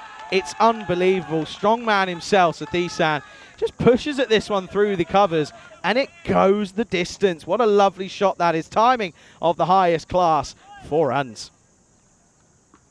Super shot. Super shot. Sweeter. Rico's not here, but we can say it's sweeter than a bowl of Rasmalite. That was lovely, wasn't it? Picked up nicely.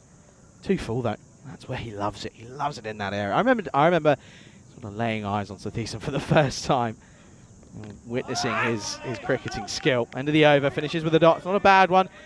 Interesting power play. 29 for 2 after 3. I remember seeing Sathisan for the first time in the Valletta Cup back in 2021, and you could just tell him and Taran at the top for Romania was just something else at that time.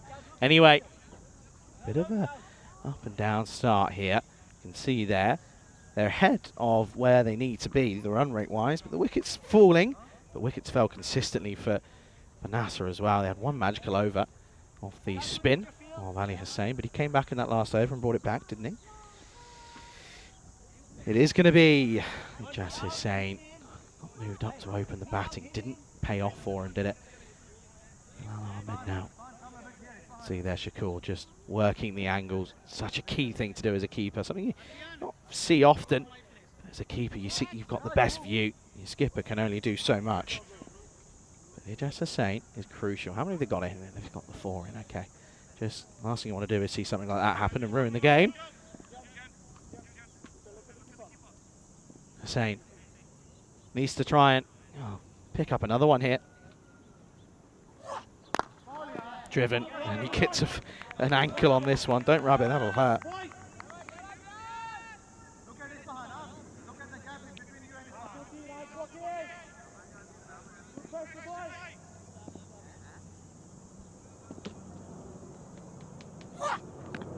Again for that inside edge onto the pad, also going on to miss.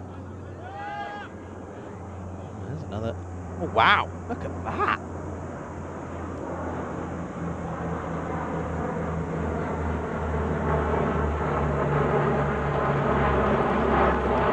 So that's the old Romanian army playing very low. Got the attention of the standing umpire. See, very easy to impress. The same. Is he going to go for another full one here? Does, but it's a full toss, and Sathisan tonks it over the top. That is going to go a long old way, maximal, and that one is going to be 6 runs. Sathisan playing a nice hand here. You can see there on your screens. Bonus point, of course, very much still in play. Hussain just trying to go full, but gets it wrong. Such a small margin for error in that area.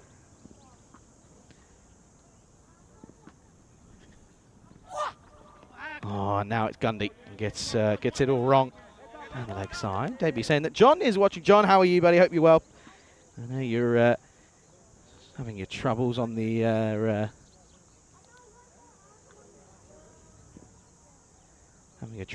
chat, but I know you're there. Hope you're well. Slower ball. He reads it, but he just sort of loses his shape. Does Sathisan? That'll be frustrating. He knows that it was probably there to hit, to be honest. I believe John's booked his trip out for Malta. So I'm sure he'll be there in the.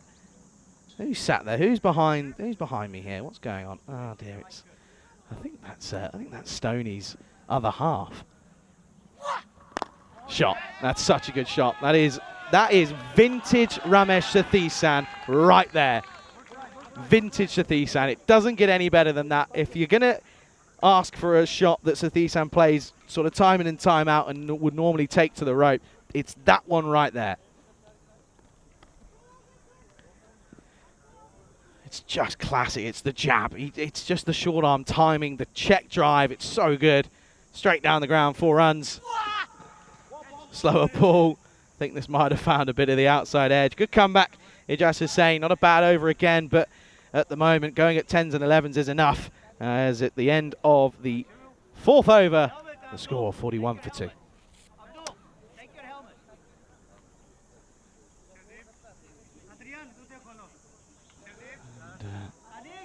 Well, they're going to go back to spin, and they stick with Sanjeev. He went for 10, but they need wickets here. You can see, look, well above the rate, and they're currently on course for challenging for that bonus point. It's such a big bonus point, isn't it?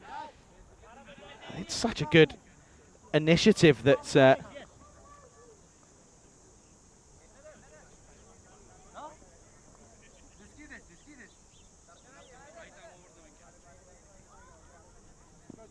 It's such a good initiative that's come about, isn't it? Because it just means there's so much more to play with. This is up in the air. This is going to be 6. It's a lovely shot. That goes out to in over extra cover, and that could be a big shout for one of your plays of your day, because that is superb from Bilal Ahmed. Offered width from Sanjeev, and he takes it and takes it on superbly.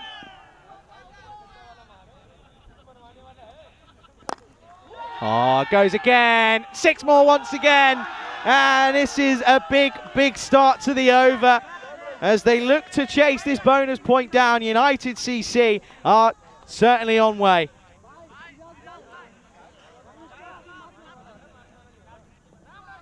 Look at this again. It's such a good shot, but at the moment, now into the onside. You can see there, 25 off 16 for that bonus point. It could come down to the wire.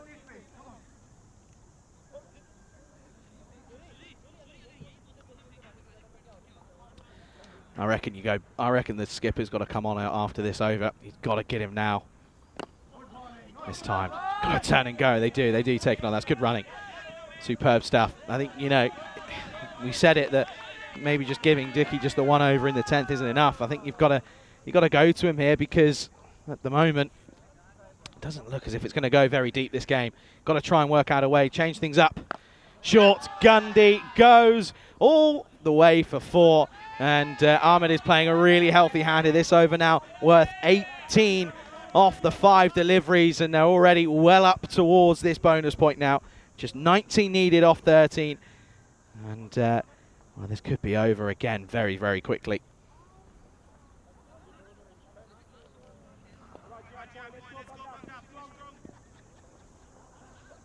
Of course, we're just under an hour until that next game, so could be another extended break between 3 and 4. Last ball of the 5th. Goes for it, hasn't quite got it. It's gone higher than longer, but no one there. No one there. It falls safely, and they're going to turn and go. He's got to get the skates on here. I think he's got home here. I think he's got home comfortably. That's superb running, and not the best fielding, to be quite honest with you. And it's a great over. It's a magical one at that. And at the end of the over, the score is 61 for 2 at the end of 5. And 17 then now off of 12. And this is, of course, what's coming up over the next 2 months. 2 weeks here in Romania. We're back to sort of a couple of uninterrupted weeks of European Cricket Series and internationals over the next sort of 6 weeks or so. Romania, Hungary, Bulgaria. Then we're off to Croatia for some, well, we've got ECS, but we've got some women's ECS for the first time. Spain take on Croatia in a little T20I series before the World Cup qualifiers. And the ECI, of course, taking place there once again. Italy, Rome, we go there, where the Meltle Shield will be taking place for the very first time. The English and Irish Roses, will be taking on Team Europe, and we still think that Team Europe needs a better name than that. Oh, they don't go to Durkee, they go to Anik. Can he make something of this? Oh, full toss, and Sathisan just pushes down the ground for a single.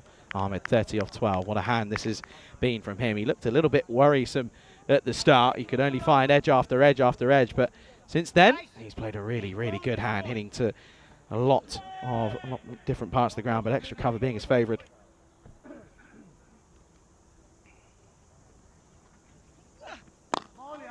Oh, ball jammed into his toes. All he can do is just sort of deflect onto his own pad. Anik, that's not a bad idea, but yeah, it was probably a mix-up between him and Ducky, I reckon. Don't think you can really look anywhere else at this point. Got to go to your senior members. I know Anik is struggling a little bit with his leg, but putting it all out on the line. Up in the air. Stoney takes it again. That's a good catch. He's 3 from 4, so you'll take a 3/4 success rate, and that'll be the end of Ahmed. So a little breathe of relief, but at the moment not really sure if it's going to make too much of a difference. A great little cameo from Ahmed comes to an end. Goes for 30. It's the 3rd wicket to fall. It is 62 for 3. Good catch. Silence fell upon the Monovasle cricket ground there. There's Rajesh Kumar coming out at 5. No Devendra Singh yet. Probably a tactical decision there. 16 needed then, off of 9 for a bonus point. Because we had an exciting bonus point chase in that final game yesterday. That was one of the best 5th games of a day I think you'll ever find, if not the best. Here's Rajesh Kumar then. Could be gone as well here. Could be 2 in 2. Abdul, can he get there? Yes, he can. Well, this is going to be a slight change in the fortunes potentially for Banasa as they pick up 2 in 2. Anik comes on and makes a huge difference. Great catch from Abdul Shakur. Had a lot of ground to cover, but he made it look very, very simple. And it's going to be 2-2. It's a golden duck for Rajesh Kumar. And it's going to be another hat-trick delivery, but I don't know if they're going to be too concerned about that. They just want to try and keep things down. Well, here's the old Derek. It's the golden Derek as well. And it's going to be a golden duck. And away he goes. 62 for 4 now.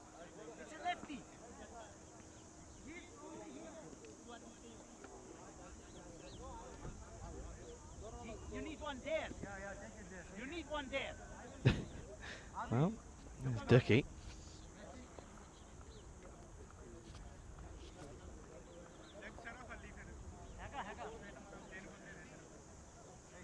Well,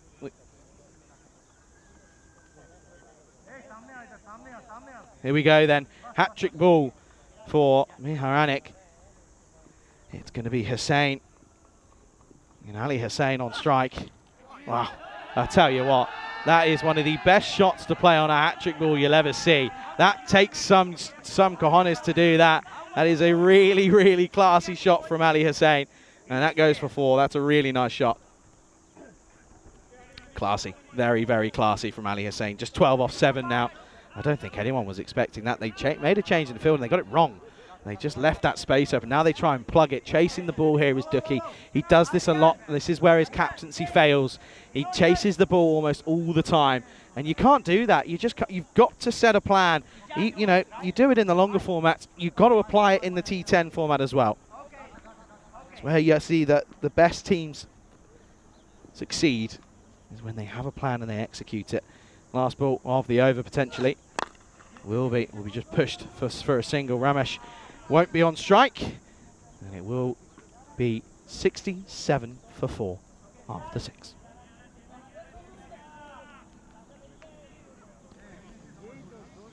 $11 then off this over for a bonus point. And Manassa, I'm sure they'll all be being told about this. They'll be communicated via the umpires. 11 for a bonus point. And they're not going to go to Dookie. They're going to save himself. They're going to go back to Viraj Tatsara. But he picked up 1 wicket, then he got Rohit after being dropped. He hit a 4, and then the very next ball, he was out. As Stoney really pulled things together after putting him down. Here we go then. It's going to be 11 needed off of the over. 11 needed to win. So they're going to get the win here. No doubt about that. But it's if they can get the bonus point.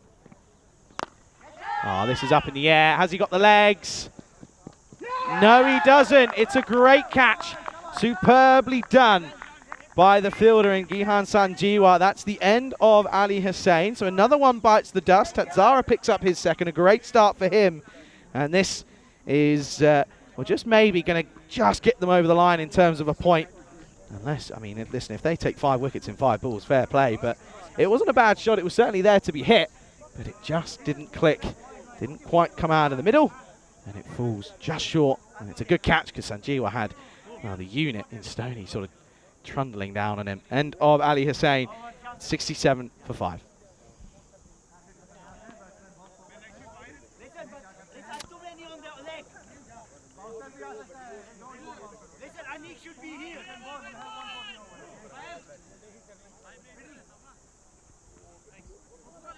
Oh, the field is interesting. Very interesting indeed. They've got 4 in. As long as Jas Hussain is in there, and he is. He's got sort of 4 men on the angle and everyone else out. 11 needed off 5 then. Bashist come in. He's a good player. Oh, stays low. Gets through. Ramesh trying his best to sneak down there, but not meant to be. Don't want to risk sort of losing another one because then you do sort of find yourself in maybe a little bit of a scary situation. You've seen wickets sort of tumble. 11 off 4 for a bonus point.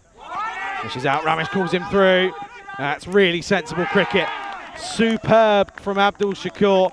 Could have gone for Ramesh at the not at the striker's end, but knew that Vashist was equally a big wicket to get, and he'll go for just nothing. So that'll be another duck for him, and another duck in this innings. And Banasa just keeping themselves in it, keeping their nose in it with a chance here. They might get a point, but can they maybe just somehow get a little bit more.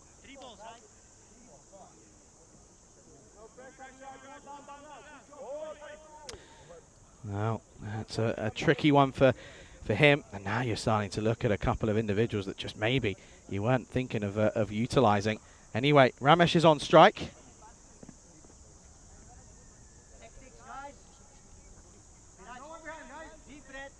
Don't let him intimidate you.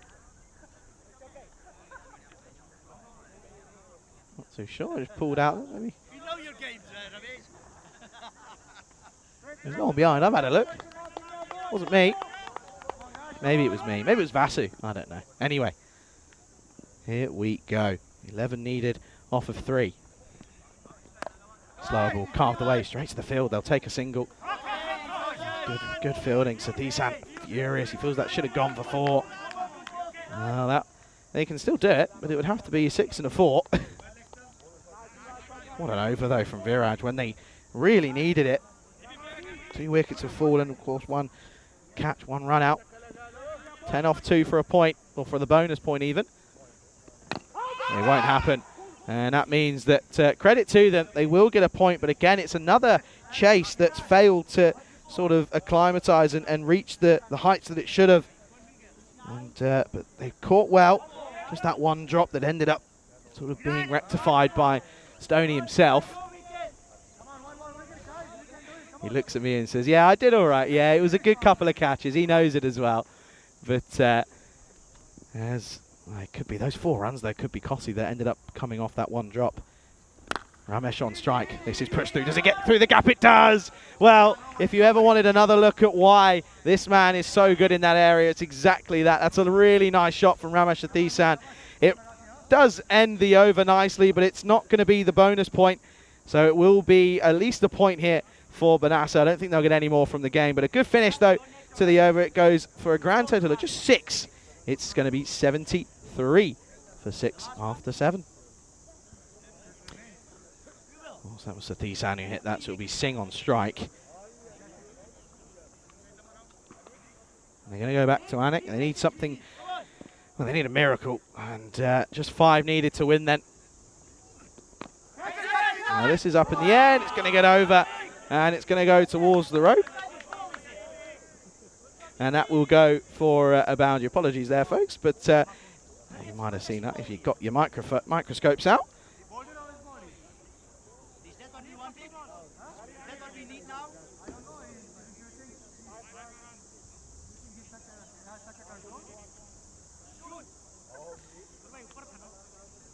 Well, this is what's coming up next, of course.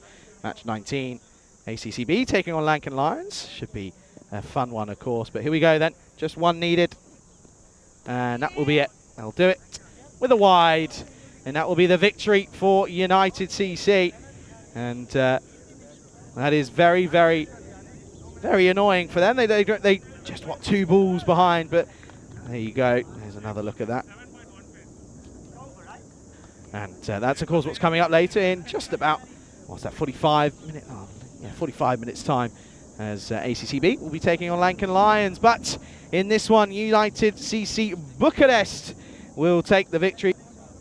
And they are your winners here, and they get a big win up against Banasa. They'll be disappointed they don't get the bonus point, but they were able to just get over the line, as they are your winners this time around. And yeah, credit to them. They were able to get themselves across the line, and they did it with a fair few deliveries to spare. Let's go ahead and have a look at these highlights then of what was an interesting chase. It had a bit of everything, didn't it? Kumar was dropped off a dolly for Chibui, and I'm afraid that that could end up being pretty costly. It didn't, though, because very next, 3 deliveries later, he did this. It was a great catch to remove Kumar himself. And then we saw a bit of luck for Bilal Ahmed, but after the luck, he cashed in, didn't he? And he played some really nice shots to all parts of the ground.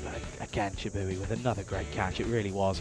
Alim Abdul came on, the hitman himself, but Ramesh took a bit of a liking to him. He hit into the boundary a couple times. Sanjiwa came on, and he, again, was a little bit unlucky with a couple of snicks flying away. when it rains, it pours. When it's not your day, it's just not your day. This was vintage T10 though, through the covers. That is what you come to expect from anything there. Iqbal Hussain came in, bowled a full toss, got taken to the distance. And unfortunately, against the likes of T10, you can't bowl there. And this, again, that was vintage. That was just classic Ramesh. It really was. And a good day at the office for United, though, you feel, because they've now taken 7 points from a possible 8. Good movement for them in the table as they chase the top 2 in that pack of leaders. And Bilal Ahmed, that was a really good 2 shots into the offside, wasn't it? And into the leg side. Once again, just Sanjeewa not bowling the right line. This was a good over, though, from Miharanik. It was the removal of Bilal Ahmed again. Shock horror. Chabui with a catch. Taking 3 out of 4 isn't too bad, in fairness. Involved in everything. And another one. This was 2 in 2. Abdul Shakur, this time with a really good bit of work to come round and collect this one on the full. And then the hat-trick delivery, well, it was really delicately played by Ali Hussain, and he actually played it really well. As you can see here, this one went up and away, but it wasn't enough. It was a good catch by Sanjeewa, and you thought, okay, maybe they're not going to get a point out of this, and they did end up doing so. The schist was run out after just facing 1 or 2 deliveries, and he just felt, well, there you go, that's the point for them. As T10 got this one away on the last ball, but he knew that it was not going to be the extra point that he was hoping for. And then a couple of deliveries later, the game was over. 4-wicket victory for United Cricket Club Bucharest as they finish with 2 wins from 2 today. And they'll be happy with their efforts. A little bit of a pause just to confirm the official result there, but it is 4 wickets. Ahmed finishes top scorer, 30 off 14. 29 not out for T10 again, coming in at 4. Openers having a bit of a struggle there. Maybe the situation is getting some, but that just shows why you have T10 at 4, because he is so crucial to the side. And no one else really getting going. Credit to Benesa, they made a game out of it when there probably wasn't much of a game, to be honest. And yet again, just proving that their batting being a little bit lackluster. When the early ones go, the rest tend to follow. Bowlers were really good, though, to be fair. Tatsara and Anik, the pick for me, they bowled very well. Abdul picked up a wicket. He came on and was the hitman himself, wasn't he? But again, just not enough to bowl at, really. Just the 4 extras is pretty good going for them. 3 wides and a leg by. 2 wickets, there you go, for Tatsara. 1 for Abdul, 2 for Anik. None for Sanjeewa, none for Hussain. 4 wickets then, the victory, as it will be the close of that game. And we'll have a little bit of a break. We'll be back in 40 minutes' time. Match 19 gets underway. You're watching the European Cricket Series here in Romania with me, Charlie Hunt, right here on the European Cricket Network.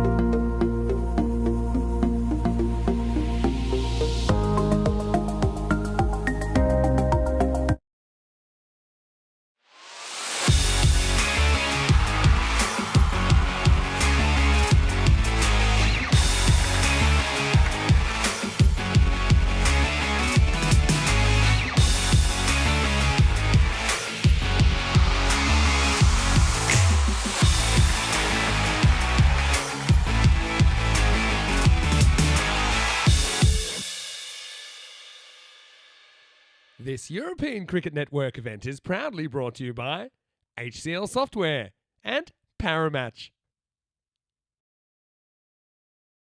Good afternoon, everyone. Welcome back to this beautiful Moravasle cricket ground here for the start of the fourth game here.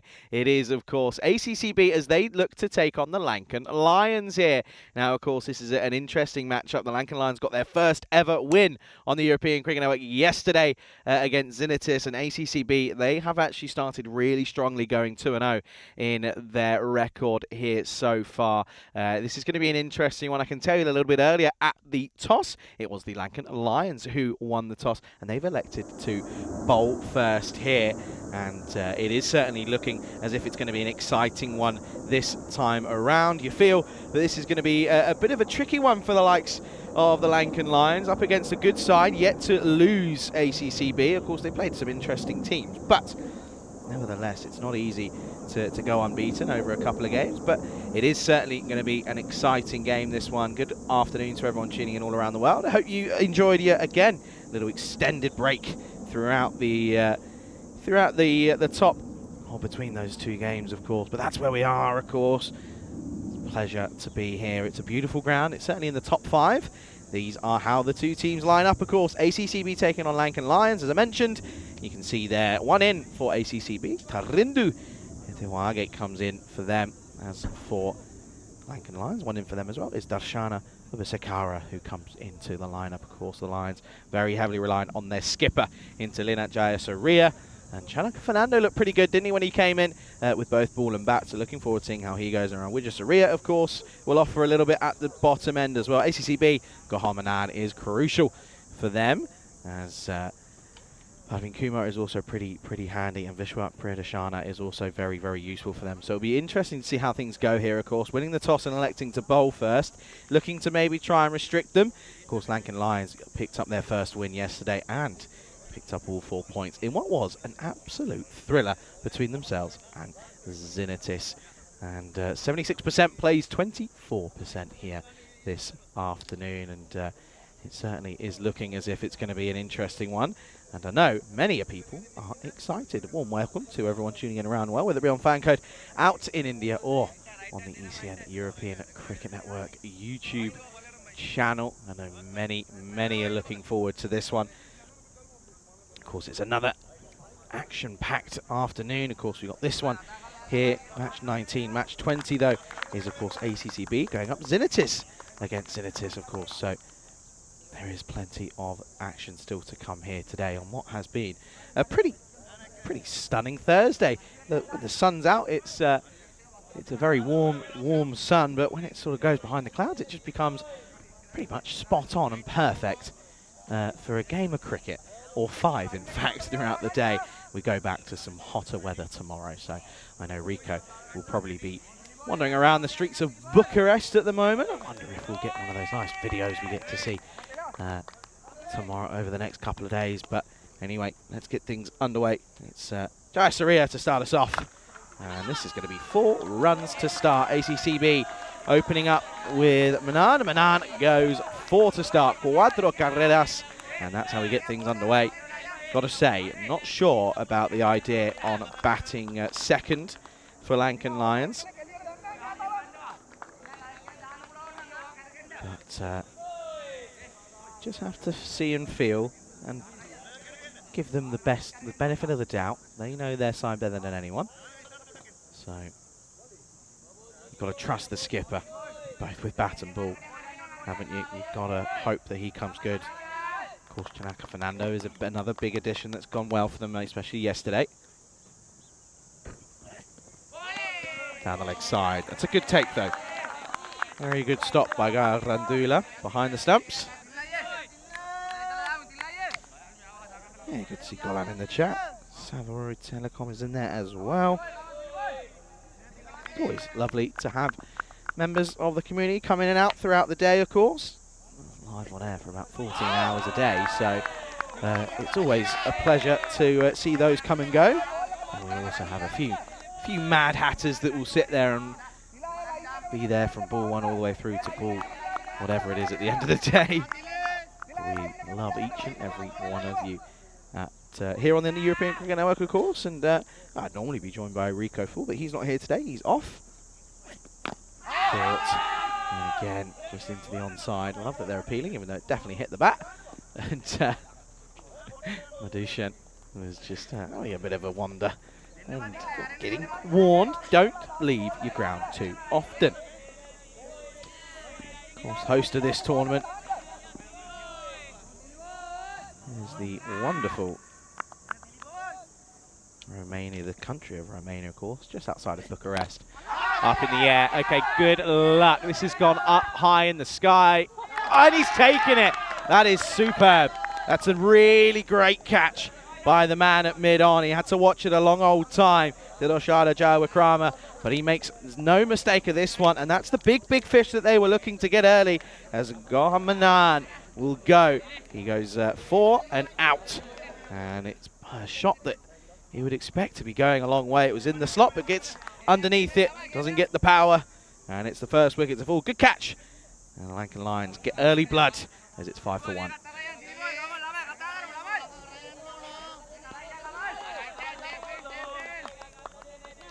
Asif comes in at 3, and comes in at a bit of a tricky time.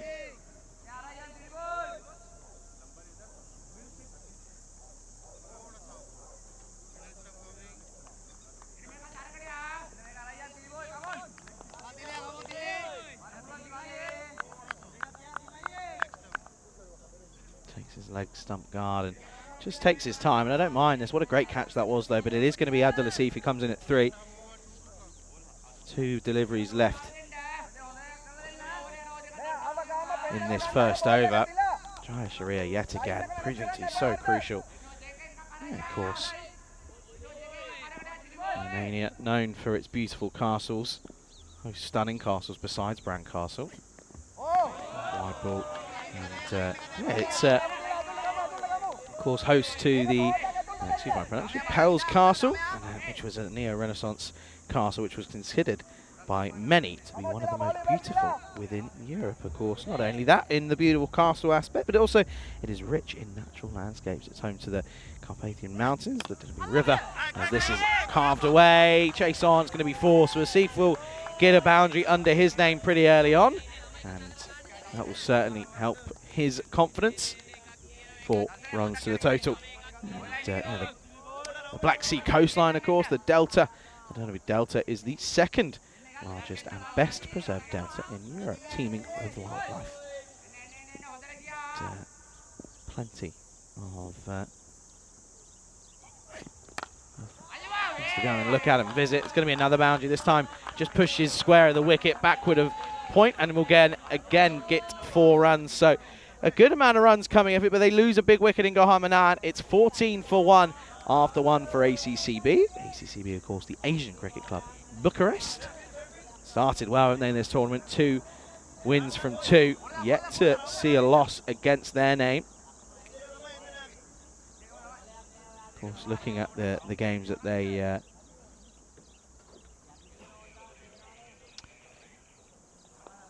have played, of course, we know that they're looking very comfortable. That's, of course, where we are at the moment. We've gone through that a few times. The ACCB, of course, they took on the Lankan Lions in this reverse fixture back at match 3, and it was a 29-run victory. And it was one of those where ACCB were actually restricted to 119 off of their 10 overs, which you thought maybe that would be gettable. Didn't end up being the case. Well, this is going to be Hiru Sanjiwa, who's going to go on and take this second over. Not the quickest of first. Few eyes in there. And that's going to be another one. And of course, ACCB then beat Xenitis, didn't they? In match 4. That was again very comfortable. Xenitis was 65. 65 for 6. And we're never able to get much runs on the board. ACCB did it in style, did it just before the end of the 5th. That's another wide. And, well, there's also, talking about beautiful landscapes and beautiful castles, there's also, now excuse my pronunciation, I'm going to give this my best shot. It's my first time ever trying this. Okay, here we go. Transfagarison Highway. I've probably absolutely butchered that, and I apologise if I offend anyone. Another wide. It's known as one of the most beautiful roads in the world. It winds through the Carpathian Mountains, offering breathtaking views and some pretty gnarly hairpin turns. Yeah, if I have upset or offended anyone with the pronunciation of that, then well, let me know and I'll apologise. This is up high in the sky. 3 of them converge and gets put down. And you can see there's a bit of a smile, but it never looked as if he was going to get anywhere near that, did Boudica. As that's another one that goes astray, and it's a chance that goes a-begging for Madusan. He gets a life.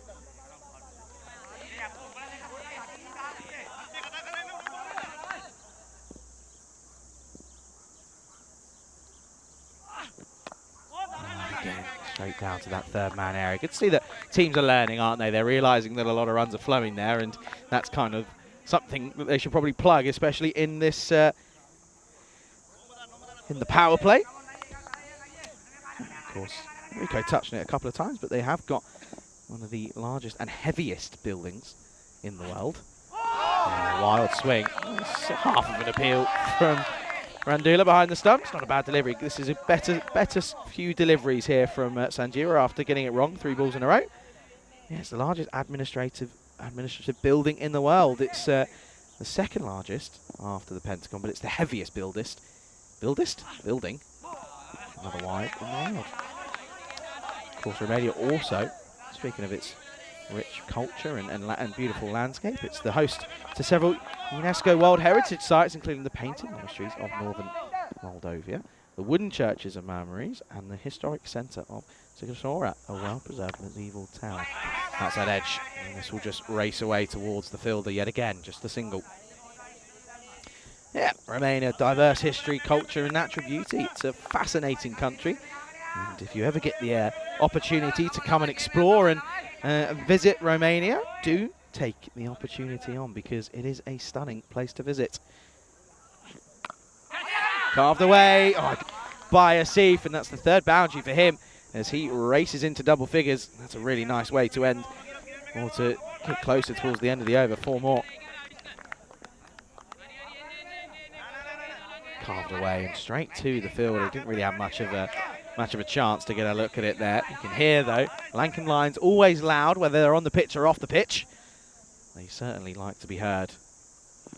That's going to be another wide. How many is that? That's the 5th wide of the over so far.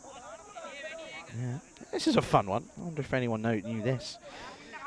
The oldest ever human remains in Europe are in Romania.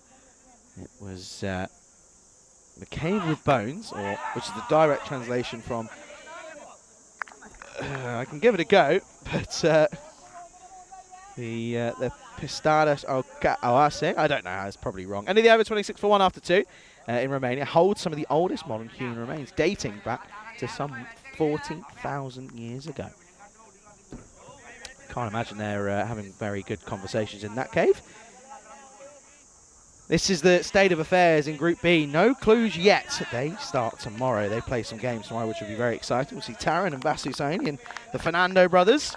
They come on tomorrow. Zenitis, of course, take on ACCB, who are top of the table at the moment, and looking to maybe offer a little bit of fight back to the Gladiators and to Cluj. Of course, you feel that maybe the Lions and Zenitis probably going to be battling out for that last spot, which is why that game yesterday was so crucial. Short pulled out before. You can't bowl there. It's just going to sit up. It's like taking candy from a baby. And happy to oblige this time around yet again is Madusan. Good shot from him. Starts the bat the over pretty nicely. We're on a roll here. What else have we got? Let's see what other things I can find. Got some useful stats. Wide ball. Spoken about that, of course. We know that it is home to Dracula. Of course, Romania famous for the legend that is Dracula, based on the real-life figure Vlad the Impaler, who was known for his brutal rule in the 15th century. Bran Castle, often regarded as Dracula's castle, is one of the most popular tourist destinations. Oh, that's gun D. And the fielder's going to do well to cut this off. He does cut it off. You just don't see it on screen. But again, this is really rough bowling at the moment, I'm afraid. Not good enough.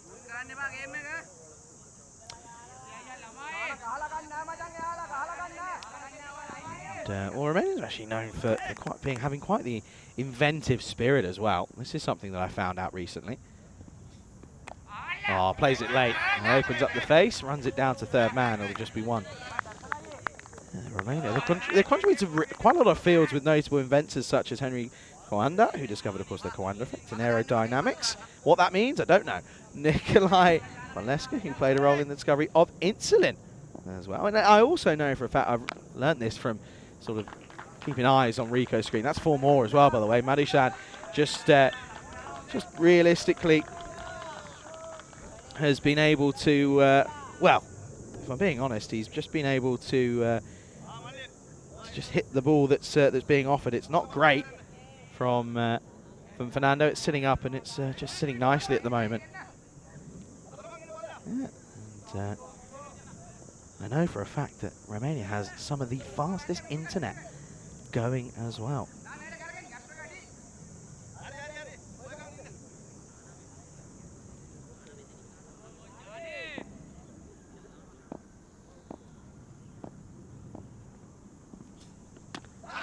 Drops the bat. That's better. That's much better from Fernando. Finds the right line and length and gets that one to just move away from the right-hander in Madusan.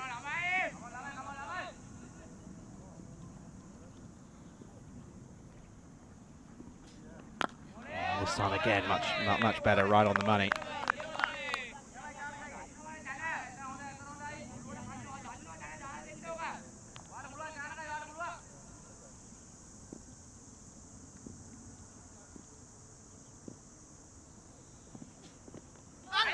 Just helps it on its way. He gets down on one knee and just says, on you go, on your bike, son. And that's a really nice shot from Asif.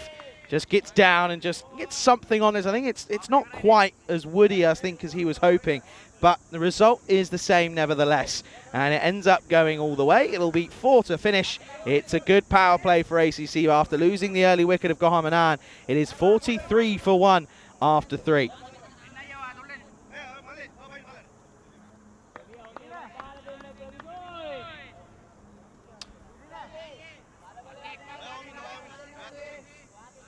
You can see there that 17 off that over. It's a good over. It was just simply due to the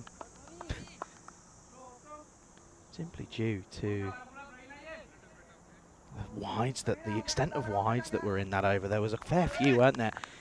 Yeah, I mean, that last over from Sanjeewa, there were, and how many deliveries? There was 3 wides. There was a couple. There was 3 legal deliveries. That's 6. After another wide, that's 7, 8, 9, 10, 11 deliveries. So practically 2 overs in 1, which just means they're all now definitely under the cush for the timer. You can see there, 22 minutes gone, almost half the allotted time, and they're only out of the power play. Here's Wijesuria for the 4th. This one just drops down into the leg side, down the ground. They'll get a single.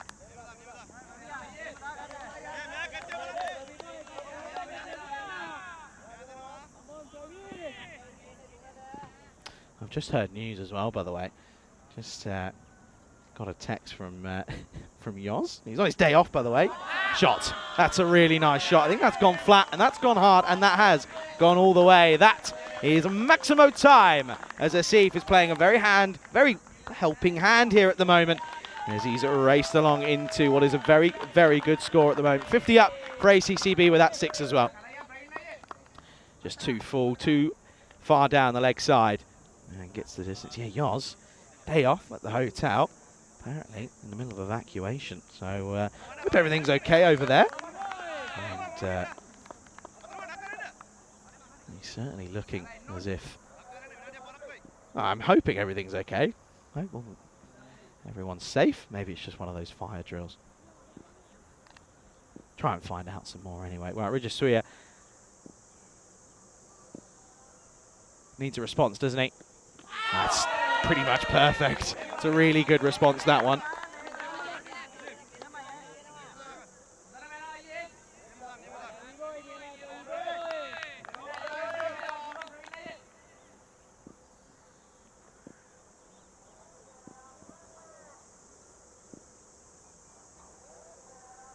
That's a live action. Fuller lofted up in the air. Another chance here. It's a tricky one. And taken. Well, that makes up for the one that he dropped earlier as Badika takes a really, really good catch. Low down to his left, just in front of him. Had to get the dive in, and that's a really superb catch. And well, he dropped Asif on not very many, but he ends up making up for it. And that will be the end of Asif, whose little cameo comes to an end. He goes for 24 on the 11th delivery. He falls as Wujasaria. It's a great comeback after getting hit for 6. The second wicket falls, and the score is 50 for 2.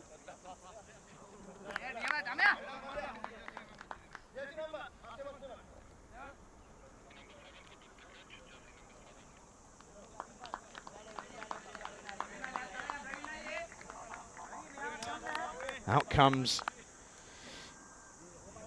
the new batter. This is, of course, Arvind Kumar.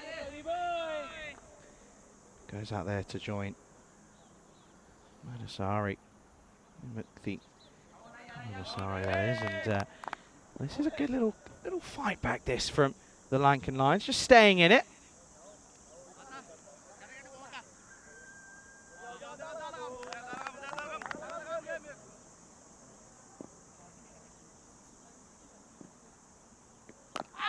Drops this one in, and they take on the arm, and it's a wayward throw. There's no one backing up. There should be at least another buzzer here. Oh, that's poor. That's not good. That's just a little bit lackluster, and then it could be another one there, but that's unfortunate. They come through, and yeah, it's just the Lankan Lions. I think the issue for the Lankan Lions, and you do see this sometimes with young, eager sides, they just get a little bit excited, don't they? They're like a Yorkshire Terrier, they get like a young Yorkshire Terrier or a Jack Russell. They just sort of get a bit too excited and sort of get overcome with emotions and sort of forget what they need to do. Up in the air, chance. No, but watches it well. Makes the correct decision and calls it early, in fact, and pulls out of the attempted catch. And that will be the end of the 4th. ACCB 52 for 2 after 4. You can see there, 19 minutes to go. That's a good over from Wujasaria. They needed something like that, didn't they? They needed a wicket to break up what was a building partnership. They needed to try and have a look. And giving all those facts about Romania, I've sort of neglected the challenge. We could see Wazza's in the chat. Wazza, how are you, buddy? Hope you're well. Good to see you, Duncan, as well. It's nice to see a few people popping in. I guess that's the benefit, really. Cricket, sort of almost 12 hours a day, 13, 14 hours a day, maybe, every day of the week. You can sort of come and go as you please, especially considering it's not a paid service. Here is Shada. Starts. This is wide on the offside. Good stop. Boudica. He's rustled up those feathers, isn't he, after a drop earlier. Takes a great catch and now doing some good work on the ground.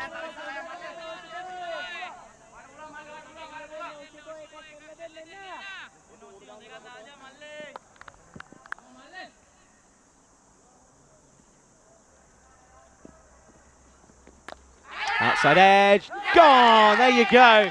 The leg spin of Jai Wickrama does prove to be useful, and it's going to be the end of Kumar. So he goes for 1. That's a little bit disappointing because he really does have the ability to sometimes take the game away from a couple of bowlers, but it won't happen this time around. And it will mean that it's going to be another wicket to fall, and they just have a knack of taking wickets at the right time, do the Lankan Lions. Yet again, just sticking in this one, just sort of sticking their heels in and saying we're not going down without a fight here. So that will be a really good catch out there by Darshana Ubasakara, and that's going to be another one that falls. 53 for 3 now.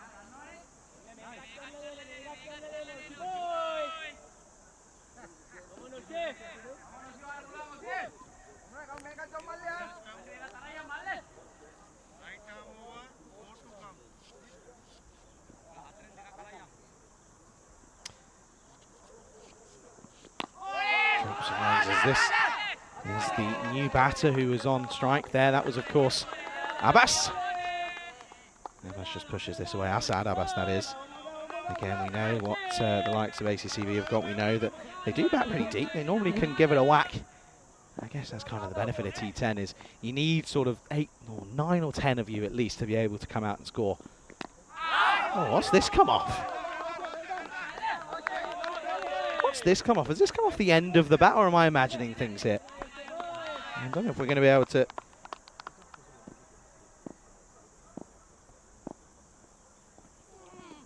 Comes down, and this time does just fend away. They take it on here. Oh, direct hit would have been close. Again, no one backing up. No one really doing the basics. And that's, again, this is good bowling from Jaya Wikrama. The spinners are really dragging them back into this game, aren't they? Oh dear. Just as I say that, it's a bit of a Gundy one. Abbas misses out on this one. I think he's a little bit misfortunate to not quite pick that one up.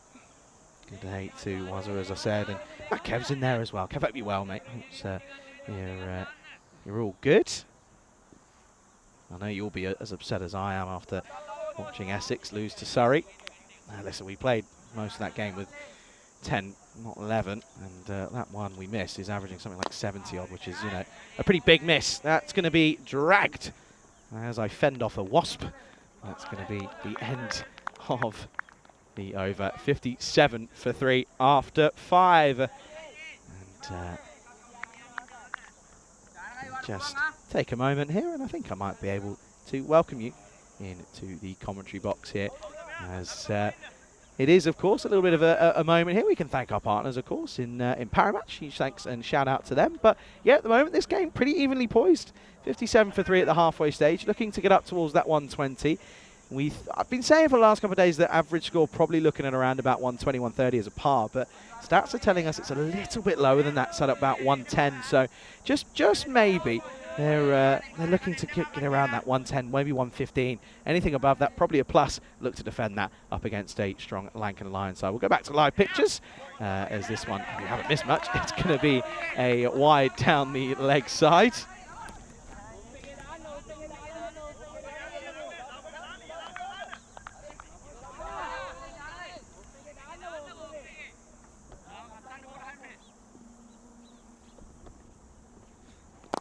Clipped into the onside, straight to the fielder. They take it on, got to be quick.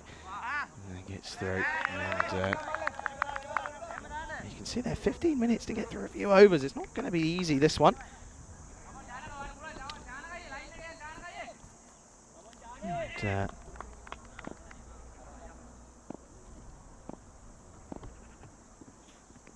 up in the air. This one is another chance. He doesn't drop him. He doesn't drop him. It's Danuja Tiwanka again. That's a really good catch. He makes no mistake of this one, and that's going to be the end of Madusan. He's been there for a while, but that's going to be the end of him. He will go, and the score now falls to 59 for 4 as Fernando comes back. Bowls better than he did the first over. This one just sort of wibbly-wobbly seam, really, and it's a really good catch low down in front of him for Tiwanka, and gets the all-important catch taken safely. Another one falls, 59 for 4. And did you know that the Romanian language is often known as a Romance language? It's got a very close relation to Italian, French, and Spanish, and Portuguese. Despite being surrounded by the Slavic-speaking countries, Romania retains, of course, its Latin root. Good delivery again, and gets past him. As I mentioned about the UNESCO World Heritage Sites, of course the Saxon villages with the fortified churches in Transylvania is another one of those. The villages like Beatin and Viskri are known for their architecture and charm that from the medieval times. Another wild swing, but chasing the wider one, and that's too wide.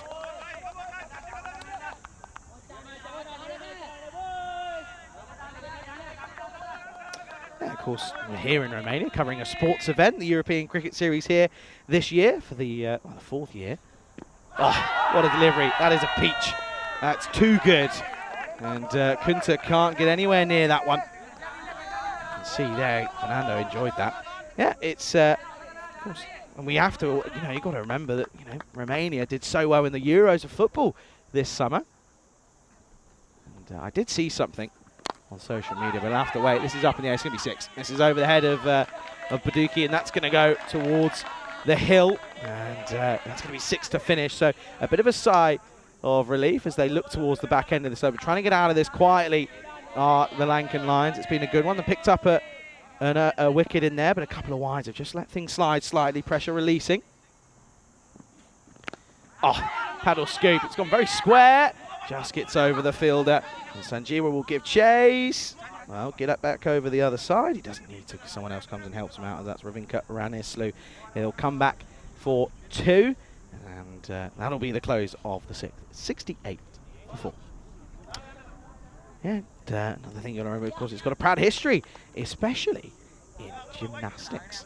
And, athletes like Anna Komenici, who was the first gymnast to ever, and I repeat ever, score a perfect 10 in an Olympic event.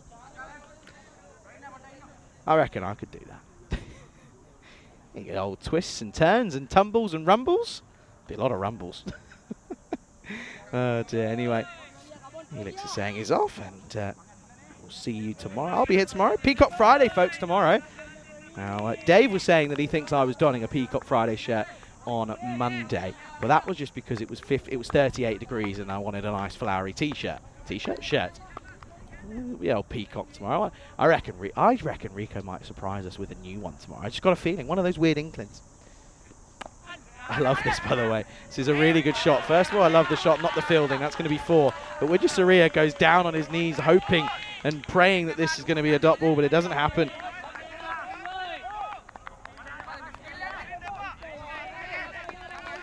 Watch this here, look. He might not pick it up. It goes down and just sort of hopes and prays, but it gets through. Gets through the fielder. That's Avisha Koshila, who can't quite cut that off. Quadromas.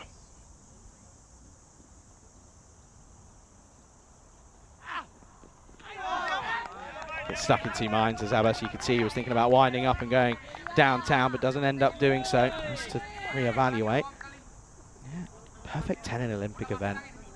I know there was quite a lot of excitement on the ECN family about Mark Cavendish's Tour de France news. I have to say, I wasn't too stressed. Up in the air, this is another chance. Makes no mistake, very good. Pretty simple catch, didn't have to move much. Round did the fielder there, but made no mistake of this one. And it's another wicket that comes and goes. The old revolving door of Romania is out at the moment. One comes, one goes. Another one bites the dust. 5th wicket falls, 72 on the board. ACCB not quite motoring along very comfortably. 72 for 5.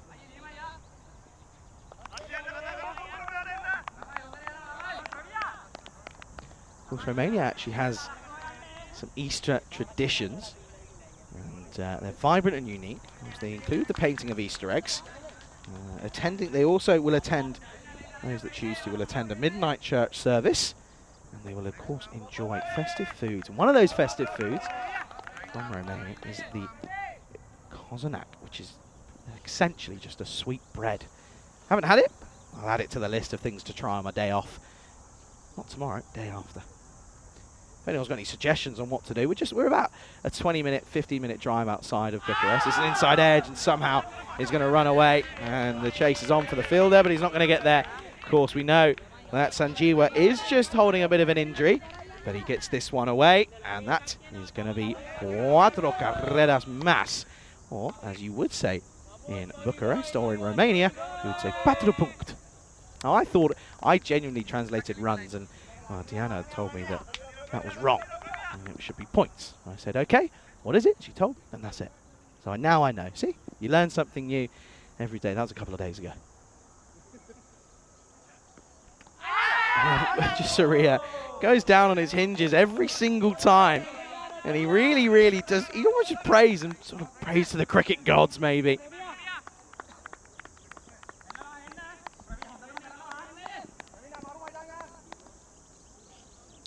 Karim saying, yeah, sorry if it was a tough one, but not sure what it can be like as a Glamorgan or a Gloucester fan with the chasing 593 yesterday. No, you're absolutely spot on. I did see those highlights when I got back from the hotel. I think it was actually still going on. And again, slows it up, gives this one some flight. They only get 1. End of the over. It's a good spell for Widjasaria. Picks up 2. He goes for 18. It is 77 for 5 after 7. Yeah, it was a crazy, crazy set of affairs out there, wasn't it? And what a catch it was, though, by the way, behind the stumps on the last wicket. I guess that's why they're professionals and they get paid the big bucks. Well, bucks. Here's another one for you, another interesting one. Of course, a bit of a random one. I'll come back to it in a minute. 18 matches played. This was before this one. And you can see there, 9 apiece, 50-50 on... hello? What was going on there? Someone was having a little sing-song. Is that Rico, maybe? But no, I know for a fact that 9 apiece now, half and half. Skipper comes back. I didn't hear anything here. What's happened to Ulla? I don't know what's happened here, but he has a bit of a tumble. Sort of loses his balance. I don't know if we're going to get a chance to have a look, because they've got to get a move on. They've done well with the time. Watch this here. Goes over, swings for everything. Comes up and he nearly slips. Up, and away. Uppercut for 6. Lovely shot over the top of the offside. It's a tricky shot to play, but if you use your wrist well, it will come off nicely. And Ulla goes large. 6 runs. And a bit of pressure now on the skipper in Jayasuriya. This is an interesting one. The city of Albert Lulia is one of the oldest continuously inhabited cities in Romania history. It dates back to the Roman time.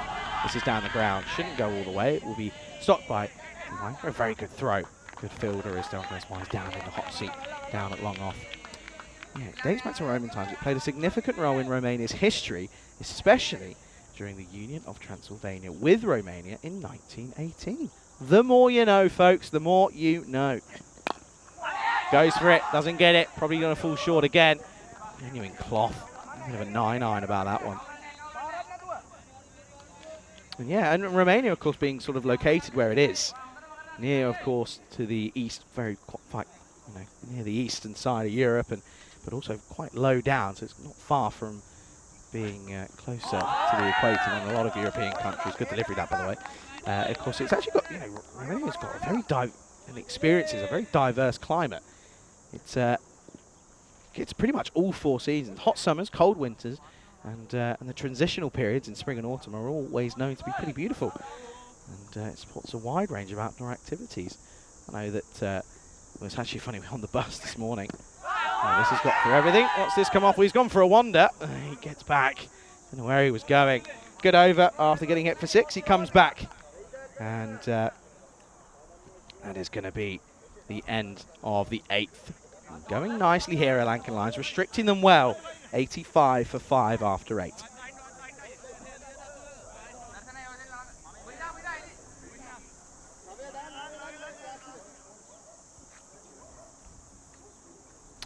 You can see there, they've just taken wickets consistently in the second half of this game.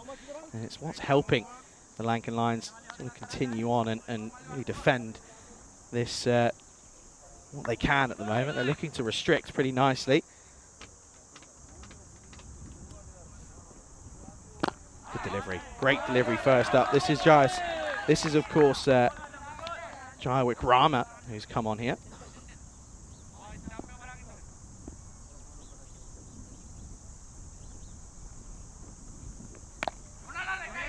Back of the leg from short on the offside and just slices this one away.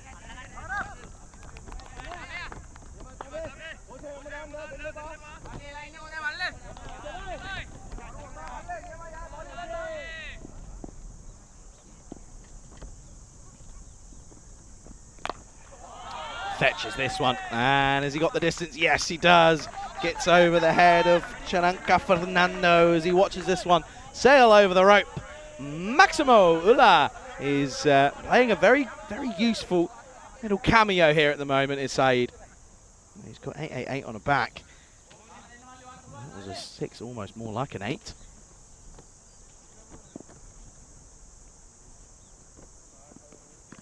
This is out. This is out on this one. It was shorter.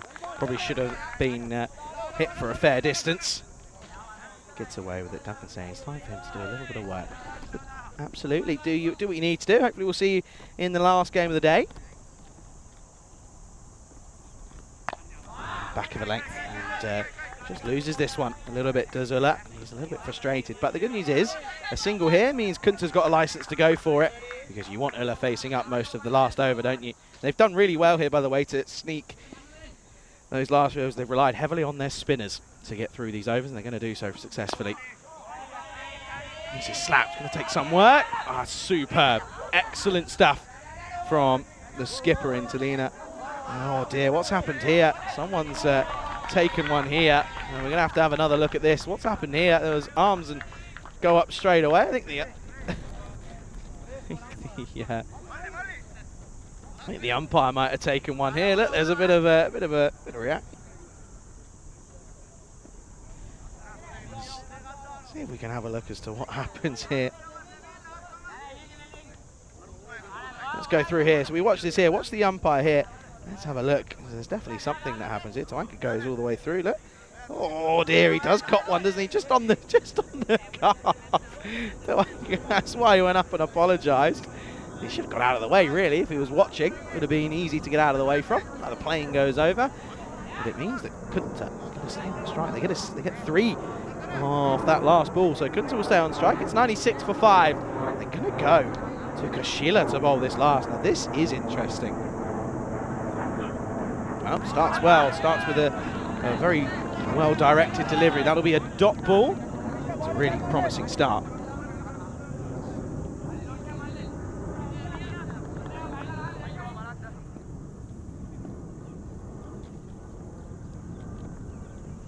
Got him. That's a great delivery. That is superb death bowling because he's gone full, straight, on the money, Yorker length, and there's not too much more that Kunta can do about that. All he has to do is watch it go under his bat, and he's got to put his bat under his shoulder, and away he goes. That's a great bit of bowling from Koshila. Look how full it is, right on that back foot, pretty much on that crease line. That's pretty much pitch, inch perfect, really. And it's going to be the 6th wicket to fall then. This is a good start to the last over for the Lankan Lions. ACCB 96 for 6 now. This is Ali Haider, who comes out then at number 8. As this one very well could be a big over in this game. Wild swing, and this is what I'm saying. Ulla's being left stranded at the non-strikers. That 3 almost could be pretty more costly for ACCB than it is for the Lankan Lions. Lankan Lions, of course, against ACCB in the first time these two met. Another dot ball. This is a great over. This is a super over at the moment. The last time these two met was back on day 1, of course. And Lankan Lions got up to 90, so could they maybe just restrict them here and maybe just go that extra bit further? They know that they're going to be relying on a few individuals. Oh no, ruins it. Oh, spoils it. Spoils what could have been. It's a wide down the leg side, but nevertheless, as long as it doesn't give him the yips, it's still a very good over.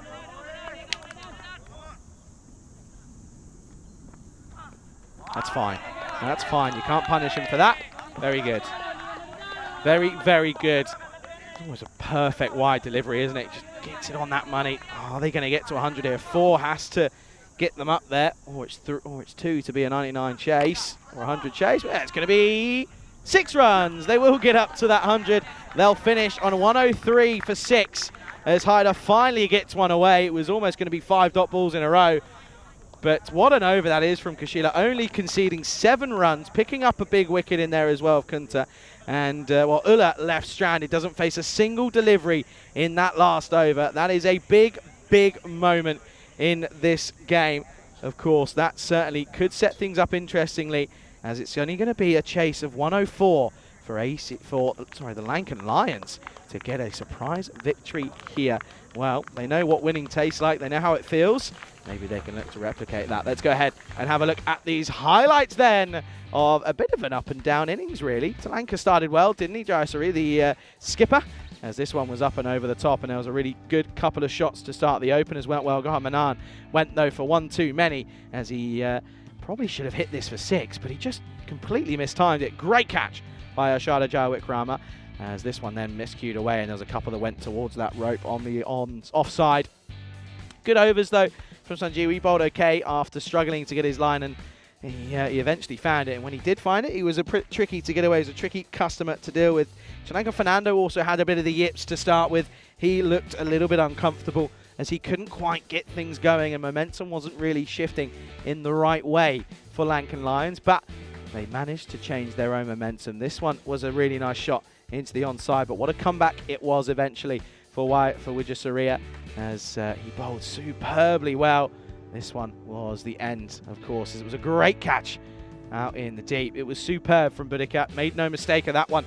And the leg spin as well, the surprise leg spin from Jaya Wickrama ended up picking up a couple of wickets, but Wijesuria, probably the pick for me, goes for 2 for 18.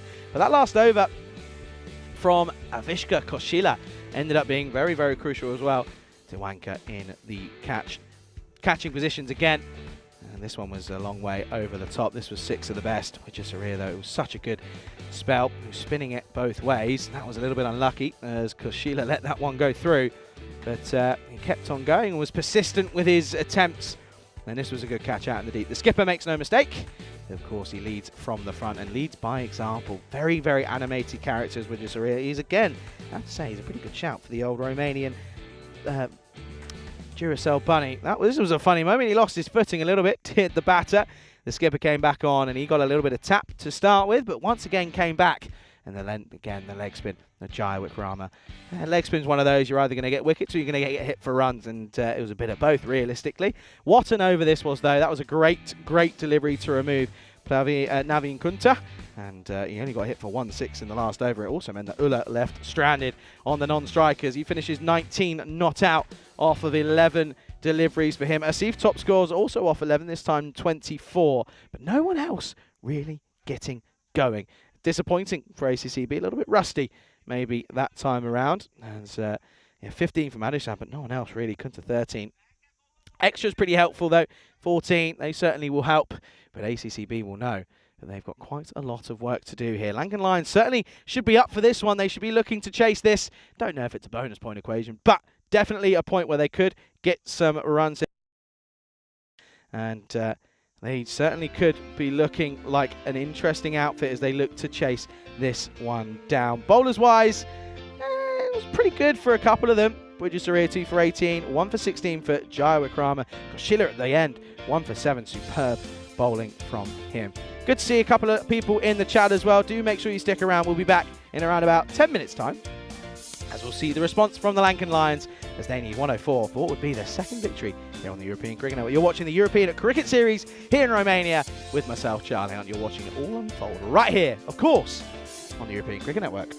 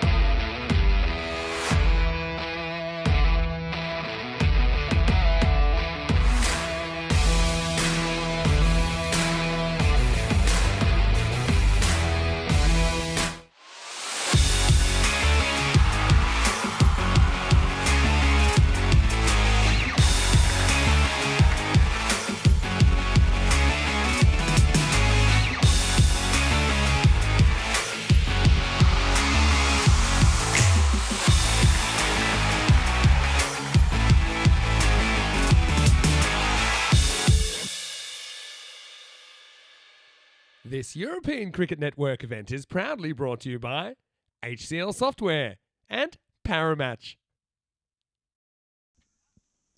Good afternoon. Welcome back to the Modovelasli Cricket Ground here in Bucharest, Romania. Well, just outside Bucharest. We're in the Ivlov County, of course, and we're almost set for what is looking like an exciting one. Lankan Lions did very well to restrict ACCB to 103 for 6 off their 10. It means that ACCB will be looking to restrict them to 72 or less to obtain the bonus point, of course. If the Lankan Lions somehow massively click, and end up getting this in 7 overs, they'll, of course, get that extra bonus point. Well, they got a bonus point yesterday. Could they somehow do it here? They're going to be up against a tough side in ACCB. They are yet to lose a game on the Asian Cricket Club, so just shows you it's not. I don't think it's going to be an easy one. They're going to have to sort of get their heads down, play the ball on the merit, and just look and understand that there are going to be balls that you'll get that you can hit to the boundary. You'll be quite surprised that, especially on this ground in T10, that runs do start to flow almost very quickly, as it is going to be Abdulatif to open up. As see that the non-strikers is Darshana Sakara. He's opening alongside the striker is going to be up and away, as that's Jaya Surya. He's going to get 4 to start. What an electric start that is then. And there you go, there's Tiwanka there having a look. Good start for Jaya Surya. 4 over the top of cover. As Asif, not a terrible delivery, but it was in the hitting zone. He's not going to miss out there. 4 to start. Good positive move by Jaya Surya.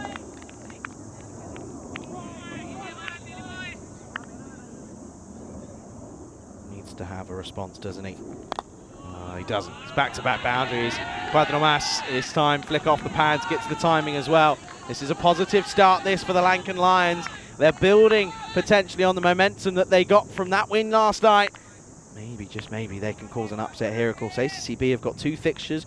They play the Lankan Lions now, and in that 5th game of the day, they take on a very, very probably upset Zenit's side as they look to try get a win on the board.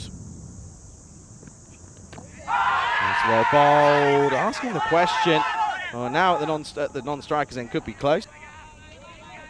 And no bat involved. Let's have a look at this one then. There's a lot of movement from Asif. He was keen for it, as were most of the fielders inside the ring. So that certainly is a little bit of a tricky one. Let's have a look. Got to be doing a lot though, of course. And I think probably going a bit high, but I think it does probably pitch in line, which is a rarity, of course, going sort of right arm over to a left-handed batter. I think maybe just doing a little bit too much. But good to see Trip has joined us. Hope you're well, Trip. Pleasure to have you here. But Shohag there once more as well. Kroom sticking around as well. As we get a look at Ubasakara, yet to be involved in this tournament. What can he bring to the table?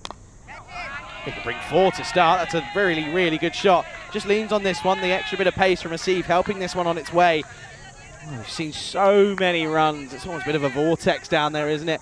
Just sort of sucks it up, pulls you in, and he goes over the rope. And that's going to be the punta.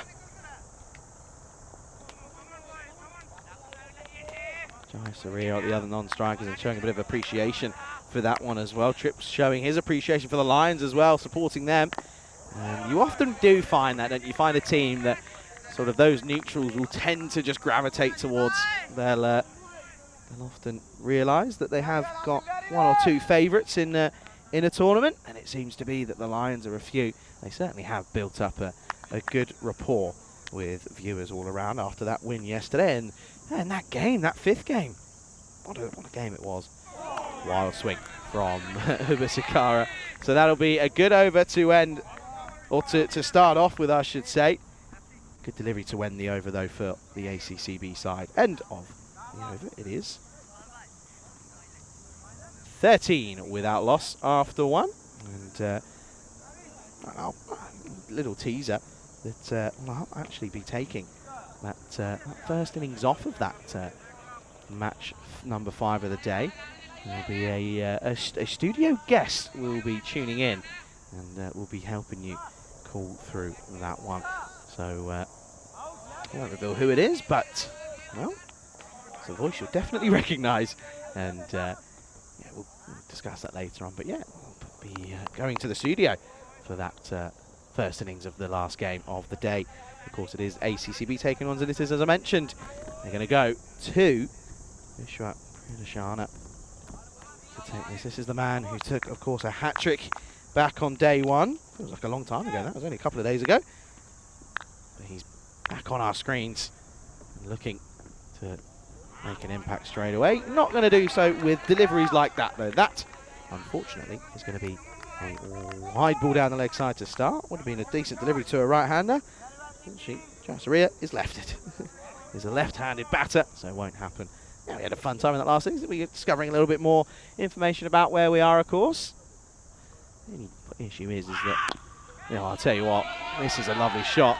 And we know that Pradeshana loves the grunt, but no one's going to put Jasaria off a full toss on his pads. He's going to make the most of it and utilise what's at his disposal. Over the top. That's going to be another boundary. Really nice shot. Watch this back here. Gets the grunting. No, you're not. He's not in pain. He's just trying to bowl. One bounce. Cuatro más. Trip asking Charlie, is it still cool there, or has the heat come back? No, it is. It's definitely cooler today.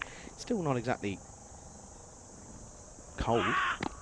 Off the pad, going down the leg side. They'll come through for a leg by. But I have to say, those 2 days. Now I know that that Rico was saying everywhere he's been the last 3 to 4 weeks has been pretty much sort of extreme heat after extreme heat, and I know we are scheduled to have some more of it, but he said that heat on Monday was pretty intense, and well, it was the same yesterday, or yesterday, the day before on Tuesday. Ended up getting to 38 degrees both days, and fair to say, the jackets weren't really being utilised very much. It was very, very warm. Off the pads, and that is elegant hitting from Ibusikara. That is splendid. Goes square on the leg side. Flick off the pads. Doesn't get better than that. The old crack of willow on leather. That's going to be a really, really nice shot. 4 more. Just dealing with safe shots at the moment. They're not exactly taking any risks. Bowling's a little bit wayward from ACC, but just don't quite look up to the races at the moment. Yeah, a little formation of a couple of viewers up there on the top of the hill. Oh no, Gundy. Oh, and gets the treatment. That is a Gundy delivery. That's gone. And new Grizzly, please. That's gone over the fence. Maximo and Ibusikara. What an addition this is proving to be for this Lankan Lions side, winning the hearts of a lot of viewers at the moment. All that chat is probably just seeing C-ball hit ball at the moment. That's terrible. It's really Gundy.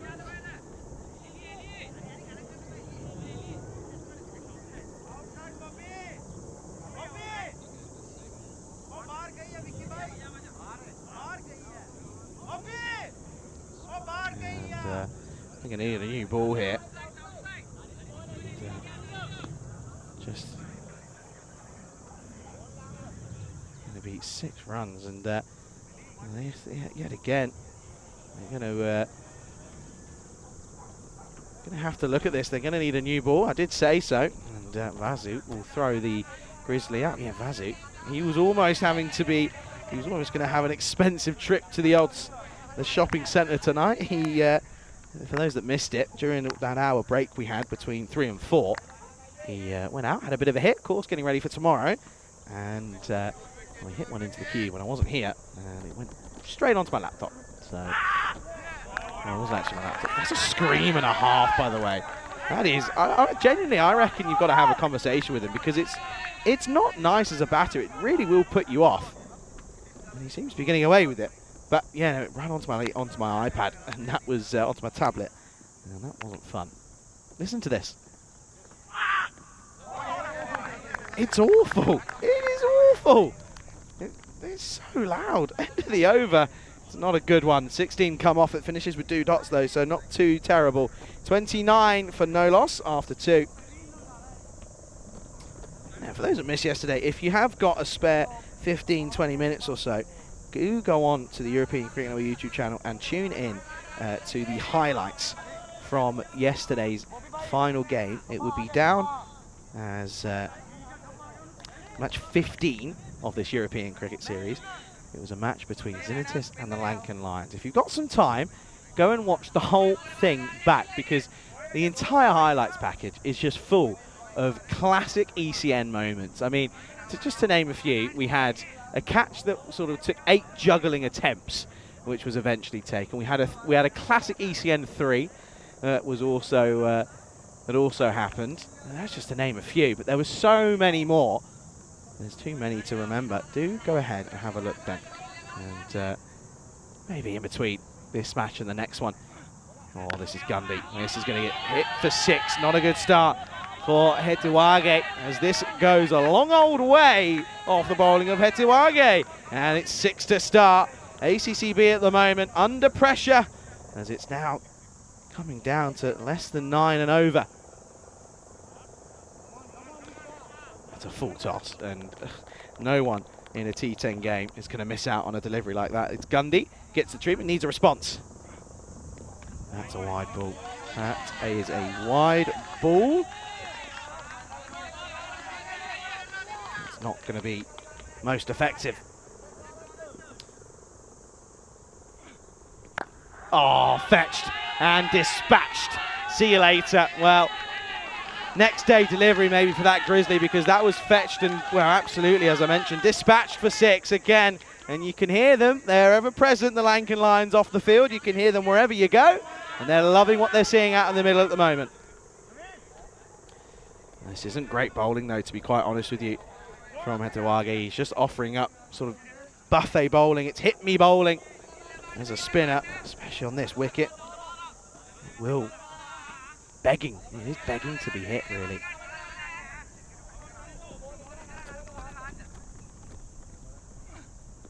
Goes back of a length, but this is played behind square on the offside. And this time, we've had a couple of powerful destructive shots, but this is just a slight touch of class from Jaya Surya, and that will certainly help them on their way here at the moment. 46 now up. What a shot that was for 4. Yeah, that ACCB just trying to be slightly positive, but it's tough at the moment. And again, played nicely. Oh, and he gets through, but luckily there's a bit of support. As Asad Abbas is there to do some protective work. A bit of hitting that is from Jaya Surya. 29 off 9, 14 off 7 for Abusakari. He's hit a good couple of shots at the other side, at the other end.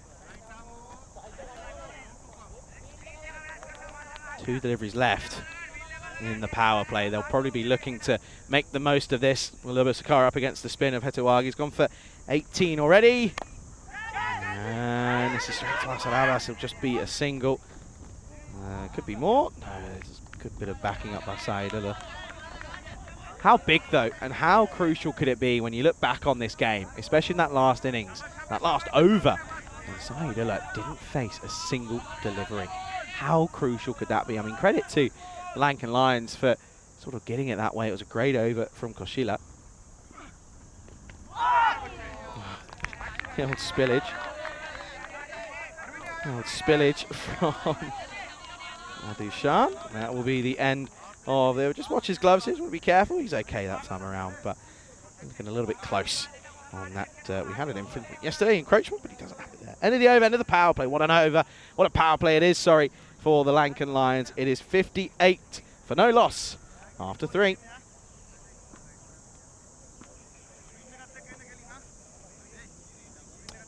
And they're going to turn now to Harvey and Kumar, who struggled with the bat, failed, in all honesty. So we hope he can go one better here. Of course, the end of the fielding restrictions, but they're going to have the 4 men in on the angle, pretty much, on the 4 angles. Everyone else is back. You've got long on, long off. You've got a deep square leg, a deep third man, and a deep point. Good start from Kumar. Gets it on the money.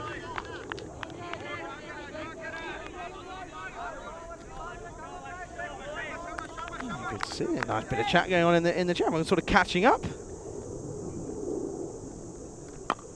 Fetched, but not timed at all. And, oh, they're going to be buzzers here. No, there isn't. That's a really good stop. Excellent stop from Gohamanan, because that could have ended up being buzzers. That could have gone all the way to the boundary rope, but he gets it's a great one-handed stretch. And he just gets enough on it.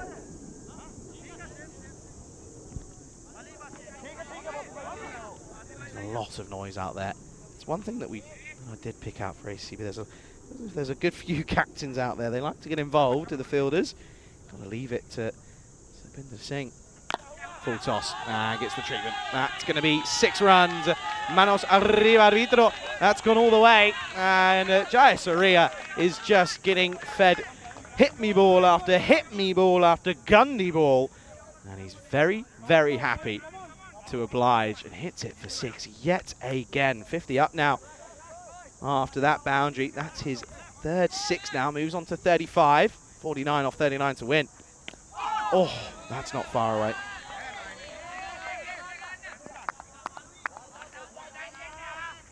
And is not far away.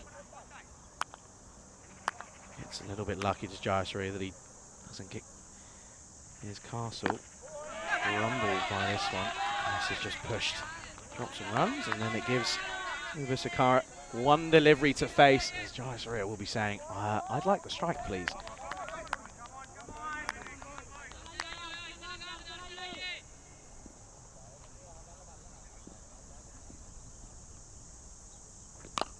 Fetched, and he does take it on. He's going to get 4, and this is glorious hitting, and it will be the end of the over. It was a good one up until that point, just the one boundary, but they end up going for a 6 and a 4 and a couple of singles, and at the end of 4, going superbly at the moment. It's 60 for no loss after 4. And it wasn't a bad delivery. He fetched it from well outside the off stump, and fortune favours the brave. Gets it away. 44 off just 36 now. Of course, 3 overs to get 44 if they wanted to get the bonus point. But as I said, Lankan Lions don't need to worry about the bonus point. A win against ACCB would be huge for them, especially not only in the context of the group, but it could push them with a chance of getting that 3rd spot, which I don't think anyone would have expected. But they're certainly en route to a good victory here, but it's just about keeping momentum. As we're going to see Kumar once more. It's on the leg side. Oh, and listen to this, though. Listen to this. ACCB getting at each other's throats here off a misfield. Not happy that there was a single there. And that's just signs of chaos out there at the moment. Oh, and he's just being warned for his action there a little bit. Just being warned for his action. Here's Kunta.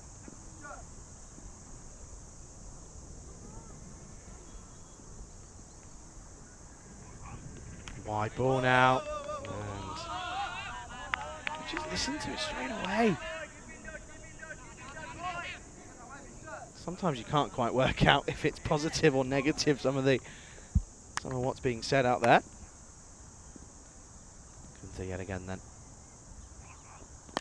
Gets it right, but it's in the slot. But has he got enough on this? They converge in the middle, and they take it. Good catch by Saidullah down at long on. And that's going to be the end of a good flourish of runs from Ubisakara. But they, of course, need to try and ensure that this doesn't lead to a collapse here, because they're well en route to a good victory with a good platform being set up by the 2 openers. The opening partnership worth 62 in the end, but eventually he has to go. And it's a good catch out in the deep. And it's going to be 62 for 1. Saidullah with a good catch. And they'll be saying, why didn't he turn around and take take more of that last over? Because he simply couldn't get on strike. Happy election day, of course, to everyone out in the UK. And, well, now trips here, I can also say happy Independence Day, of course. 4th of July. And I hope you're all celebrating and enjoying yourselves with a few barbecues here and there, and well, I'm sure during the summer there'll be a few out on the lakes and at the beaches, of course, celebrating in any way that they, of course, wish to. Chanaka Fernando in at 3. He actually batted okay yesterday. Looked a little bit scrappy to start, but got a bit of momentum under his wing, and and enjoyed his time out there. Can he stick around and just provide some support for Jayasuriya? 42 off 34 now. Here in this 5th over, the first wicket has fallen. Kunta picks up the first scalp. Good delivery, just sneaks in. And maybe just having a look, but he says, okay, no, that's fine, I'll play it next time. Charlie, do you get to vote, being that you're out of the country? I didn't vote. I'll be first to say I didn't vote. Just because of the amount that was going on, I didn't get to register in time, and I wasn't in the UK at the time, so it doesn't mean I'll get my vote. But I do, of course, hope that everyone that was able to gets their vote in. And one of the things in my generation that I know is a common theme that everyone, very common for someone of my age to sit there and go, well, my vote doesn't really matter. But the issue is if there's sort of 500,000 of you that say the same thing, and if we're not more, it's a lot of people that don't vote. And if you all sort of put your 10 pence in, then you might make a bit of a difference. But no, I didn't quite work out that I was able to. But I trust that the right decision will be made. Shot, 4 more. That's lovely. That is stunning from Fernando. Rides the bounce here, plays it super late. And the cut runs away. That's going to be 4. Well, it's 38 needed off 14 for a bonus point. There'll be some hitting. Not too sure if they're going to get there, but there'll be some. Well, actually, you look at Jayasuriya. He's 37 off 14. So if Fernando can give a bit of a helping hand and Jayasuriya continues as he's going, they might get there. It would be some feat, wouldn't it? 2 bonus point wins in a row. Oh, tries it again, but this time just a little bit too short. Good stop behind the stumps by Madushin.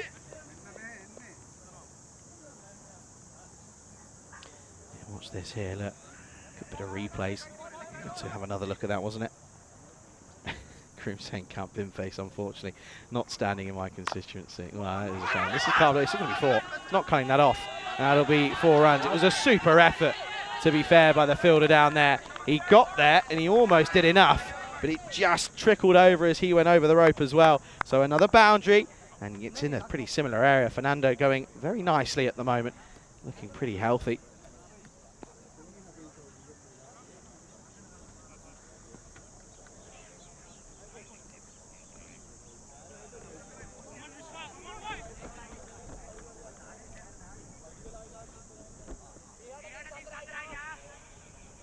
End of the over.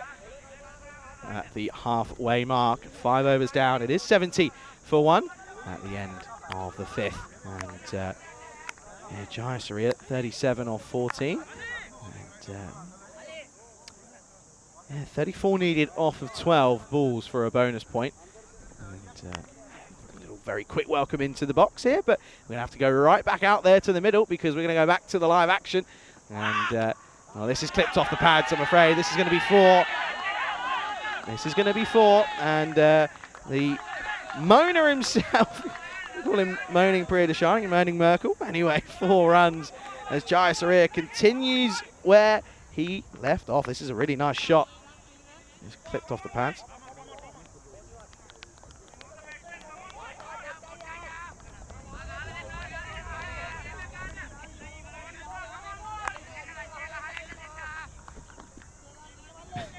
Chip saying it's nice to be at a lake at a beach, and this is just chipped. It'll just be 1. And it says, I did the barbecue thing yesterday, we'll make a spaghetti to how American. Absolutely. Yeah, Kroom saying Count Binface not standing in my constituency. Don't know who was actually in my constituency in the end, to be honest, but I know that there's the younger viewers will know there's a social media influencer called Nico Omalana. Now, he actually ran for mayor in a couple of years ago and did, oh, this is fine little tickle. Great fielding down there. He's done such a good job. The fielder out there. He's just come through for 1. Yeah, he actually did better. I think he did better than the Lib Dems in that election for mayor. He actually did better than the Lib Dems as an individual party, and I think that as much as it was a bit of banter, as this is mistimed. Is it mistimed or is it timed nicely? No, it's actually well fielded. Parveen Kumar, and yeah,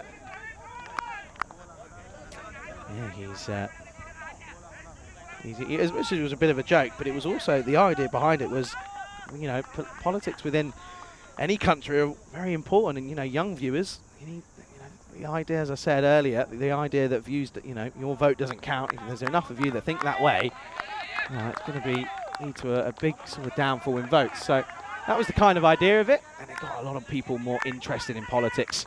I know that he then was sort of having a bit of banter in terms of running for PM. Dropped into the onside. They think of a run. Could be close. It is a direct hit, and I think he's gone here. I think he's gone. We're going to go and have a look upstairs. And I feel that Fernando could be gone. It was a great bit of work by Asad Abbas here at mid-wicket. Let's see if he makes his ground. I think he's gone here. It was pulled into the onside. He sort of hesitated. Oh, he's gone for all money. Gone for all money. He hesitated, didn't he? Didn't quite get going, didn't he? Just took a moment to have a look. But that's a big, big moment in this game. It could be the tide turner as Fernando will go. Lankan Lions 77 for 2. And well, the man himself.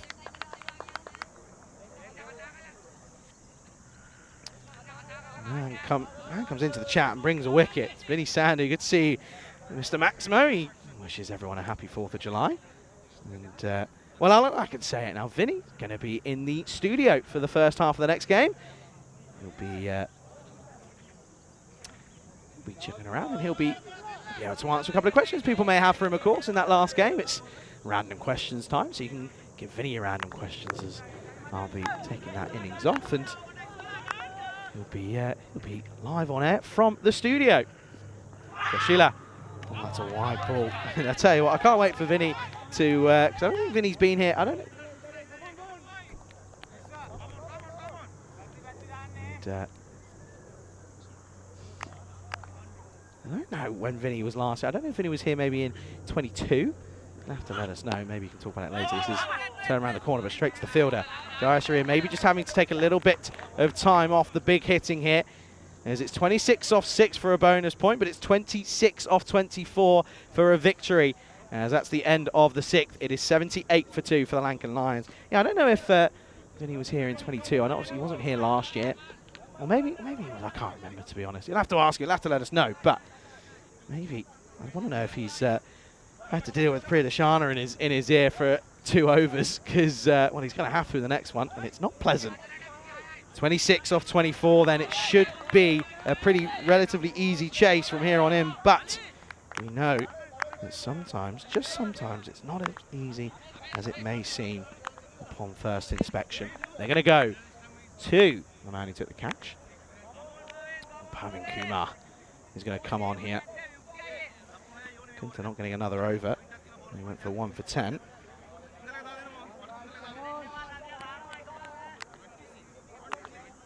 26 off 6. Well, 26 off the over would be pretty impressive, but I think it's more so just thinking about the win at this point, as Kashila's on strike. Oh, what a delivery. Squares him up entirely, plays around this entirely the wrong line. Pushes him back. That's not a good start.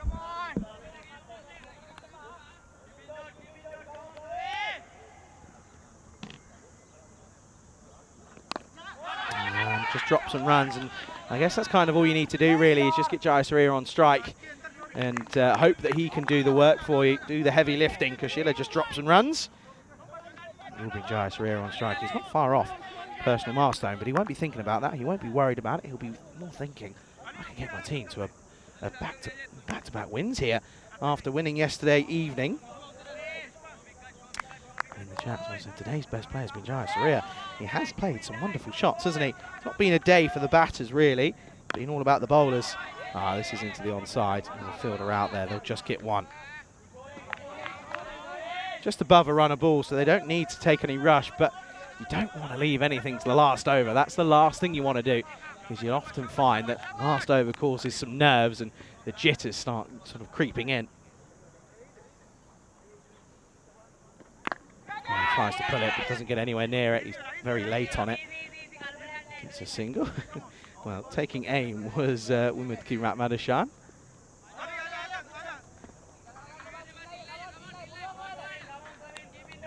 (24 off 21). This is the thing, though, when it gets to this sort of equation in T10 with the 50-metre boundaries, 2 boundaries, and it's a completely different game, isn't it? This could be one of them, or could it be gone? Oh, taken! That is huge. That is a massive moment in this game. Saidullah, on the second time of asking, takes the catch. And well, he wanted to go for it. He wanted to bring up maybe the half century in style, but he misses out. And he leaves his team needing a fair few left on the board, as it's going to be Jaya Surya who goes for 44 off 20.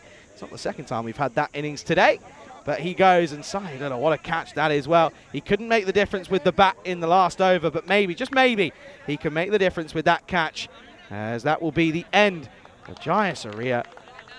The skipper leading from the front, but might not be enough, as it's the third wicket to fall, 81 for 3. Lankan Lions need 23 off 19 now.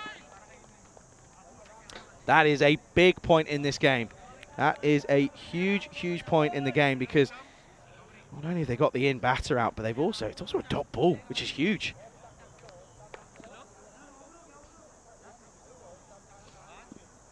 As the next batter is Boudica. He hit it well yesterday. They need it again, don't they? And I think they realise that Boudica can actually play some good shots, because they make a change in the field. Boudica then comes in at 5. Wild swing. What an over this is proving to be, by the way. Ends up being 2 runs off it, or 3 runs in fact. But they also pick up the big wicket of Jaya Surya. End of the over. It's a big over, that 7th. They don't pick up the bonus point, but the issue is they've lost the big man, as that's going to be the end of 7. Lankan Lions getting there slowly. 81 for 3. This is the last game of the day. ACCB, they return as they take on Xenitis. Xenitis have got a new man in Serindu Pereira. He'll come in for the first involvement. No changes for the ACCB side, as they look to, well, might be looking to improve on this one here, but well, they might get over the line. You never know. That comes up at 4:30 Central European Time, 2:30 GMT, 8 o'clock out in India. Of course, 4:30 is going to be 5:30 local time. Vinny Sandhu will be standing by out in the ECN studio. He'll be taking you through that first innings, and then I'll bring us home into that second innings and send us away for a nice Thursday evening cooler. Oh, the man who took the catch is now going to come on and have a bowl. Saidullah. Koshila looking a little bit nervy here, playing some rash shots. This is a big, big over, this one. This 8th over, if they get 2 boundaries, they're still in it. But then you just feel anything less than that, and you'd probably say ACCB back in the driver's seat. So much so that such a tight one, the supercomputer is not sure where it's going. It goes for 4. That's a really lucky shot for the Lankan Lions. He gets away with it. He had no idea where it was going. It was a great delivery from Saidullah yet again. The keeper just couldn't get there in time. And it goes towards the boundary. 4 more. That's a bunkt. This is a huge... Listen to it. Just listen. It's chaos out there. It's chaos out there, and it's chaos in the dugout for the Lankan Lions. 19 off 16. Another boundary, and it's back to them. Goes for it. Oh, and he's got it. That is huge. That is an incredible shot. That is sensational. And Koshila goes 4 and 6. And I tell you what, the first 4 wasn't great, but the 6 has made him look very slick. What a shot that is. It's just in the slot. Steps across. And that's... What a strike that is through the line. The response, short, and it's going to be a wide. And even though, of course, the ruling now, even though he steps across, that line doesn't move with him. Have a look here. How close was this? Going to have to try and sneak it in. Yeah, it was a wide, wasn't it? We come back to live action. Leading edge. Oh, it's going to fall safely. Does he get down in time? Yes, he does. And it'll just be a single. Well, now at less than a runner ball here, the Lankan Lions.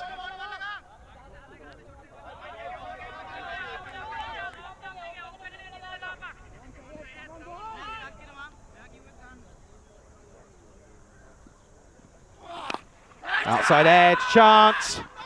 Dropped. Gets put down. It was a great effort by Goham Anand, but he couldn't get there. He could not get there in time. Oh dear. That's going to be a single yet again. So I did say 2 boundaries in the over, and it's back to the Lankan Lions, and it is. The win predictor's packed it in. Doesn't know, it doesn't want to make a call. Well, the Lankan Lions can't sit down, by the way. A wide ball, wide ball.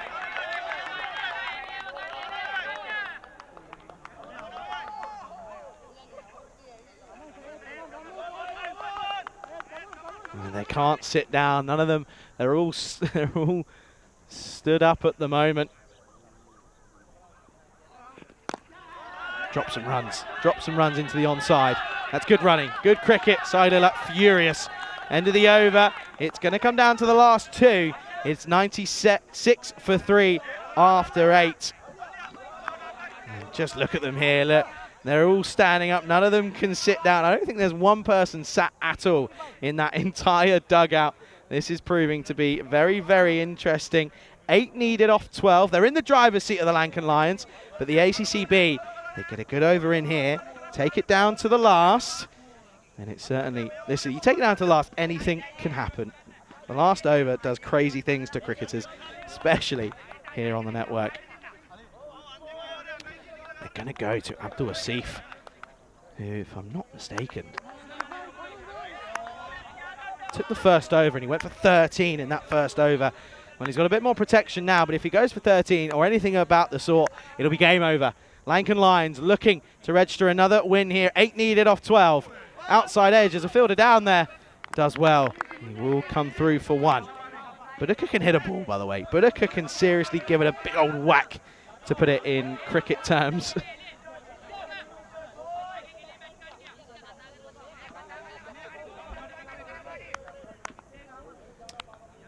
Seven then, needed. Off the pads. It's a terrible appeal. It's a terrible appeal.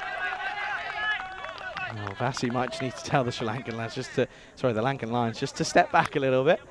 He's just getting a little bit excited at the moment. ACCB have just got to be thinking dot ball. Dot ball. It's gold dust. Oh dear, it's a wide. It's a wide. That doesn't help.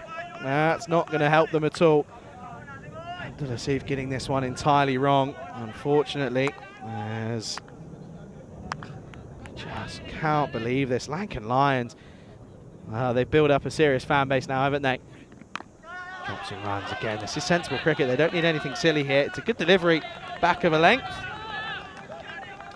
Just drops and runs down to third man. It's such a classic short form shot, isn't it? Low. It's almost one that has to get mastered now, especially by sort of the openers. It's in the power play. It's such a good shot to have, but especially in T10, it's often a shot that will give you an easy single.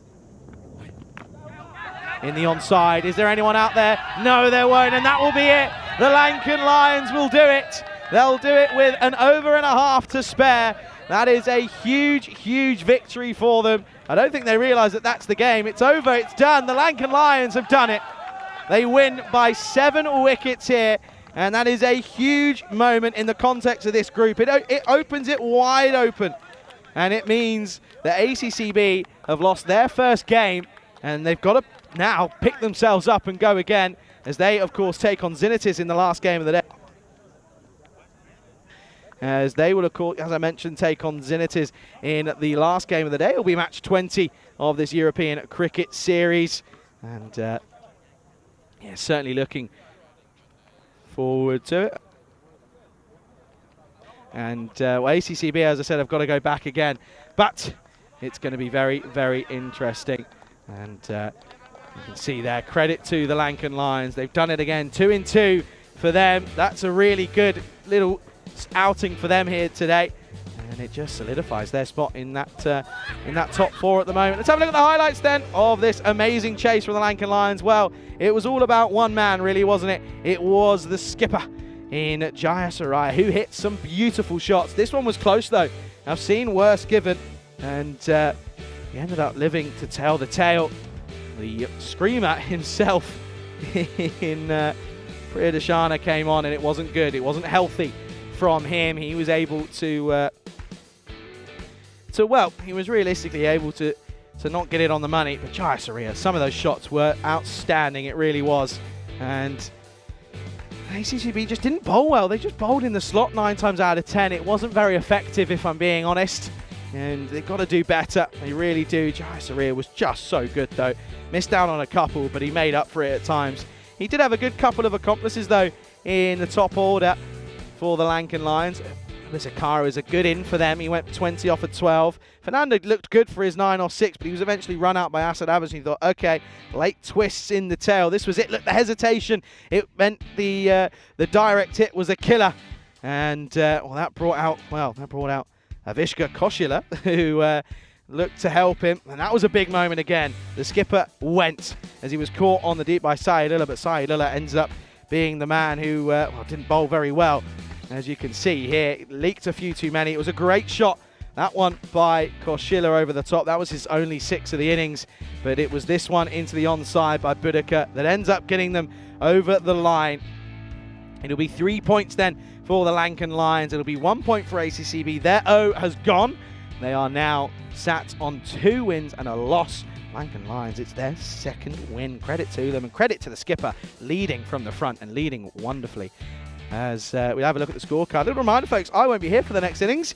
Vinny Sandhu will be jumping in the hot seat at the ECN studio. He will be talking you through that first innings of the last game of the day. So get your questions in for him, get your questions in for me, and we'll answer them in due course. That's the scorecard there. Jai Surya, 44 not out. Player of the match for me has to be bowled well, captained well, batted well. Not too much more he could have done. Good little innings though from Misakara. 10 extras, not too bad from ACCB, but just wasn't good enough with where they were bowling it when it was legal. You can see the scorecard for the bowlers. Nothing to write home about. 1 wicket for Kumar, 1 for Kunta.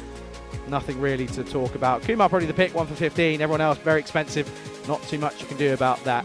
A big win for the Lankan Lions. It means a lot of change happening in Group A, of course, Group B in fact.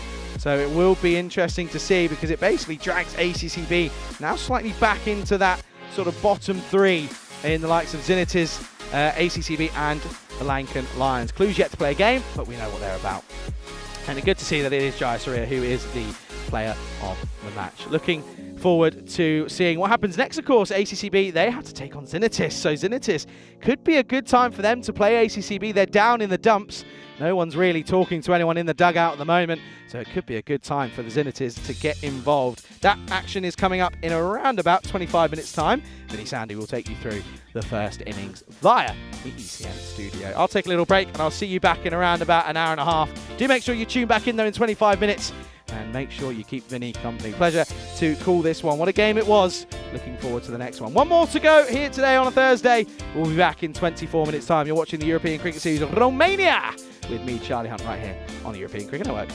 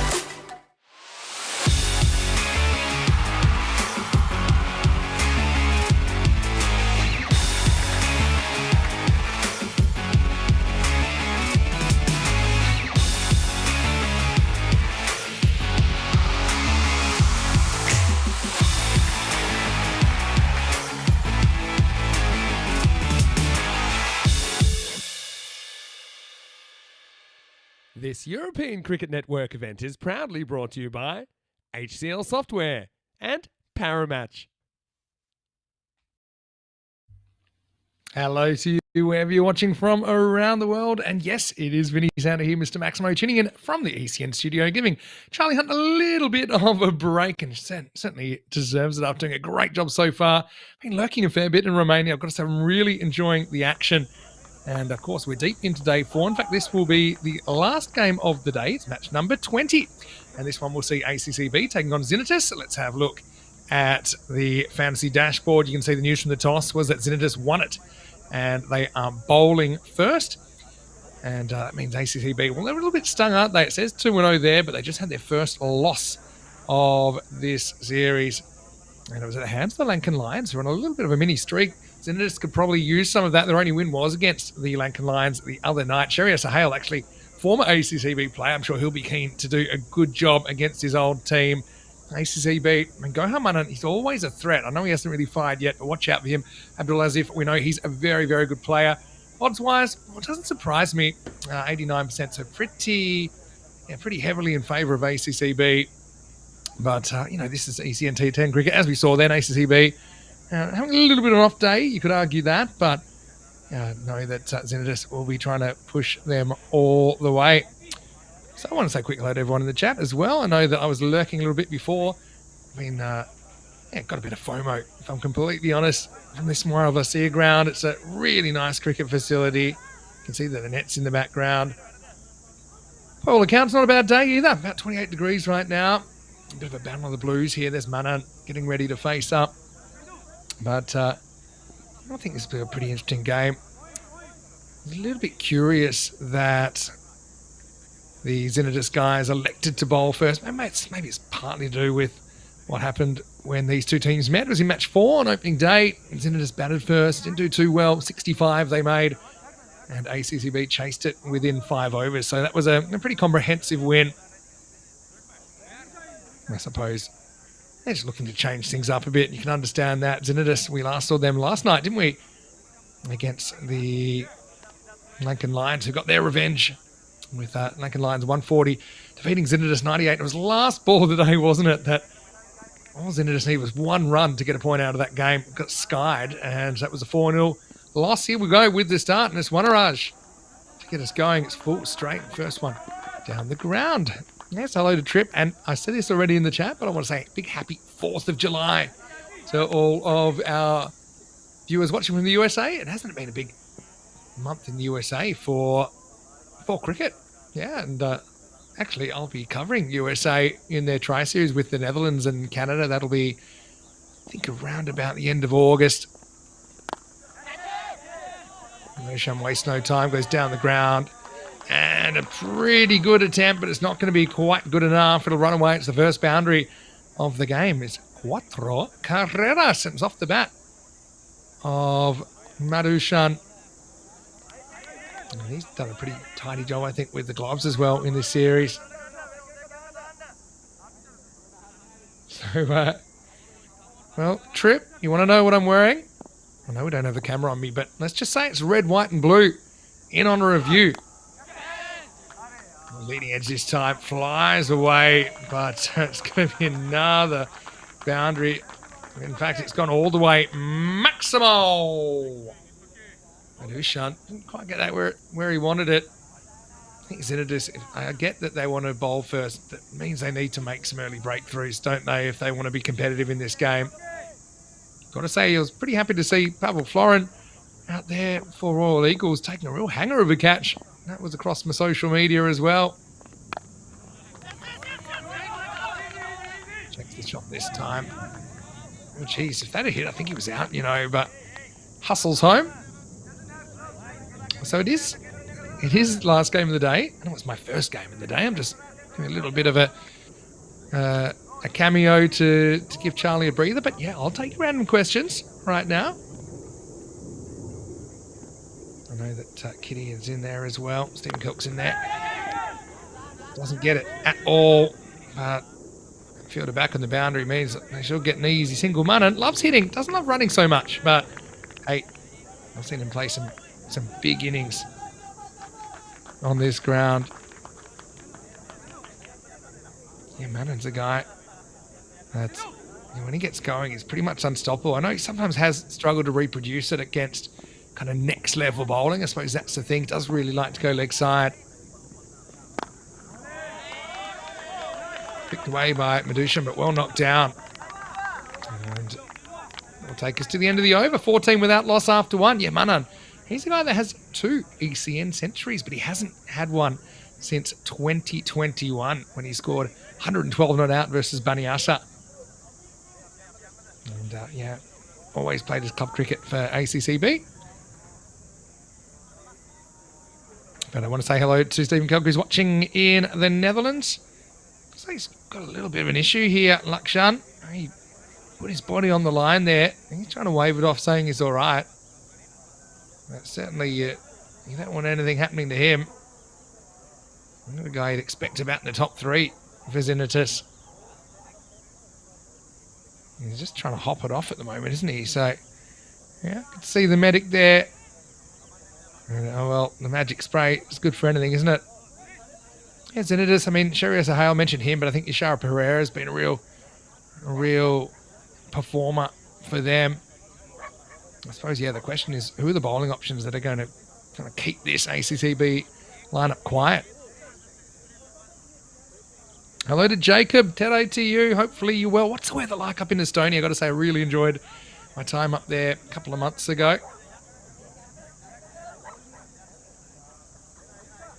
Trip's asking, where will the Tri-Series take place? It'll be in the Netherlands. I think it's a mixture of the VCC ground where we were before, but then also, I think, Kampong ground. And I know the T20s, which we're covering, are between the 23rd and the 28th of August, so watch out for that. Hopefully it's a good time zone for your trip. Haven't seen the actual starting times yet.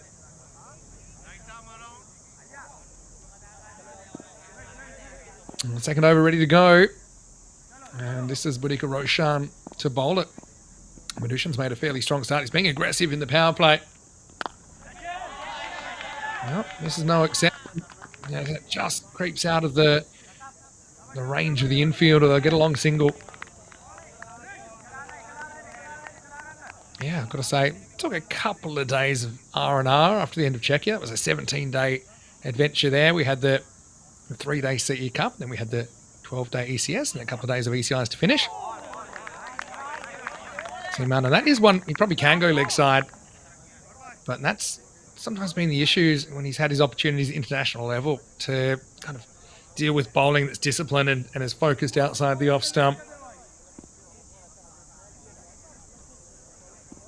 Dave's asking, where's Magic Spray Mary? She might be in kind of semi-retirement, Magic Spray Mary. It's a while since we've seen her in an official capacity at the Gardner Oval.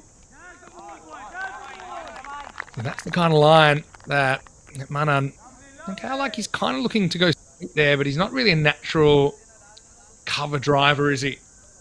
Sure, it's something, if he's able to find some time to hone his game, that's what he needs to do. He needs to hit a lot of balls through the covers. Not get too lazy with that bottom hand taking over, trying to drag everything. Again, if you bowl there to him, you normally have a good result. Could see Rob Lever in the chat. And Rob, I've got to say, one of my biggest regrets about not making it this time is that I've really wanted to come and visit you. I know I was only there briefly last year, but we had such a great time. And of course, Rob, it's hopefully still running T5 Social. Tell me if that's the case, Rob. Medushan nails this leg side and gets 4. The difference here with Medushan compared to Manan is he gets that back foot back and across. So there's actually some sort of footwork that goes into it. That's why he's able to execute the pull shot. Yeah, Rob, how's T5 Social going? I'd love to come down there. I know that you've been doing some good work for Transylvania as well. So I'll be catching up with some of the Romanian guys in the national team at least. They'll be in Hungary for the ECIs. Goes in the cut this time, well cut down. And he's been in the action so far as Lakshan. Doesn't look particularly fresh after that. And that's the end of the second over, 21 without loss after 2. Pretty interesting format, this one. It's the same format we used in Estonia, where you have 2 groups of 5. Top teams go straight to finals day, and bottom teams eliminated. The other teams fight it out for the other spots on Finals Friday when it comes. And this is the Group B standings at the moment. And yeah, that win by Lankan Lions has kind of thrown it wide open, hasn't it? ACCB fallen to their first loss in match number 19. Gladiators, former winners. Of course, they won it back in 2022 with an upset win over Cluj. And they're being perfect so far. And speaking of Cluj, well, they're in there, but they have all their games kind of heaped together because of the travel that they have to take to make it to the Moravlesia ground. Wanaraj looks like he's ready to bowl out here in the third. It's the last over of the power play.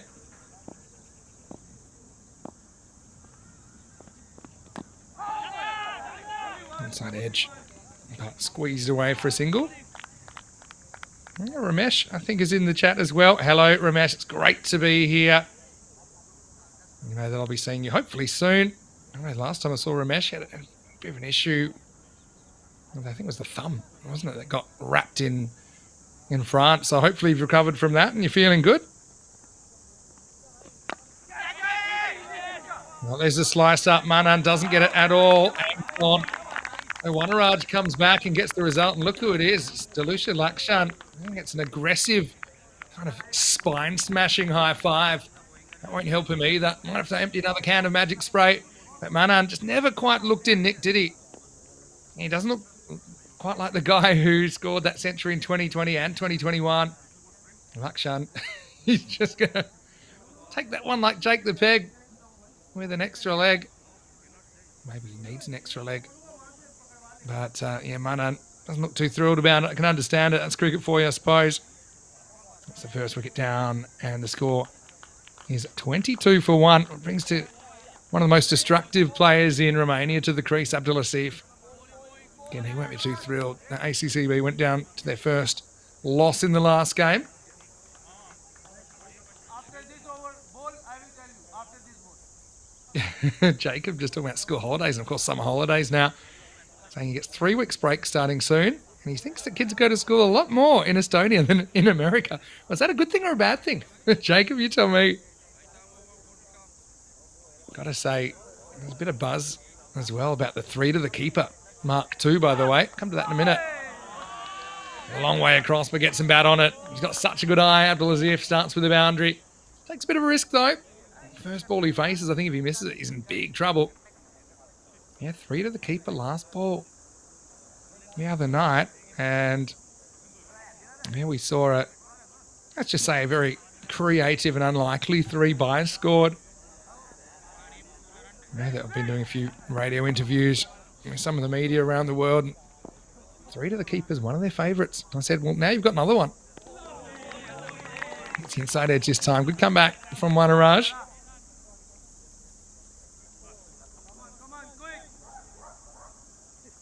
But yeah, I'm looking forward to being back on deck after my couple of weeks off in Hungary at the GB Oval. But also, obviously, we've got the ECIs here in Romania, which are always good quality as well. Goes straight here, going, and gone. Just gets it over the top. Maximo! About as if he's got natural power, doesn't he? And he's blessed with it. He's one guy, I've seen him play some remarkable innings. I've seen him sometimes make slow starts, but really be able to turn it on when required. Yeah, Romania, I was going to say, will be hosts to Austria and Portugal. That's going to be a really good series. Romania, of course, their national team, outstanding, I think, in the ICC World Cup qualifiers. Going down to a strong Italy team in the final. Hangs the bat in the air here, but it's wide of the fielder. That's to single end of the power play. And well, something for everybody in there. 33 for 1 after 3. Yeah, but I think it's great to see Romania making a bit of an impact in international cricket. I know that they have certainly worked really hard to try and professionalise the program in the last 2 or 3 years. It's great to see a guy who actually played a fair bit of cricket against, Adrian Lascu. He's a Queenslander who actually qualifies through citizenship to play for Romania. This guy's played indoor cricket. I've played against him a lot. Western Australia versus Queensland. Also, he's played for Australia a bit as well. And he made a bit of a difference as well. But I've got to say, the Romanian base players certainly carried that team through and all the way to the final, which was a great effort. And wishing them all the best, as well as all the Austrian guys and the Portuguese guys for that ECI, which is coming up in just over a week's time. Okay, well, this is Pacindu Vindula to bowl over number 4. 5 outfielders now in play. Well bowled first up, straightens down the line onto the middle stump. That's the advantage of the left armour. As Ishara Pereira will be very important, I'm sure, with the bat in the second half of this game. Also, well, I'm getting my kind of pleasantries out the way. I've got to say, great job by Charlie so far. It's always great to have Charlie on the mic. And, of course, Rico's enjoying his day off. I hope he's getting up to a bit of fun, not too much mischief. Plenty to do in Bucharest. Kind of holds its line. Actually, it's well done by Sheria Sahale. He's a guy we've seen also, playing for Romania A in the past and doing some good things. Like I said, he's also a former ACCB player. But, yeah, I think that just kind of holding reasonably well so far. This one just strays onto the leg stump. It's going to run away for 4. Vindula, I like that he's swinging the ball. I think his initial line slightly wrong here. It ends up down at the fine leg boundary. So great to see, obviously, the Romanian young talent coming through where this is in Moirevlis. There's a lot of kids around. I think they love having the nets there. Makes a big difference. Every time I'm there, there's kids playing all the time. It's a matter of time till they come through as well.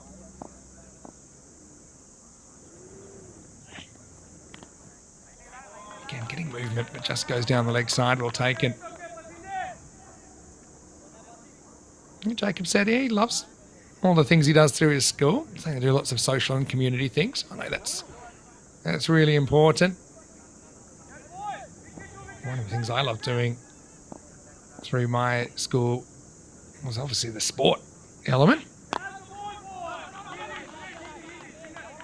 Knocked away for a single. Hello to Shantanu Vashisht. Saying, Vinny doesn't sound so Vinny. Well, this is probably what I sound like when I get my voice back. Shantanu, always good to see you. Obviously, it's been busy this week already. Plenty more still to come. Goes with the line this time. Oh, almost reeled in. But it'll be 4 runs in the end. Great effort up there on the boundary. But as if he lives dangerously, likes to attack. I'll probably have a look at this one again. I'm going to check this bounces just inside. I'm pretty sure it does. Check out the replay. Just to push. Where's this one bounce? Just inside. Umpire called it absolutely correctly. 4 more to the total then. I suppose the question is, how many can Zinnitas chase here? They've had their problems with the bat. They haven't cracked the 100 in the series so far. Nice little lean back cut shot. That'll finish the over. So Vindula goes for 12 in the 4th, and it's 45 for 1. Yeah, Zinnitas, they scored 75 in their first match, and they scored 65. They did get 72 in just 7 overs to take all the points against the Lanka Lions. End of day 1, end of a long day really for them. We didn't see them on day 2. We saw them last night. They posted 98. That was in response to Lanka Lions 140. And like I said, they needed that single run off the last ball of the day to get a point out of that. I just wonder whether that might cost them in the end. 45 for 1 then after 4. And remember, the bottom team does drop out after 8 matches, and they come up on you quickly. One thing that's strange about this tournament, I suppose, Group A and Group B are kind of all mixed in. So it's not like we have a clear Group A and then a clear Group B. There's a little bit of both going on. You probably realise that so far. As Ishara Pereira gets ready to bowl the next over. Cracked away through the offside. Really good batting.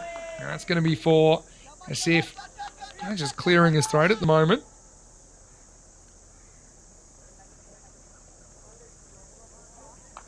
Maybe let us know what things like when you were at school. What were the kind of what was the schedule, if you like? I know we always did kind of 10-week terms, 4 terms a year. So we do 10 weeks on, then we get a 2-week holiday. Then we've got a 6-week holiday over Christmas.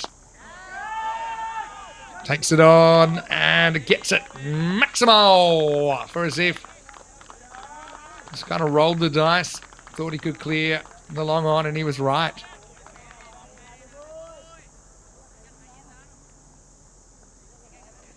It's a tough one. I mean, it's not a bad piece of bowling. Maybe slightly overpitched, you could argue.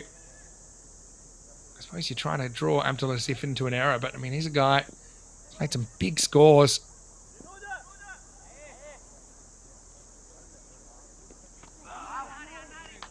And he gets beaten this time, though.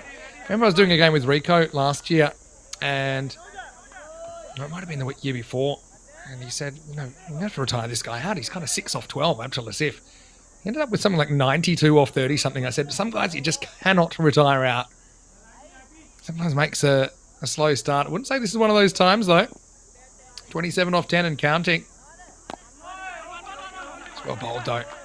Again, didn't quite feel confident getting forward to that. Hello to Colin Mustafa, and hello to Stephen Kelk, like I said, in Netherlands, saying your nets are so important. It gives you a chance to kind of play a bit more informally. You can play with a tennis ball even, you know, play with your friends. And there's the reverse, and he's absolutely nailed that. Well, that is a reversimo from Dushan. And probably the shot of the day. Kind of premeditates it, doesn't he? Switches around. But yeah, the wrist power there to get through it. Just watch it. Unleashes on it. Spotted there was no fielder back there, but there's still always a risk of kind of top edging it and getting caught in the infield. He wasn't worried about it at all. Hello to Colin Mustafa as well. Hello to Chris Smith. Nice to see you. Just filling in for an innings to give Charlie a bit of breather. He'll be back to finish out the day pretty shortly. This over's gone for 17, in danger of going magical. Well, goes dab time. Running away, still test the outfield. Pulls up just in time. Mesh cuts it down in the end, so it doesn't go magical, but not far off. 19 come off that 5th over, and it's 64 for 1. Gives us another opportunity to welcome everyone. No matter where you're watching from around the world, you might be watching on Fancode in the subcontinent, or you might be watching on our YouTube channel, ECN European Cricket Network. Great to have you with us. Of course, this is day 4 of this 12-day European Cricket Series. I mentioned also that Austria and Portugal will be touring for the ECIs. And yeah, we're really getting close also to ECC time. It's creeping up. It's now about 2.5 months away. Of course, the ECC in 2 divisions this year. Romania in the top division. They'll be keen to cement their place there. Okay, Vindula coming back for the 6th. He leans back and swashbuckles this away. I think this has gone for 4. It has, just inside and then halfway up the hill. Cuatro carreras. Good shot. He does like this. I mean, it's tough because you've only got 5 outfielders. They've kind of got a deep third, but he's more towards backward point than a true third. That's probably the line of like a true third back on the boundary. But because he doesn't nail it over backward point sometimes, that's where they put the fielder. It's not a bad ball, really.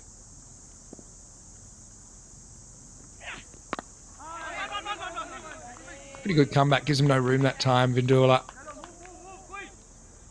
Right, Zinitis. Just kind of losing the handle on this innings at the moment. They've got that one breakthrough, but that's all they've got so far. If anything, it sped things up because it brought Abdul Asif to the crease.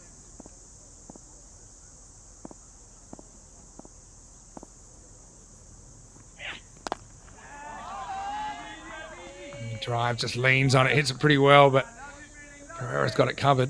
Yeah, Asif actually has 8 half centuries on the network, a best of 92.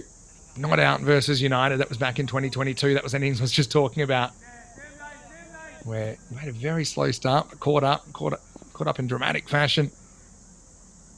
Scored 36 when these teams met earlier in the series. Okay, in the air, very, very high. And it's going to travel as well. Maximo for Asif. It's kind of a challenge. It's kind of length from Vindula, but Asif was up to the challenge. Chris saying they had 5 weeks and a few days off in summer.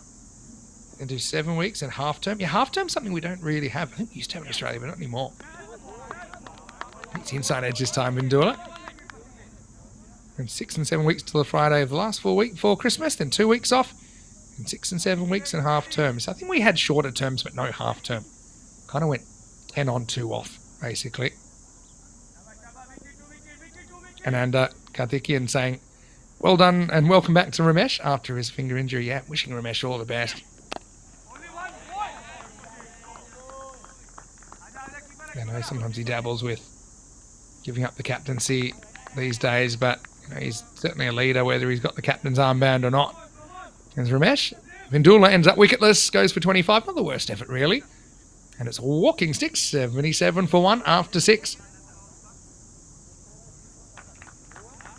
I think when I was in kindergarten, so now we're going way back, kind of mid-80s, they used to have 3 terms in Australia. So they'd have just 3. I think they're a bit longer, and maybe they did have kind of a half term in the middle, but then it kind of went to this 4-term system. So 10-week terms, 2 weeks in between them, except for the 6-week break over Christmas, which was always pretty exciting time. And of course, that's the time it is in the Northern Hemisphere at the moment.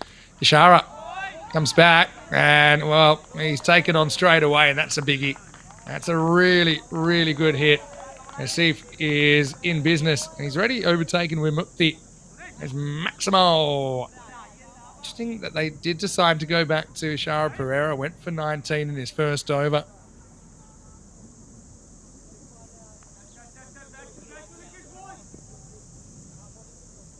Rob's got an observation as well. Well, false shot. Well, this should be gone. Pereira's under it. Shouldn't drop it. Oh, and he does. You would not believe it. I think it probably was his catch because it was creeping away from the keeper, Sahale. He may have reached it as well around the bat, but honestly, not helping yourself when you drop a sieve. I don't think he even runs there. I think he's resigned to his fate. It was actually really clever bowling by Pereira, but he can't convert the opportunity.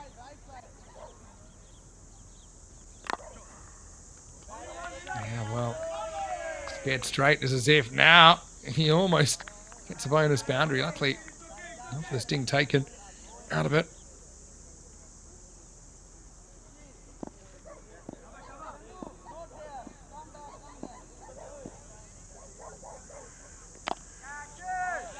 Lifted up over leg side, and that is the answer.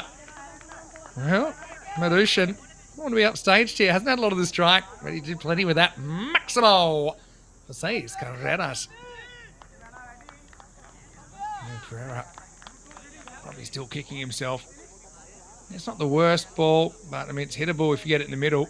Maybe you can false shot it and go straight up in the air, but I mean, too many false shots so far.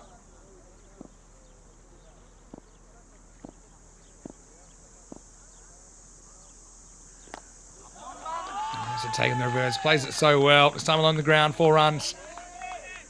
Madushan, he's just so good at getting power into that shot. It's not easy at all.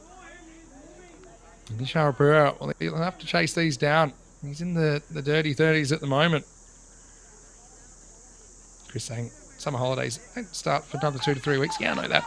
Getting to that time of year, though, isn't it? When we get into July. I say big hello to the Blue Crew on the ground as well. I can hear the pleasant chirping of the cicadas in the background. It's a very familiar sound to me, having done a lot of games there at Marvellous here.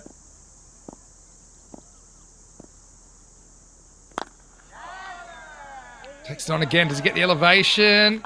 Well, it goes pretty much straight through the fingertips of the field, I should say. Madusha moves to 49. Brings up the 100 as well for ACCB with the Maximo, 100 for 1 after 7. Check it out here again. Takes on. I thought this was catchable. Maybe just could have gone back a metre or 2. Probably rushed in when he didn't have to. But anyway, let's have a look what's coming up tomorrow. Of course, it is Peacock Friday.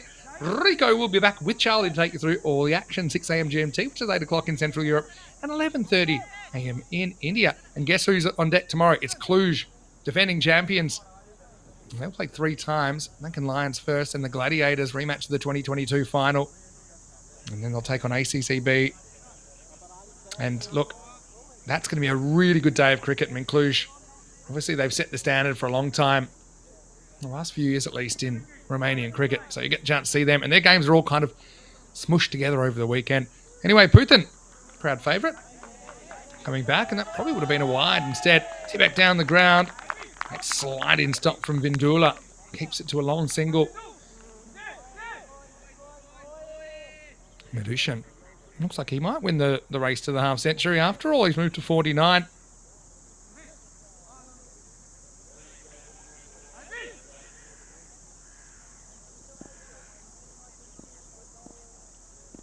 Rajith. Hasn't fetches this one. Might have been a wide instead. It'll be a boundary, and it's 50 to Medushan. Off just 18 balls, he's played some really nice shots. He's played a fair few in that area, sometimes right-handed, sometimes left-handed. It's a very classy knot.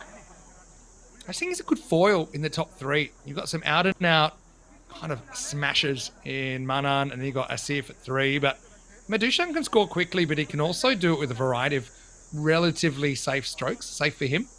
He seems to make good choices there. Anyway, Puthin. Archetypal Silver Fox.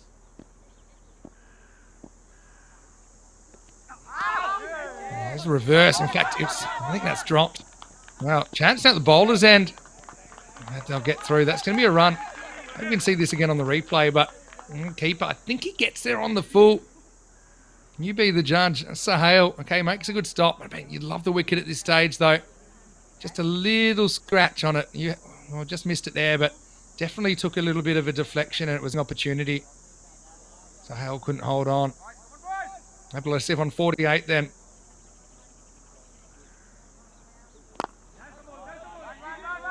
Make that 49 as he knocks that down the ground. Yes, that's a couple of missed opportunities now. We saw Asif dropped by Ashara Pereira off his own bowling. We saw Medushan drop behind just then by Sahel.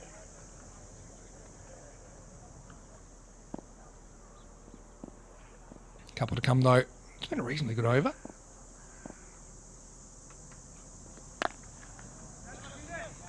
He wants to get down the track, doesn't he?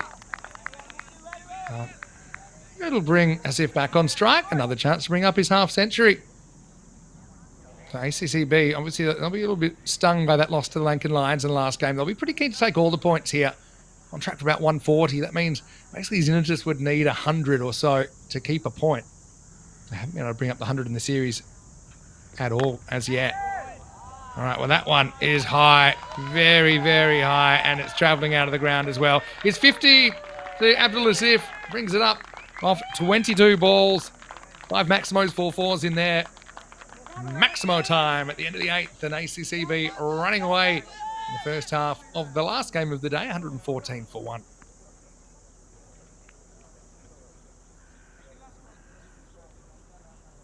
So, yeah, quite a pleasant day in Bucharest.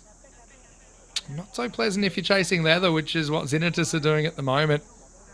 Xenagis, to me, okay, they're in 4th place at the moment, and they have 4 points from their 4 games. From memory, I think they all came in the one game. That's pretty unusual. But, yeah, they've gone 0-0-4-0. But Cluj are yet to play, and they're certainly going to make a run. I think Xenagis, especially if they lose this one, I feel like it's a long way back for them. Have to do something pretty remarkable, I think, to qualify. We're a top team straight through to finals Friday. 2nd, 3rd and 4th. We'll get to play round 2. Well, very inventive and very clever. And it's going to be 4 runs. Pitches just inside the boundary. But yeah, Roshan coming back. And I think Medushan, like I said, he's very inventive and makes good choices. So this is an easier shot to a guy around the wicket because you can use your body to block the stumps. You can't really be LBW. It's pitching outside the leg stump. And the angle pretty much puts it straight on to the bat. That's excellent work.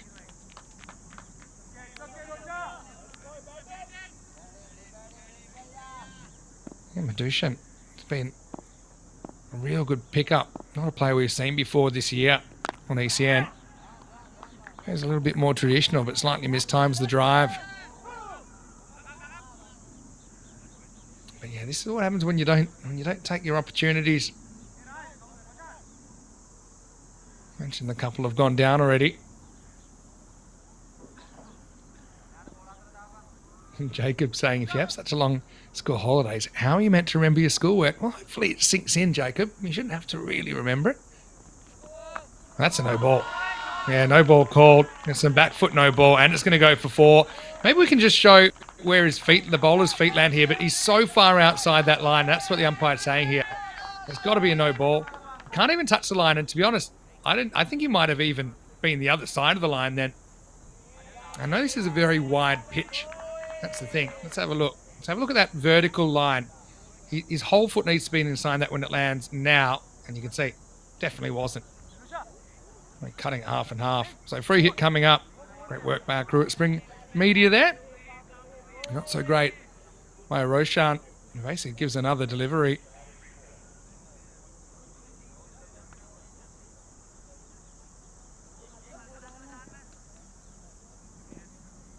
Free hit coming up. There's the signal. This could get ugly with 10 balls to go. Immunity cloak is on.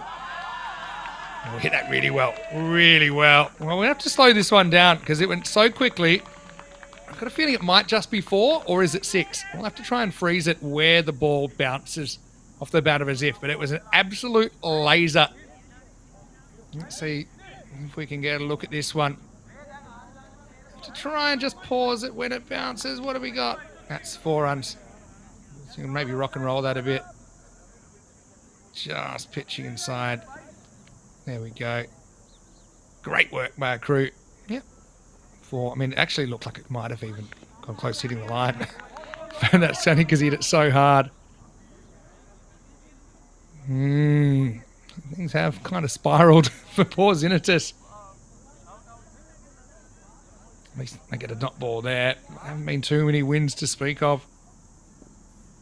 128. Maybe on for 150 now, computer says. Well, it goes on the walk, gets a thick outside edge, and that's going to fly for 6. That kind of sums it up. Maximo for Azif, even though this wasn't where he intended it at all. Roshan, around the wicket, hasn't really been working for him. Seems reluctant to change. I'll tell you that was deliberate, but I don't think it was 100% planned or controlled. But he will get the result.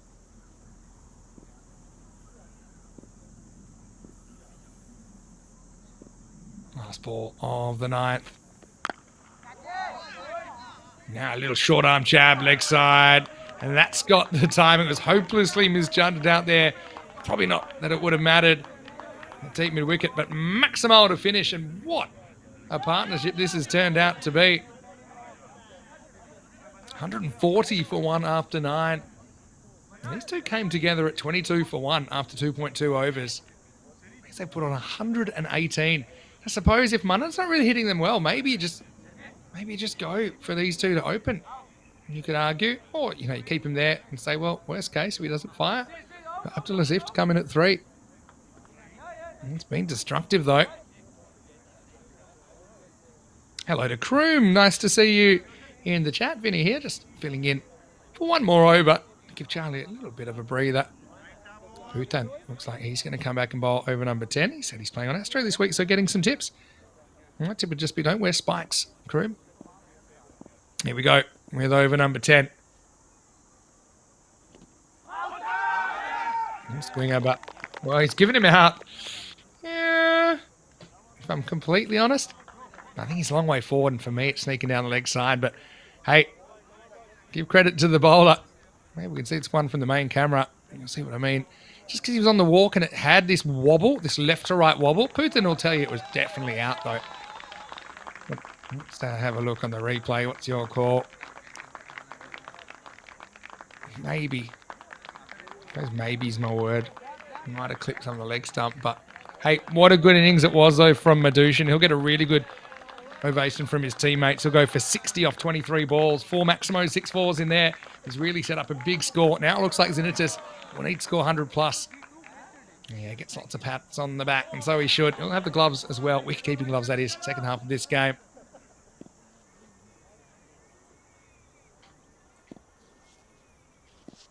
Parveen Kumar gets a hit, but not for long.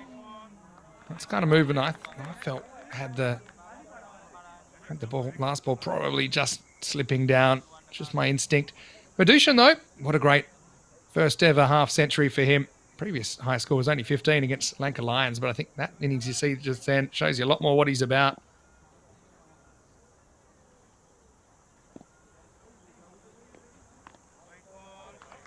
Kind of holds its line. Oh, again, not so sure about this. Maybe we can see this on the main camera. Remember, this whole ball needs to be outside the line. Is the whole ball outside the line? I would say no. I think it's on the line. And even a bit of it's inside. See? Harsh.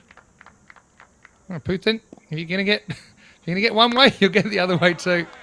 As this is a flat batter from Kumar, and that will be taken. So it's a pretty entertaining golden duck that has a wide, a fake wide, and an out. But maybe Golden Derek will get fired up here.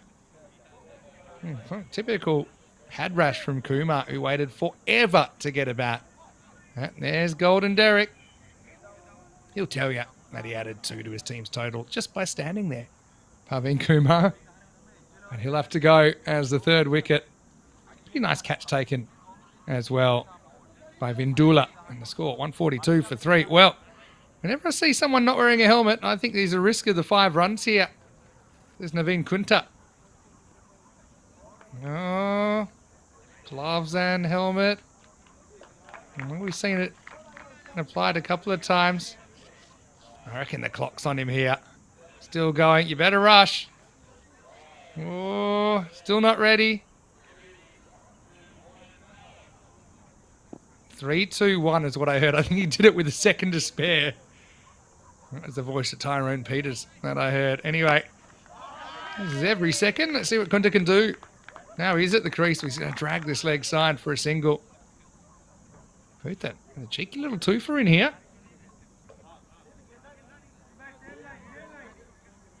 Ramesh, is Charlie all right and not stung by a bee? Don't worry. Charlie's fine, I think.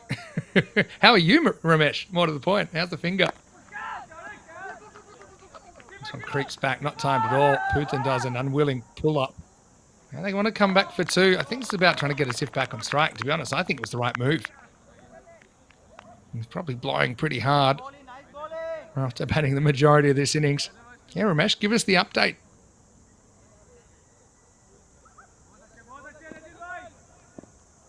Can they get the 150 here? Kunta. Love a boundary to his name. Well, I don't know if we'll get one here. Slides off the bat. And jogged through for 1. I'd say with a Zif on strike, you're a fair chance of that boundary last ball. The thing is, Putin, his slowness is his weapon here. He's forced a few mishits, I think. Batter's eyes lighting up. And his little in-wobblers. Occasional one that goes the other way. Curtain call, though, for Abdul. 76 plus this. Last ball of the 10. Doesn't really get it. High in the air. And he's going to be dropped, and it's going to run away. Might have got a piece of him, you know. Well, you know why your turning runs down off the last ball?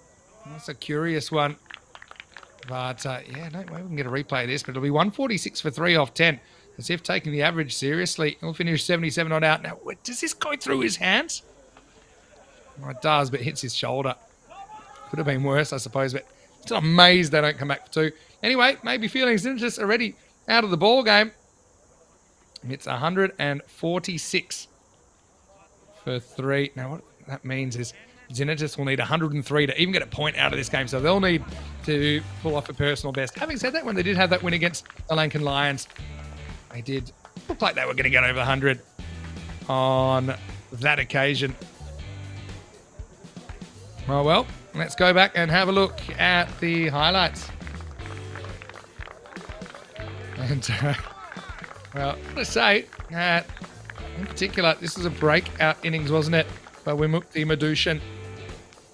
And Manan, though, just never really looked like it. 3 off 6, couldn't hit a boundary. But careful what you wish for, because with that wicket brought Abdul Asif to the crease. Although you'll see there were a couple of opportunities here to break this partnership, but Xenakis just weren't able to do it till the very end of the innings.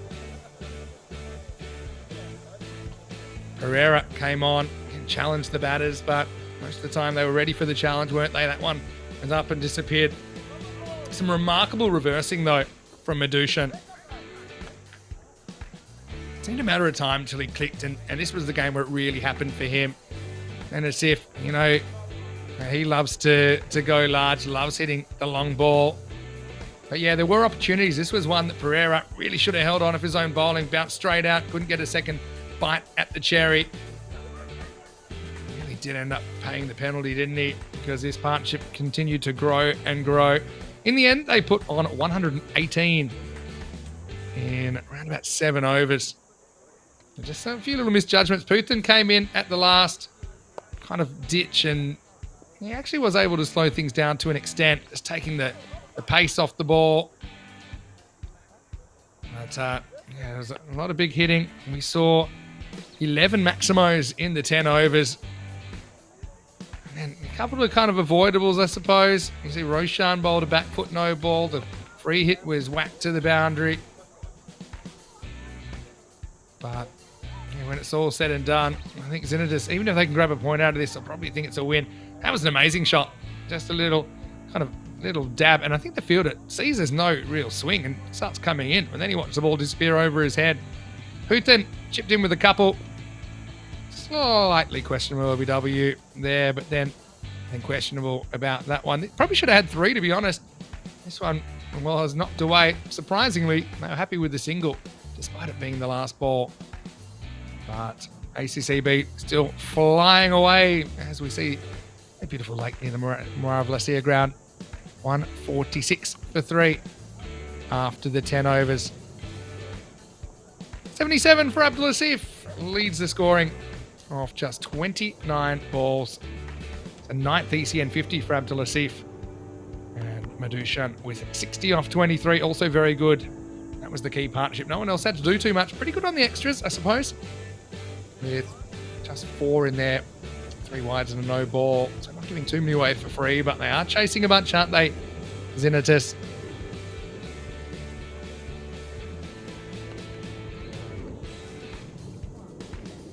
So for the ACCB bowlers, 2 for 20, Putin with the figures. 1 for 26 for Wanaraj in there.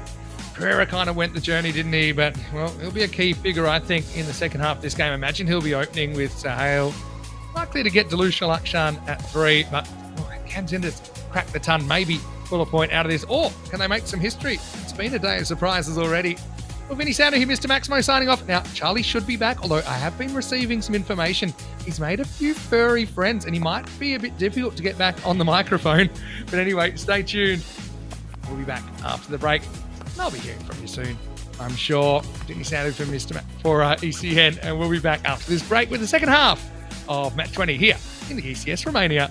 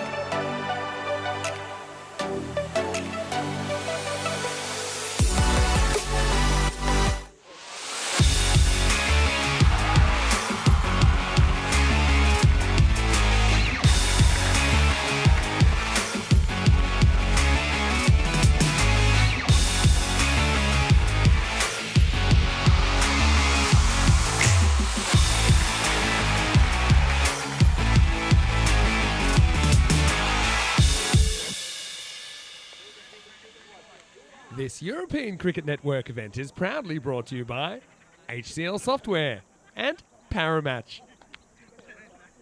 And a very warm welcome. Good evening, good afternoon, good morning, wherever you're tuning in from. Welcome back to the Moldovos Lake Cricket Ground here in the Ivlov County, just outside of Bucharest. Huge thank you to Vinny for taking over for an innings, and I know a lot of people would have been glad to listen to and hear Vinny once again. Of course, taking a well-deserved break over the course of these 2 weeks, and yeah, I know that he might be coming back on again over the next couple of days, but a very lovely bit of work. But at the same token, as we got to talk about the batting that we just saw on display. What an innings it was from ACCB. I mean, they really took the attack to Zenitors, didn't they? Finishing on 146 off their 3 overs. For 3 off of their 10 overs, in fact. Mind you, 146 off 10 would be 3 overs would be very impressive. But Zenitors have got it all to do. It would be a mammoth chase if they were to take this on. 147 off 10 is not easy, but it certainly isn't impossible. Ready to get things underway straight away then, as this is Mishra Priyadashana starts. And a direct hit would have been close. Of course, you've got to look out for the likes of the man who's at the non-strikers end, who, of course, in that first innings looked a little bit worse for wear. That's Delusha Lakshan. You can see he's just hobbling around, but he took a good catch. No, absolutely, he did take a bit of a tumble, but a very warm welcome to everyone tuning in, of course, to Chris and to Trip as well. Jacob is in there as well. Good to see you. And yeah, glad to see that Vinny making the most of the ECN studio. Hit firmly. Not going to quite get through the covers as well. I've also been told that I have to give a shout out to a couple of members at the RFU ticketing department. Not too sure what the actual official one is, but to Brendan and to Eve, good evening. Anyway, Priyadashana, not a bad start this, hitting the right areas. Up against Sahel, these two have got to go big. Well, the intent's there, just not quite the execution. Now, you're going to have to fill me in, folks. What were the topics of conversation over that last 10 overs? I wasn't listening in. I went and sort of just relaxed away from the sun. It was quite nice. You have to let me know. Of course, last innings time and last innings of the day often means we do have a couple of random questions. So if you've got any random questions about anything, get them in. We often take a bit of time away and answer some of those, and it often sort of brings up topics of discussions. And especially when you're riding solo, the chat is your best friend down the leg side. And good take though behind the stumps this time around for Madishan. Yeah, some of those shots, they were absolutely unbelievable, weren't they, in that last innings? Madishan finishing 60 off of 23, striking at 260. Striking at 265 was Abdul Asif on 77 off of 29 deliveries. Pretty impressive stuff. This is a nice shot. This one angles in from Priyadashana, just probably goes a little bit too straight. Should get cut off and will be.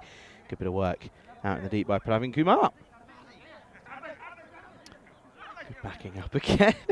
Oh, good to see that the smiles are back for ACCB. Now, after that defeat that they suffered to the Lankan Lions, I have to say, you wouldn't have wanted to be within the vicinity of their dugout because, well, the man who was just on your screen there in Asad Abbas was tearing into everybody.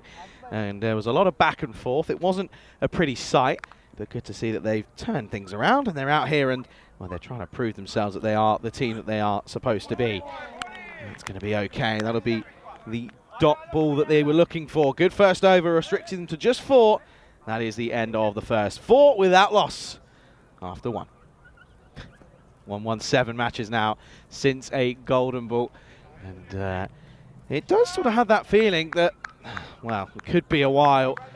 Of course, we know that as we get down to the nitty-gritty part of this tournament, teams are going to be getting a lot stronger and a lot more, going to become a bit more of a level playing field, of course.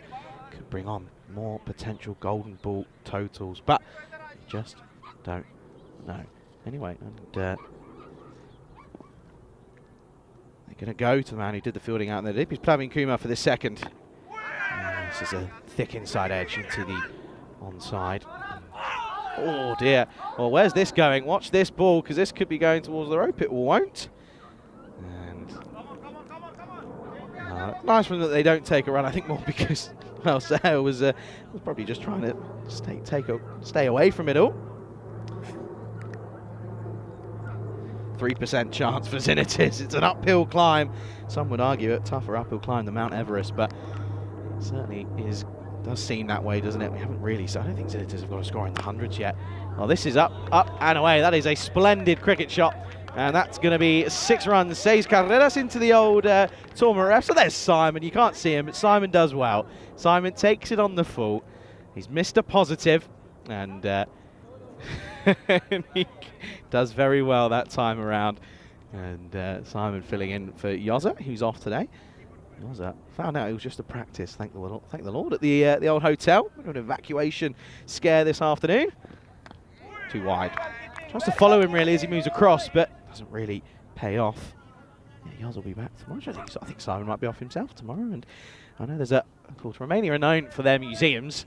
I know there's an interesting one. They went to a bit of an excursion. I wasn't part of it the other day, but went to sort of like a rooftop viewing area. That's going to go for 6 again. Another Maximo in the over. Lakshan, even though he's on 1.5 legs, he's batting like 2.5 men. That's a really nice shot. And they went up to a viewing platform and they saw that not too far away from the hotel there were some fighter jets in a museum. So I think they were saying they might go and have a little look at that later on. Well, he's gone for it again, and he's got serious height, but not the length that he was looking for, and he's going to go. So it's a couple of 6s and gone for Lakshan, as Praveen Kumar is the man that has the last laugh. It's a great catch down in the deep, long off for Vishwa Priyadashani. He gets involved yet again, and that's going to be the end of the opening partnership. Only worth 18. It's 18 for 1. Did get some clarification for us all as well from Ty. He turned around and he spoke about the grunting from Priyadashana. Because it's a consistent grunt for every single delivery, there's no need to pull him up on it because it's not a surprise and it shouldn't be a shock to anyone. That's the official ruling on every situation in terms of that respect. Trip saying tomorrow might be a golden ball day, Sean. It seems like they happen when I'm not here in recent times. Well, there's a couple sort of golden boys that a lot of people refer to, me myself being one of them, but Tyzer's the magnet, seems to be anyway. But then eventually it was, well, it's actually Hudacek who seems to be the man that keeps bringing them in, but saying that he didn't have one single one in the Czech Republic. So just, well, still trying to work it out.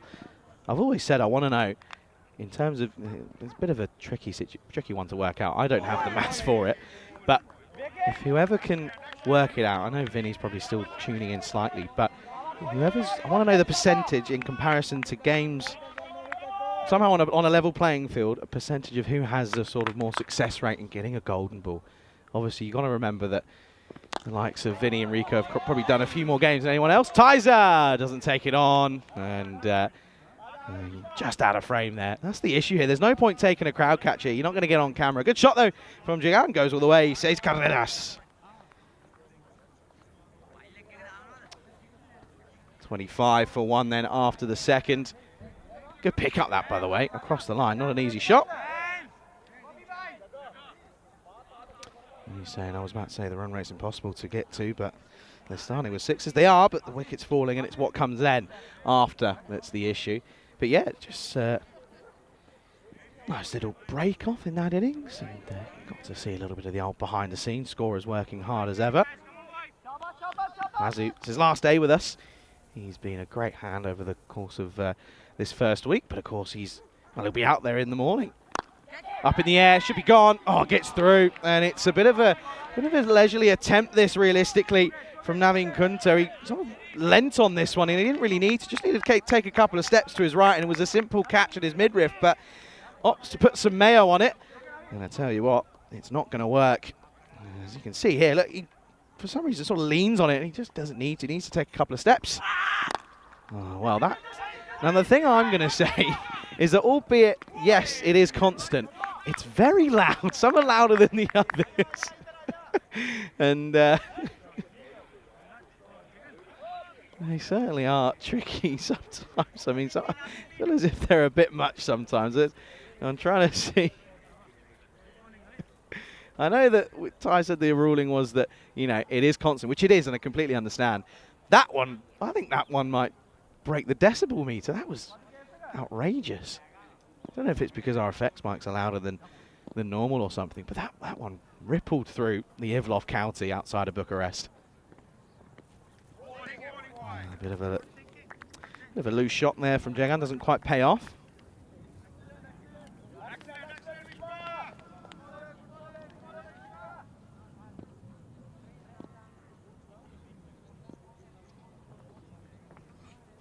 Full toss, outside edge, he's just going to run away towards the vacant third man.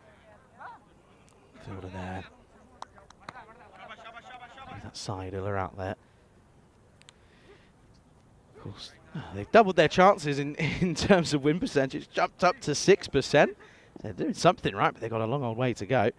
I'm telling you, these flies, they are everywhere today.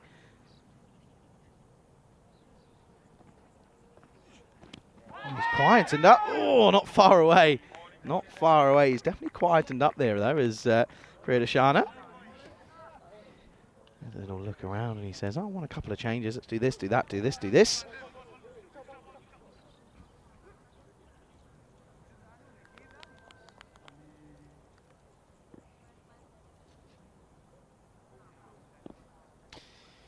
It's dropped down to 5 now. That's disappointing to see. Pull them anyway. Oh, what a shot. That is superb. Sahel, take a bow. That is absolutely top draw.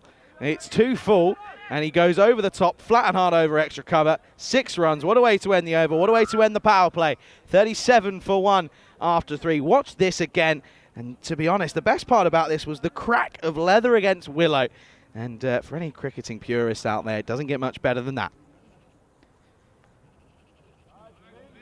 Groom saying loudest grunt. Not even a grunt, it's a scream. I think that one was the one that sort of set third umps and Tyron Peters off a little bit and just said, yeah, that's a little bit excessive. And ended up being sort of called up on it. But even still, when he doesn't do it, and even just naturally, you can still hear the little grunt, which is, of course, okay. And yeah, just speaking to Ty on it a little bit more, give a little bit more context. What sort of the opposite end of that is, if you know it's obvious that that the bowler's doing it on a slower ball, for example, and trying to sort of almost equivalent to fake fielding, then that's obviously not okay, and he'll get pulled up on it. This is up in the air, should be gone, and will be as Asif comes on and continues his good form out there in the middle. This time with the ball in hand, and that's going to be a wicket to fall, as that will be the end. Oh, Jagan just tried to go for 1 too many. Didn't find anything out of the middle that time around. He'll go for 7. It's the second one down now, and it is stumbling at the moment. 37 for 2. The old crocodile from Harmanan. Very strong batter, I have to say. Shot of the innings, by the way, in that last one had to be the short arm jab onto the onside. That sent everyone around the ground a little bit stir crazy. Realised that it was such just pure timing. It ended up, it was just powerful.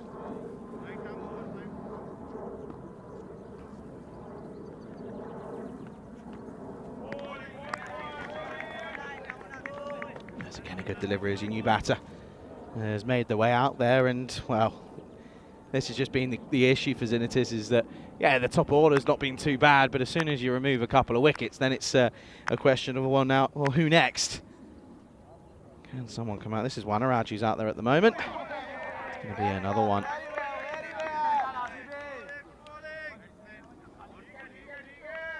You can see there, he didn't look like he saw too much of this. Steps down, tries to meet it halfway, doesn't pay off. Well, what's everyone's plans this evening, of course? I don't think there's still any football. I think the football comes back on tomorrow, doesn't it? I think it's a big day of football, if I'm not wrong. Shot. That's a really nice shot. That'll be a boundary. He's not going to get there, and that'll be 4 runs. It's a good effort from the fielder down there in the deep, but not enough, and he doesn't quite cut it off, and that's a nice way to get off the mark for Ranaraj. Yeah, I'm pretty sure tomorrow is Spain-Germany, which I know Rico and I will be keeping a close eye on.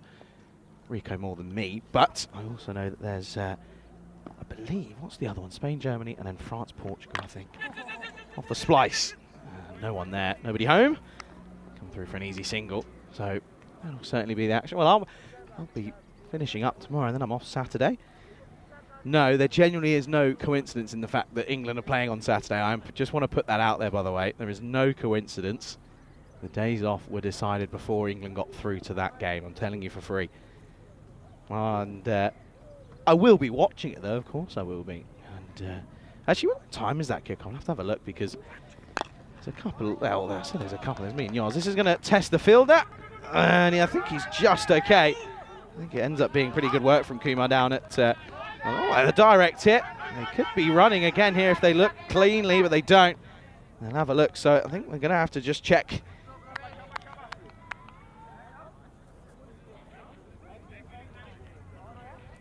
We need to just double check this as the umpire's sent it upstairs just to have a look. So they come back for the second. Let's see. It's a direct hit, so he's going to be close. No, it's not.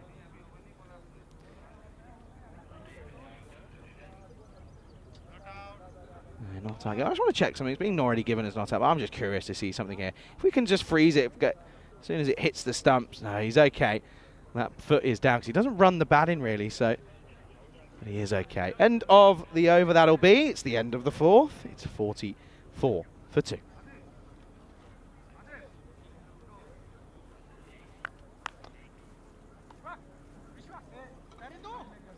So 103 then.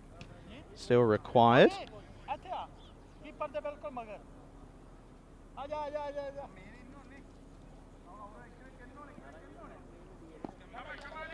Of course, not really concerned about the win, if I'm being honest. I don't think Zenitis. They're more looking at trying to just get a point out of this. Oh, off the pad. That's a good bit of running. Not too bad, as Wanaraj said yes straight away. Yeah, Spain versus Germany. That's 5 o'clock in the UK, so that'll be 7 o'clock here.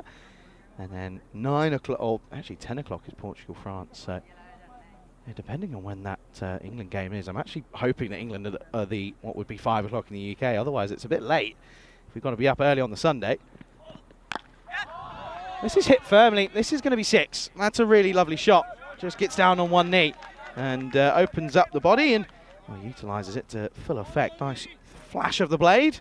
That one goes the distance. Says Carreras Mas. Zenitors are a team that have shown promise with both bat and ball. It's just not clicked. And they would have been disappointed not to have got a point out of yesterday's game against the Lankan Lions. Oh dear. Well, fair to say he's throwing everything and some this one. Chris is telling me now that England against Switzerland is at 5 o'clock BST, so that will be 7 o'clock in Romania. That's good news because it means that when England lose, probably I can go to sleep and be up ready for Sunday. That's another one.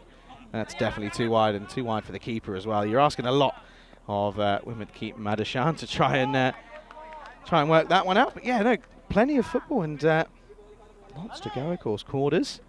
Now, Chris clearly isn't very keen and doesn't have too much hope. He's turned around and put England losing versus Switzerland. I mean, look, if there's ever a time, it's kind of similar to what we saw back in 2021 with the Euros, is that, if there's ever a time to do it, it's now with the run we've got. Oh, what a pickup. Direct hit could be close. Well, I think almost Ali Haider gets in the way, but then also realises that he probably might lose his... might lose his head at the time. This is interesting. Ali Rip says Germany plus France plus Switzerland plus Turkey. Basically saying he doesn't want Spain or England. Is that a personal thing against Rico and I? What's going on there? Pulled a lot. That's massive again. What a pickup. The old swivel on this one. Judges the length very, very quickly and manages to pick this up sweetly.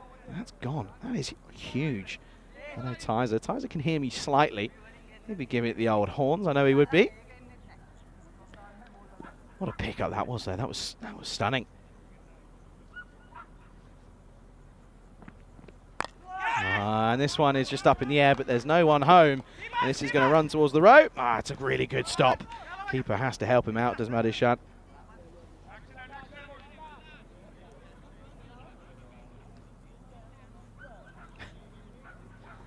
Last ball coming up then. They've got up to 9%. Of course, they're looking for that all-important point first up. They need to get to that 103, don't they? But 85 off 31, not quite at the point of no return. What's this come off? Well, it's going to be nothing. It's going to be a dot ball to finish then. End of the over. It is 62 for 2 after 5. And well, you can see Madishad having a bit of a breather.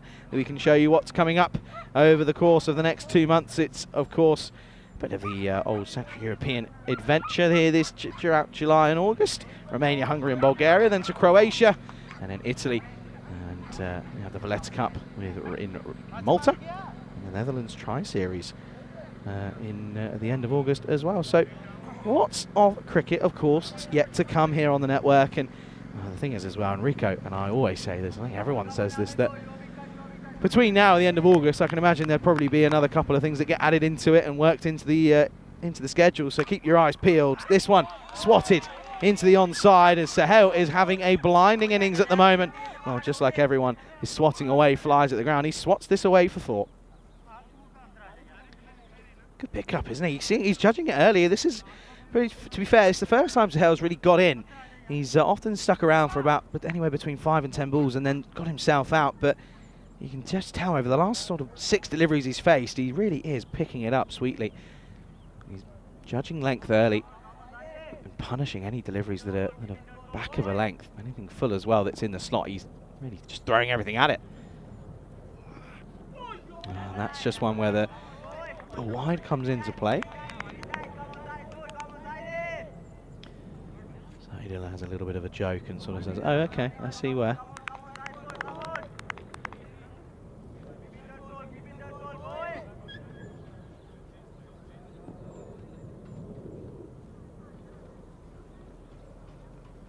That's well bowled.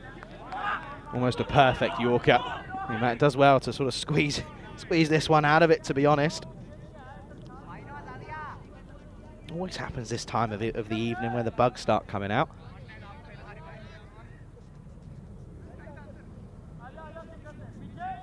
Chris saying to me, we were lucky to get through the group. It was a weird one, wasn't it? I don't think Southgate, we can get into this now because, well, I'm on my own. I don't think Southgate knows what his best lineup is. And, well, that's going to be a full toss. And that's going to be straight onto the stumps. Wanaraj trying to swing across, and he has a bit of a giggle here, doesn't he? Has a bit of a laugh. But let's just check this here. I just want to see the height. Make sure that I think it's obviously going on to be dipping. Just got to be checking. You can see here. Yeah, he's absolutely fine, of course, dipping onto the stumps. So that'll be the end of the outgoing batter in Wanaraj. So he goes. It's now 3 down. It's 68 for 3.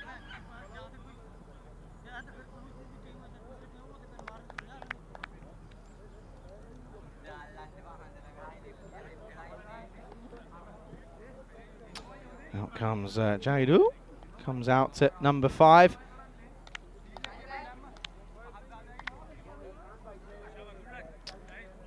Yeah, what a day it's been. It's been a bit of a one-sided affair in almost every single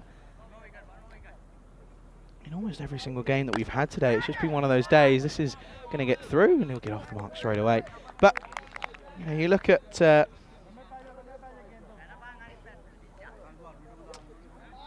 the scores that we've had today, and the likes of United CC bulldozing through two pretty good sides in this morning's play. Just was a bit of a surprise, I think. Match 15, of course, finished really well yesterday with the Lankan Lions and Zenitis. Again, dragged. This is just where he's looking to get almost a little bit one-dimensional here. He needs to try and change things up. Not everything can go towards the rope on the onside. Of course, we had Transylvania against Zalmi this morning, and that was a one-sided affair. Bucharest Zalmi never looked up to the task. United CC then bulldozed their way through Zalmi in a 10-wicket victory where they chased it before the end of the 3rd. And then they did the same thing again against Banasa, where they just absolutely pummeled through them. 77 for 9 is what they're restricting them to. This is, okay, good luck. This has got snow on it. And, oh, there you go. That's a great catch. And it's probably one of the better ways to go with it. If you can pop it up and take it on the second time of asking, it doesn't look too awful, but Jahadul will go. He was looking to get out there and have a bit of fun, which I don't mind. I like this from Xenitis. They're not going down without a fight. They're going down swinging. And, well, unfortunately, it was right off the toe. Miscue, up it goes, and a great return catch by Saidullah. And that will be another wicket that falls. It's the end of the 6th. It's 70 for 4. Yeah, United against Bonanza, they got through him pretty easy. And then, of course, the only sort of close-ish one, but it didn't really feel that close, was ACCB against the Lankan Lions, in which Lankan Lions chased it down pretty comfortably. This is the only one that's felt a little bit one-sided, isn't it? Where Xenitis have, well, the only one, sorry, that hasn't was that last one, but everything else has been a very one-sided affair. Xenitis not looking as if they're going to get there at the moment with the amount of wickets that are falling. 70 for 4 now after 6, and 77, of course, needed off 24, as they're going to go the ACCB to Wagi, who's going to come on for this next 7th over. Yeah, Chris saying we had the easiest group. Southgate didn't have a clue. This is going to be up and over the top. 4 runs. Nice shot from Zahel, who, there you go, see, he's not going one-dimensional. Stop trying to play every single shot down to cow corner. And you end up reaping the rewards. Good shot, 4 more. Yeah, Southgate, we won just 3 games out of 11. That is true, but I'm reading rumours that we're going to completely change the formation up on Saturday.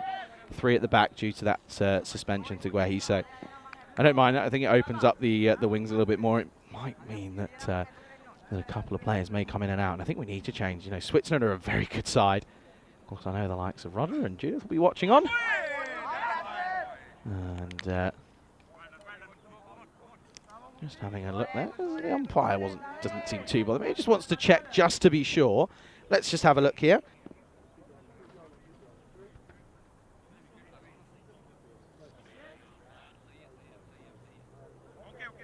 Yeah, no movement there. Absolutely no movement on that back foot. So we move on.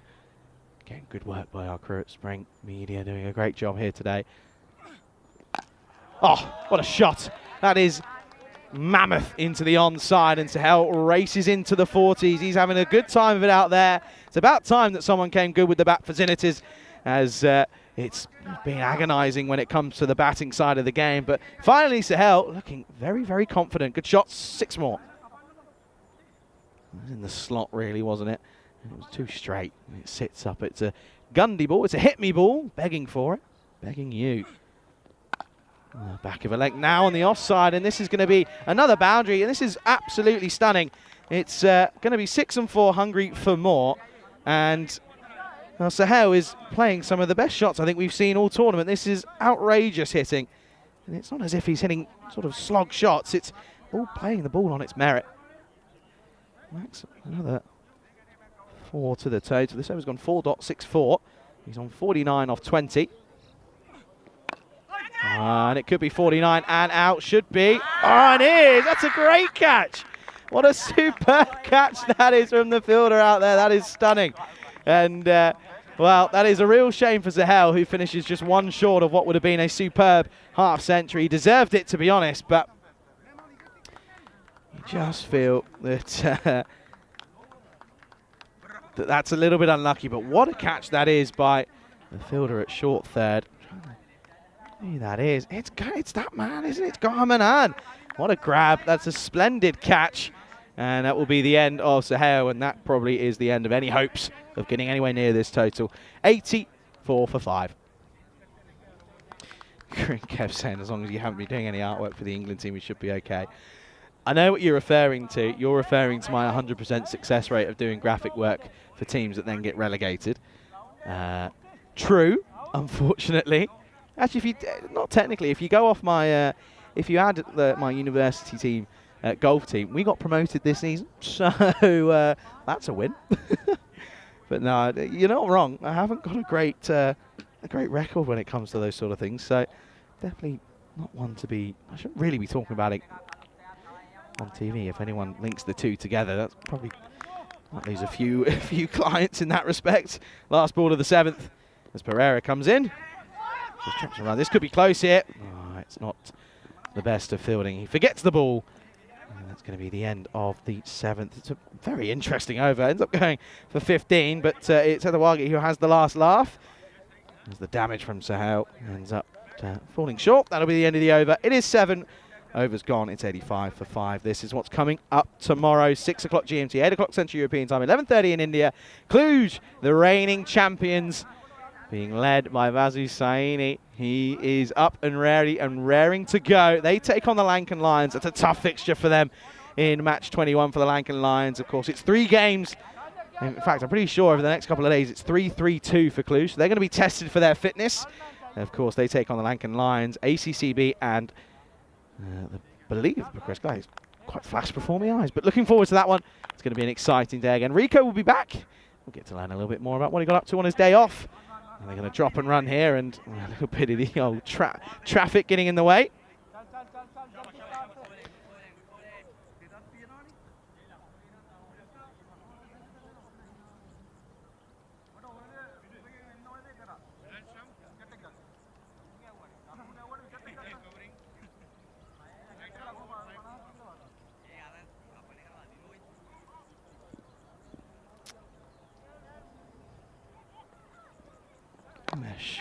What a shot that is, by the way, first up. That's going to be another boundary. They're only dealing in boundaries. It's not been a lot of 1s and 2s or anything on that record. It's been mostly boundaries. I mean, they're not exactly struggling in respects of boundaries. It's just not enough at that same token.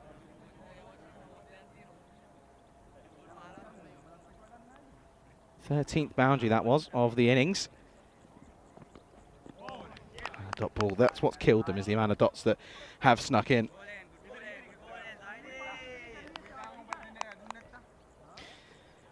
But no, Kev, you are right. You are right. Of course, I know that Dagenham and Redbridge have actually been doing a lot of, I think it's like 9 signings or something now, is it? In the off-season. This is up in the air. Chance. Oh, great catch. Very, very good catch indeed by Kumar. Just right in front of me here. It was actually straight out of the middle for Imesh. He really did time that very well, but Kumar makes no mistake and gets down low and watches it all the way. That's a good shot, but not good enough. Doesn't get the elevation nor the power. And that's going to be another one that falls. It's going to be 90 for 6 now. Struggling, it would seem, to get to that 103.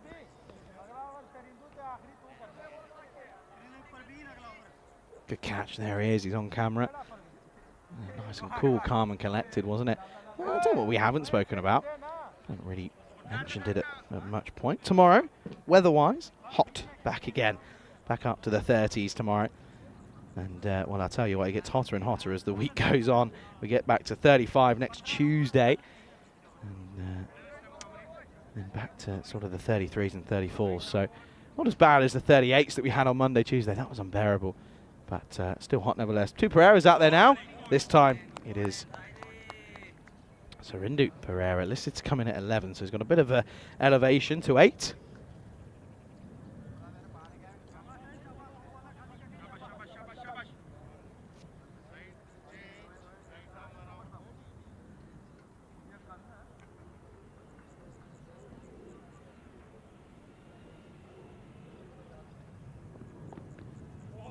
A bit of a wayward swipe across the line for Sarindu Pereira.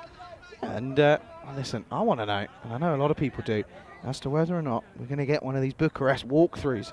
I know a lot of people love that in Prague. That cloud looks a little bit ominous on the left-hand side, but I'm told it's not doing anything. So, well, we'll take your word for it. 90 for 6 after 8. And, of course, 103 is where they need to get. Kev saying, got some new owners who have a club in Serie B, normal non-league merry-go-round. Yeah, absolutely. I mean, listen, I've been sort of, after working at Bournemouth, I'm sort of keeping an eye on them now, and I'd argue I'm almost a fan, but I know they've just signed a youngster from Peterborough, Charlie something. I know his first name's Charlie. So I know that's gone down well with the Wood Army, I know for a fact, and there's a bit of change going on there as well. I know it's been a bit of a reshuffle, not only on the field but off the field at the club as well. But anyway, this is Navin Kunta, who did have a few issues with a bent arm. So he's been told. I know also for a fact that they were looking at a couple in the likes of Zenitors, but ended up bowling it actually pretty much perfectly in that last over and got it pretty much spot on. There's a question there, Farron, is this the last match? It is the last match today, but don't worry, in about 12 hours we're back on air. Is there a tickle on this? Potentially not. It's going to be a wide down the leg side. It's the best way to respond to an appeal.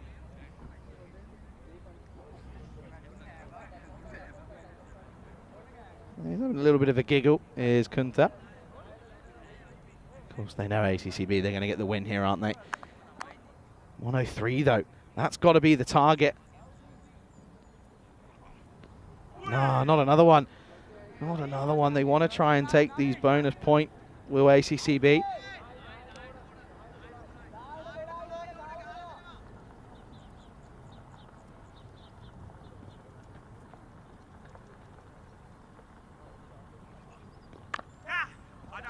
Just drops and runs. Once again, Zenitors. Singles are okay at the moment to get this point.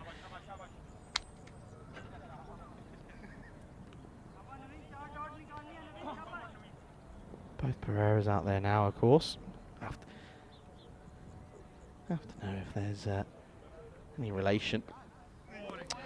Not far away. I feel that Kunta at the moment just needs to go. Just need to go ahead and go on the stumps. Question here from Lewis saying, do the winners qualify for some European Series final at the end of the season? No, not from this. Of course, you might be referring to the European Cricket League, which is the Champions League of cricket. That is one by the domestic league that's run within the country. Oh dear, that's a wide again. Whoever wins that will then go on to represent that country in the ECL in 2025, of course. But no, the winners of these, they win the European Cricket Series here, and they often happen year on year. Yeah, I know. I did see Angelo Balanta went to Hornchurch. He's trying to get closer to the stumps, but he can't quite get there yet. Oh, well, what's happened there?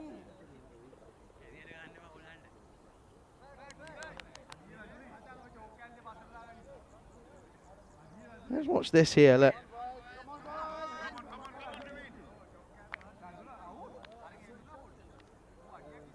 Just watch this here. Look, it picks it up almost perfectly. Look. Oh, we just missed it. We just missed it. We tried. That's fine. That's absolutely fine. Oh, there's a little twitch there from the umpire. I thought he was going to get called for it. Yeah, no, he was saying... yeah, there was the Balanta assigned for Hornchurch. Yeah, Balanta was one of those. He was actually a really nice guy. Of course, obviously, spoke to him quite a lot. Spoke to him in Spanish, which was fun. Shot. That's going to be 1 bounce, 2 bounce, 4. Nice release of pressure. Pereira was building up an array of dots, but finally he gets one away. Finds the middle of the bat. End of the 9th over. Getting there slowly. 98 on the board. They need 5 off this one then to get to that bonus point region. It is 98 for 6.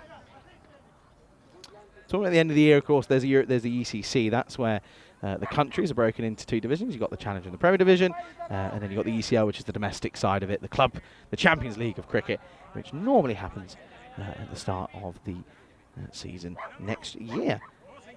And Jacob saying Enrico's walkabouts are a great addition. Absolutely. It's we spoke about it yesterday, didn't we? And we said that, well, he said that it, of course, depends on the availability of Diana, the photographer, and the videographer. Depends if she's available at the same time. Last overtime of the day then. Pull into the onside, and oh dear, with his good kit left stranded here, he's got to turn and go, get the skates on, gets the dive in, and it's a good dive in the end. As a bit suicidal, we just sort of turned and went. As well, this was Ishara Pereira. He said, "Oh, I'm not going anywhere," and Sarindu just said, "Well, why not?"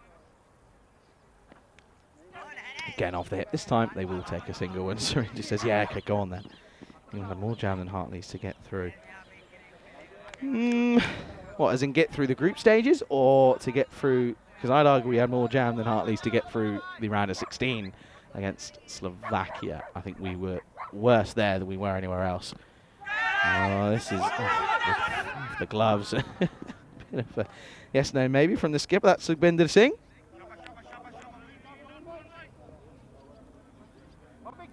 Yeah, huge thanks though for tuning in today, keeping me company. I know that some people tune in when they can. And I appreciate all of your support. Now that's going to be run out there. That's a little bit unlucky. Yes. There we go. Finally got it up there. That it is 3 needed for that bonus point. So there's still something to play for here. And I wonder if we can get another replay of this and have another look here.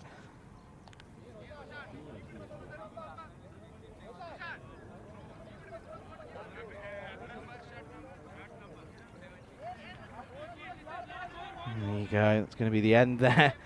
The outgoing batter. That's Surinder. Let's see what happened there. You can see there, he's just left in no man's land, I'm afraid. Off he goes. And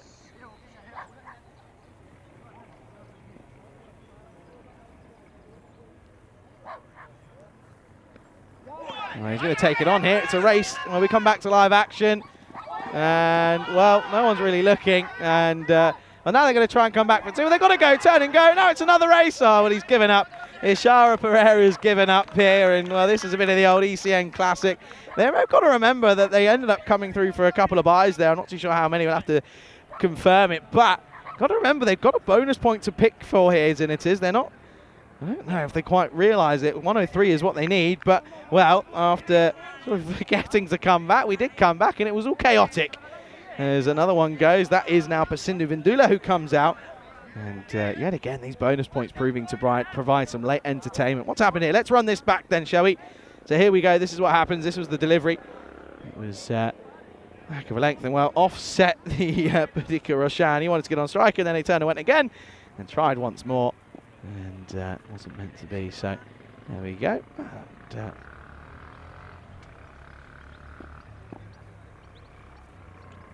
can confirm that. Oh dear, too much going on for my little pea-sized brain at the end of the day. I have to say, it's too much going on.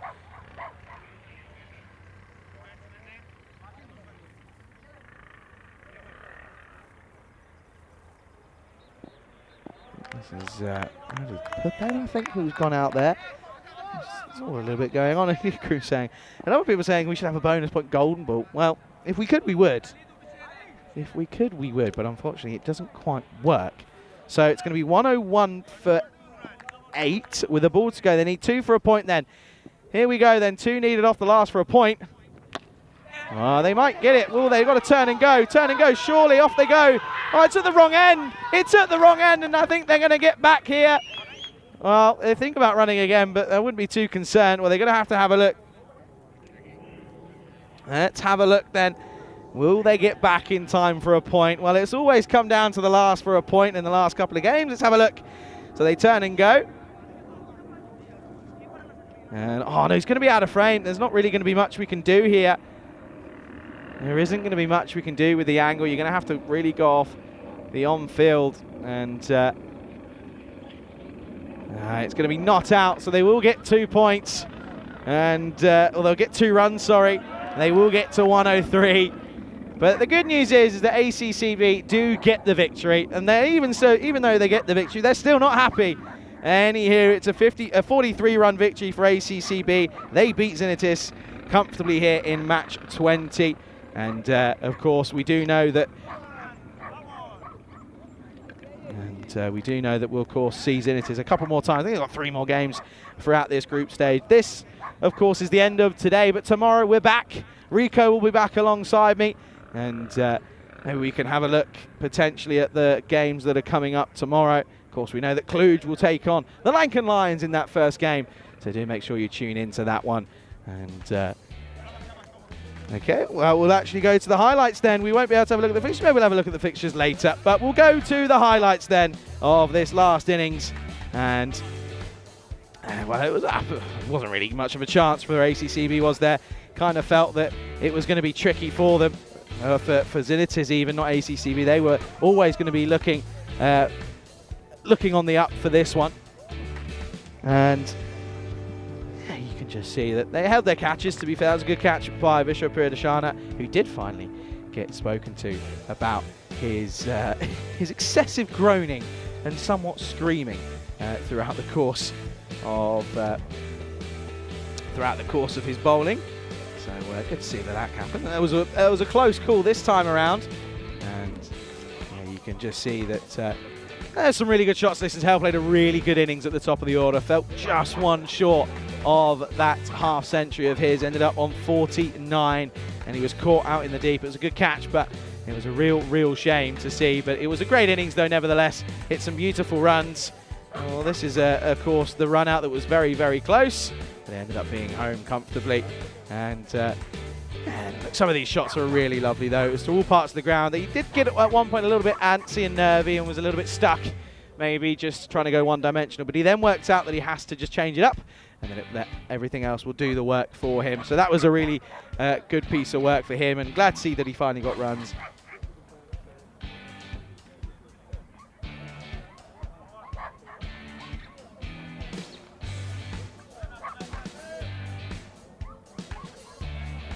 And well, once when you kind of felt that, well, after that it's going to be a very much an uphill battle. And that was a good catch by Sayed on the second time of asking. And you can see here, look, some of these were really nice. I think this is the one that goes just in front. There was no foot movement there. They wondered, well, maybe he might be close.